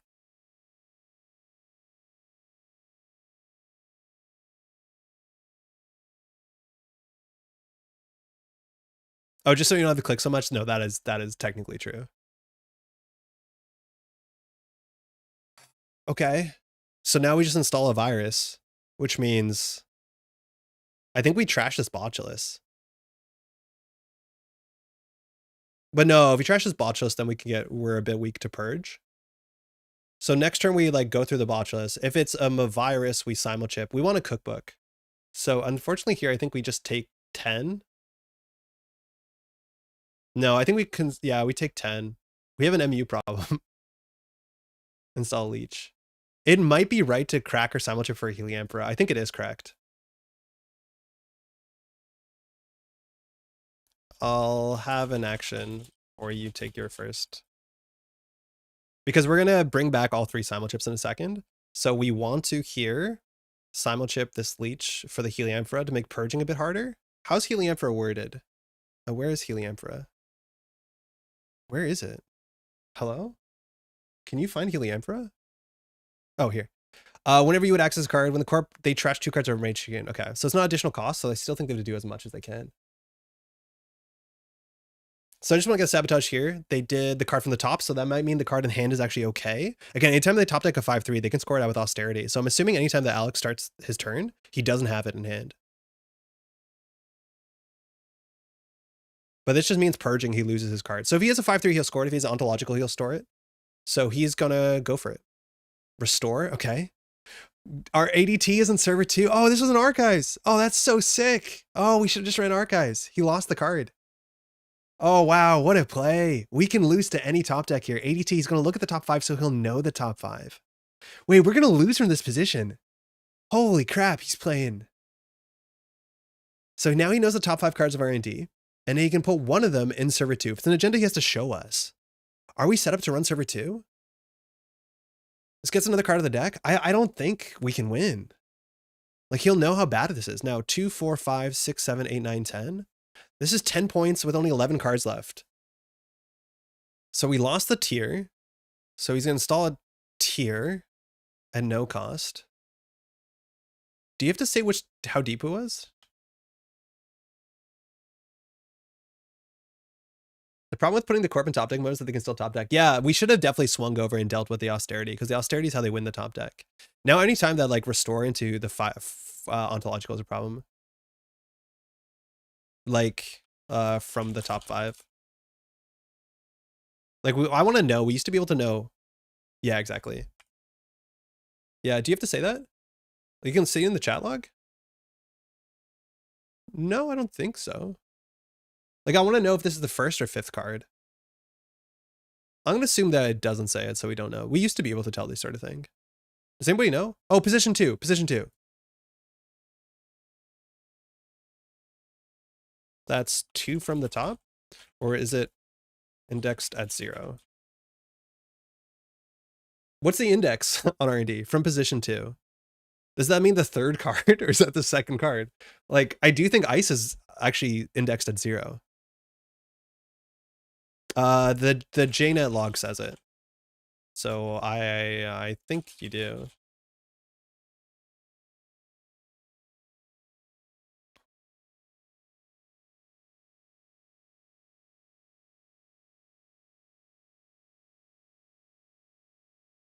Two is 2 down, right? So that means the top of R&D is totally known. So if he top decks a what's it called, he can win. So we have no triggers to do. Okay, cool, thank you. So can we run R&D? Funny enough, Nihilist, he knows if he breaks lock, so let's start with the Nihilist. JNet log also says DBS, but you're not supposed to know that. Okay, well, we're gonna work with the information we have. Ice's index is 0. I don't know where ADT. Yeah, it looks like ADT is not. Okay, pinhole threading would have been really good. So he protected the top card of the deck. So if it is an ontological, we lose. Cards are not set aside? So how do we run through the tier? If we triple click through the tier, it's not great for us. We still don't have a cookbook left. It's one of the last 2 cards. So how do we possibly run? I think we labor right into Simulchip into Augustine to run R&D. Oh, that's a fucked up thing, though, is if we install a virus, Alex has to mill a top card. So if he thinks it's the agenda, the best he could hope for is agenda tier into restore. Now, Audrey, we can run it, right? Yeah, we can just run it with Audrey, actually. Why am I worried? Yeah, we just do leech, Audrey, leech, Audrey. Yeah, we can just run it.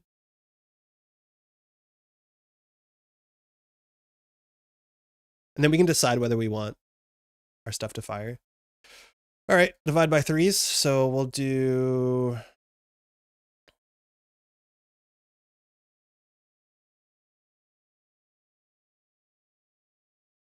These subroutines are pretty bad. And then we can click through the Hakarl twice. Does it matter with deep dive it shuffles deck? I'm not sure what you mean. With deep dive is set aside. I think we just double click through this. Man, if he plays around like, well, I guess he can't play around, but we're just gonna. I don't want to take the core damage because losing the labor rights will cost us the game. I think you're better off to click one tier sub. I don't want to give Alex the ability to have another click because then he can draw once and then get ontological. Brawn, okay. I'm okay with him drawing Brawn. So I'm not going to freedom, and I'm specifically not going to fire our ability. He didn't trash the Brawn, though. Labor rights. Whoa! Okay. No, our cookbook! Wait, what happened there? It was... whatever. Simulchip. Labor rights, I think? You have to freedom where you don't have Audrey again? No, we can simulchip it, but I guess we'll need cookbook. I don't know. Maybe you're right that we need to. Hey, Brownberry. Yeah, we had a steel skin, but there's no cards in stack. But we knew the stack was steel skin cookbook. The cookbook is a really big problem for us because without cookbook, we can't cycle Audrey. So the worst case scenario, if he doesn't do anything here and he knows the next 3 cards in R&D. Yeah, and now we're in a really weird lock because the fact that he has information on what's on the top of R&D, he has a full understanding of what it takes to score out. Yeah, cookbook was the last bottom card. Cookbook is so good in this list. I wonder if we have to play more than one. I don't think we'd do a long stream today because I'm not feeling great, but this has been really fun.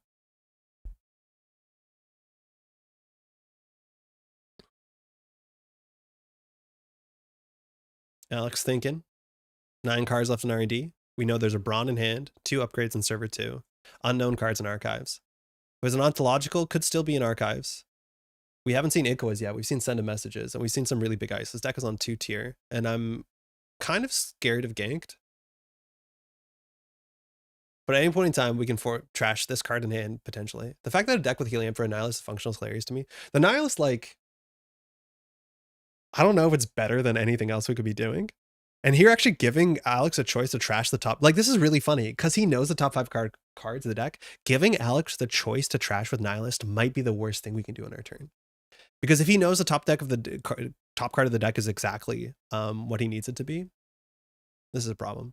Assuming there's a Zato the remote is safe, they realize that? It means they don't have a jam in line. Yeah, well, we know he has only a Brawn in hand, but I think the Zato on the remote server makes a lot of sense. And then he'll just like Ravana into tier. Like Zato Ravana is like pretty messed up.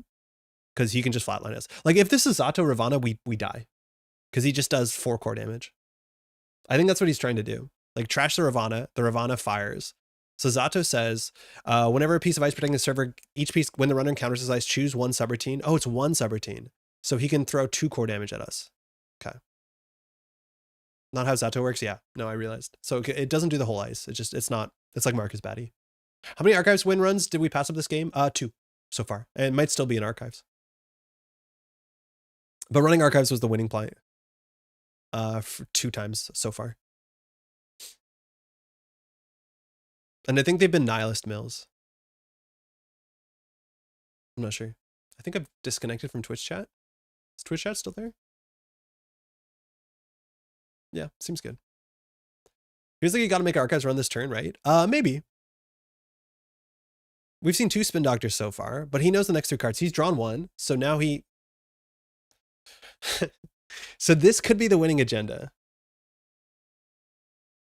So it was Brawn into unknown. He drew the Brawn, he drew an unknown, he jammed it. So there's many ways that this is a problem for us. If it's an Onto, he can win. If it's at our ADT, he has a bit more work to do. Let's figure out what we want to do here. Paladin, Bonchless, daily cast. So he knows how bad the top card of the deck is. And we're out of Audrey counters. Okay. So it could be a spin doctor. We know the hand is exactly Brawn, so there's not a lot of value running it unless we want to trash the Brawn to give us an Audrey counter, which is within the possibility.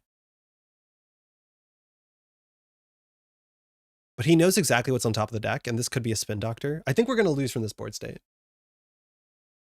So our plays are run archives, hope. 3x Hendrik. I'd be surprised. We might have seen a Hendrik by now. This deck also has wave in it, so maybe it has bloop.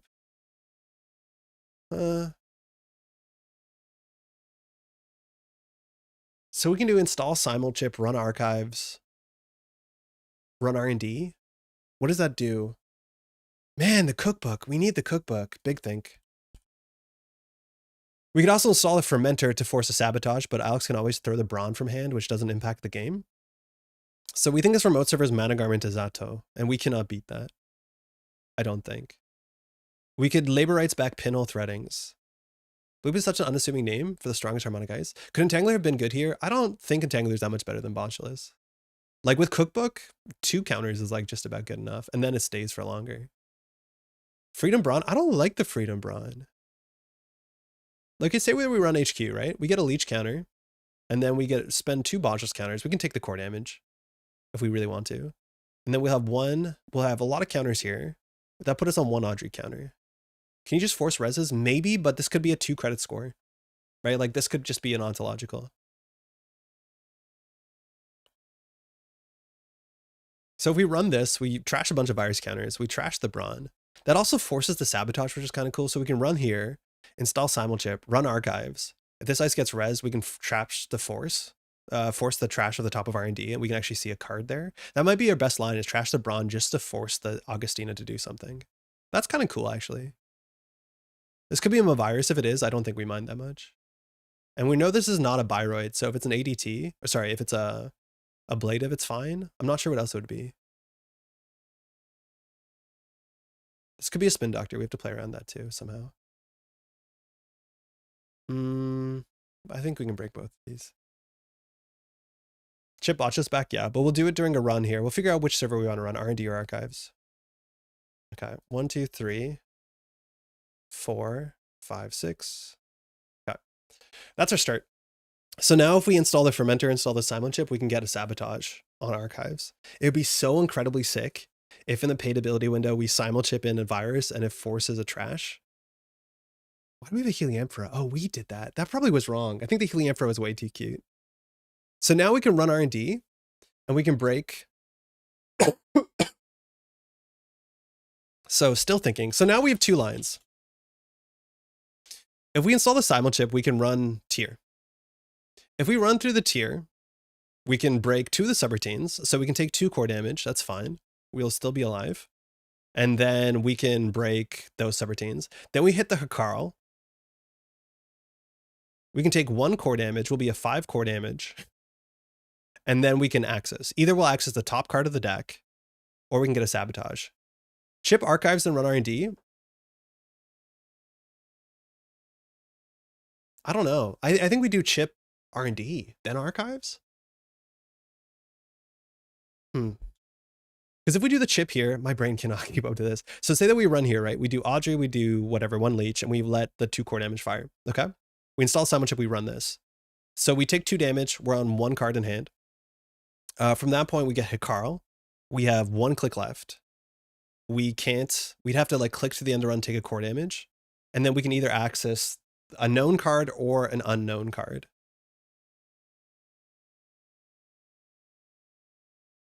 You're out of clicks, right? No, I don't think so. If we do simulchip run, we'll have 1 click left. Then we can click through the Hakarl. And then we end up taking 3 core damage. Chip and Botchless to break End There Are. Oh yeah, then we can chip in the Botchless to break the End There Are. And then we can run Archives last click. And then assuming we trash something, which we might not. Down to 0 hand size, it's fine. It's like whether we run Archives or R&D. I'm going to go for the flashy play, which is like see the 2nd card down of R&D, which I think Alex might think he's safe on R&D. I'm going to try this play. This play's fun. Ideally, you trash R&D so you can Audrey break archives. Yeah, that'd be the best case, but unknown.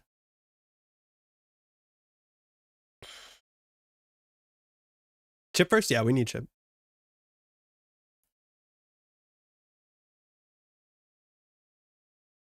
We know this is not a Biroid though, which makes me really interested. Funny enough, if it's like a Ravana, we actually die. Like we straight up die if we run it last click. Is there a Mavirus somewhere?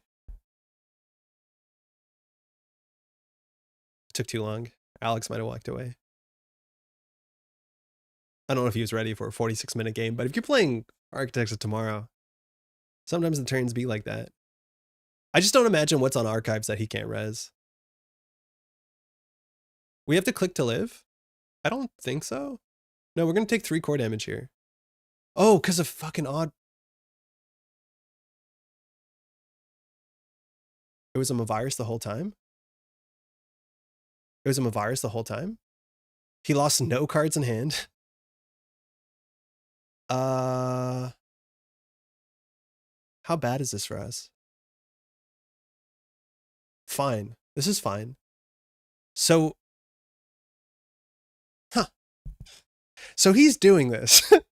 Seems bad. It's okay. Because we can simul-chip a botchless on top of this thing. And break the end the run. Then he can trash whatever card. We don't care. We can take 2 core damage or whatever. Then we hit the Carl, and we click to the Carl. The problem is the botchless gives him the ability, well, it forces him to trash the top of R&D. Augustina is not optional. Which means we only win if there's 2 agendas in a row. Yeah. The problem is now we're giving him entire control about how this works. Imagine getting blown up at the most deep cover of a virus on the face of Earth. Andre doesn't have the magic he's living in. It's honestly, there's a chance that the Heliamphra has been made it really hard for him. Okay, thinking. But I think we simul-chip for the botchless. Break the end the run. Don't give a shit about the consequences. Hit the Carl. Take the 3rd core damage. Tyr can trash Augustina, but it's up to Alex to decide. But the problem is, like, we installed the virus before. So we're very much giving Alex control here of where the agenda is. We only win if there's 2 agendas in a row. The other option is we can just bounce off of this and then run archives. But that's also pretty bad.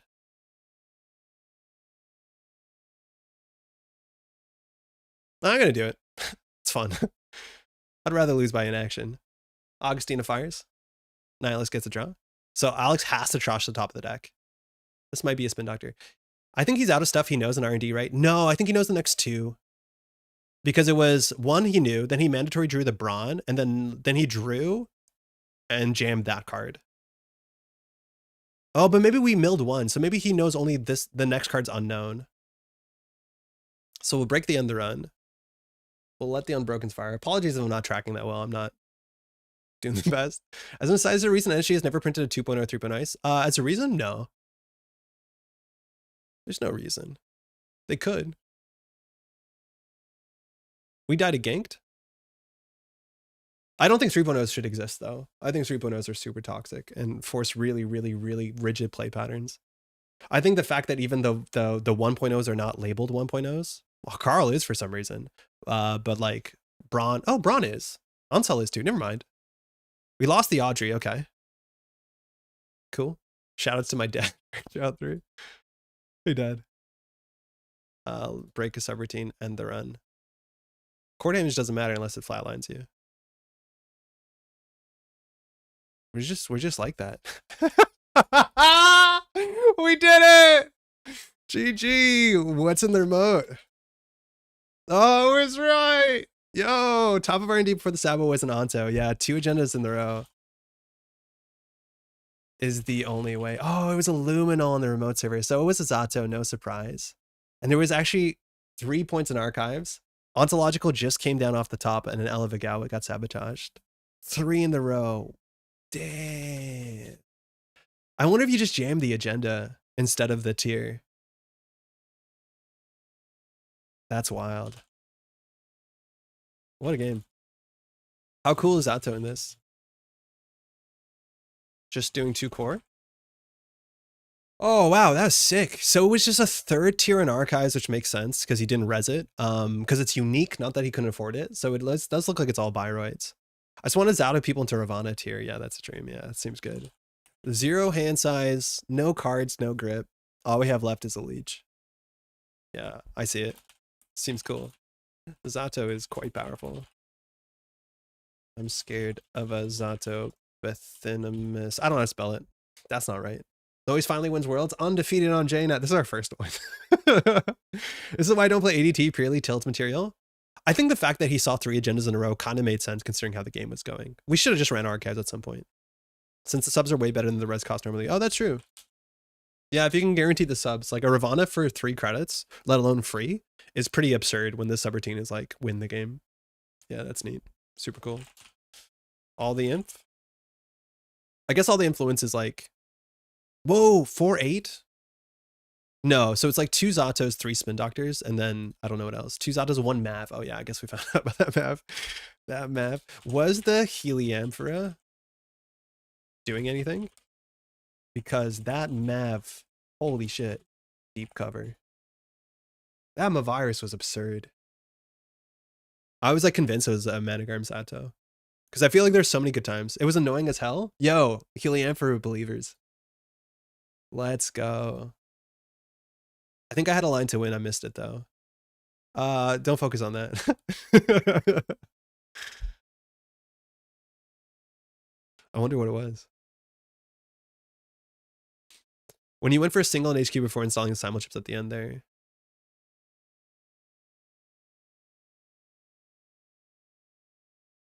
Oh, neat.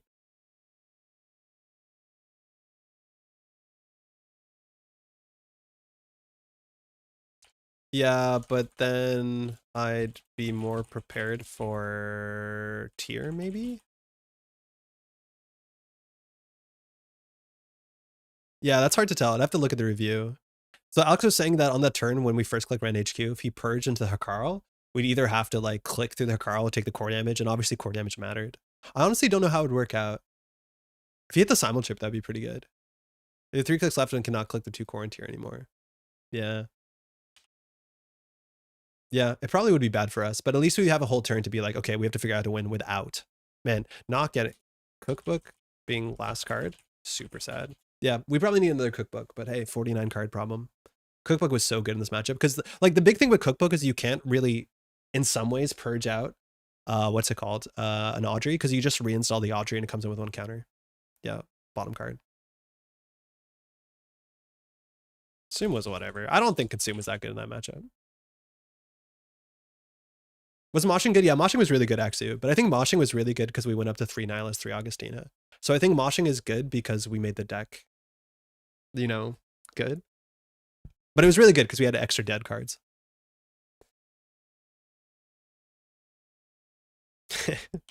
Seemed bad, but I never cashed the check. Man, that was like turn 2 Nihilist, and it felt like better than Earthrise Hotel? Probably not, but more fun than Earthrise Hotel. 3 cookbook will make the moshing even better. Oh, down the slope we slide, hitting our head on every rock on the way. Had to restore score 2. Yeah, but that was sick. Yeah. Yeah, for sure. The no res on archives was screaming ablative. Wasn't expecting 3rd tier. This will generally be good if the opponent's playing a slow deck like this, yes. But that's weird too, is like Alex maybe playing a slow deck can afford to do it or not do it. Like, I'm not sure. I'm not sure. Purge your first click, still lost the whole hand, I guess. I don't know what would happen if Purge, like we lose 1 card. If we lose a simul chip, I think we're cooked. Yeah. Yeah, I should have prioritized pinholing the stalled out MCA because it lets you play out your top decks really well. Yeah, we need to get the MCA down because if MCA is down, Alex has nothing, but then he can jam in the remote server. Yeah, that's true. Well, that's time. Thanks for the game. Cool game. Deck is kind of neat. I think you need more work spending on it. Is Freedom the best choice? When you get set up and you're running stuff and pushing yourself forward, definitely. Augustina has did a lot of work. Like, did a lot of work. Nihilist did great stuff. Cheers. All right, I need a rest. I probably did this for way too long today. 2 things really quickly. If you want to take a second to put a like on the YouTube video, if you're watching this live or after, it's like honestly huge. Second, thanks to all the names here and more. We've been a bit under the weather the last couple of days, which has been a bit of a bummer. We're working on content coming up. We should have some good video stuff as soon as early next week, and I'm really hyped for it. I'm really excited for that stuff. Shout out also, oh my god, we had a degree mill session this Sunday. I probably should have led with this story. So Sunday I was really sick, more sick than today. Not as bad as Saturday. And so Sunday I had a degree mill session with Wenjong. Thank you for Wenjong for supporting the channel. And so I log in, I sit down, and Wenjong, we are on cameras, and he's looking at me, he's like, dude, you look like shit. Are you okay? I'm like, I'm pretty sick. I thought I'd be able to do this. He's like, nah, it's fine. We'll reschedule. go to sleep. I showered for that. I looked so much better than I did 20 minutes before. But shout out to Wenjong for being a real one, looking out for my health. I was pretty sure because I didn't want to cancel on Saturday or Sunday morning to be like, I'm not feeling good. I thought I'd be good enough by Sunday, but he's like, dude, forget it. Go to bed. Shout out to Wenjong, he's the best. Shout out to all these names here. Again, these are just our Sure Gamble and our Degree Mill patrons that support the channel. We have a lot of Daily Cast patrons as well. They help me put the time into doing video, editing, live streaming, all this sort of stuff that happens on the channel. If you want to find out any more information, the link is below as always. And thanks so much for hanging out and enjoying your time playing some Netrunner or watching Netrunner. Both are totally valid. With that, we'll be back on Thursday. I don't think Pat's going to join us because I'm in no shape to have folks around me. And otherwise, we'll be back with some video content in the near future. And if not, Thursday. Thanks for having out. Enjoy your Tuesdays. Good luck. Well, I'll see you hopefully before UK Nationals. But again, Ba Remu will be streaming that. That'll be this weekend, Saturday and Sunday. Give Ba a sub. Bye now.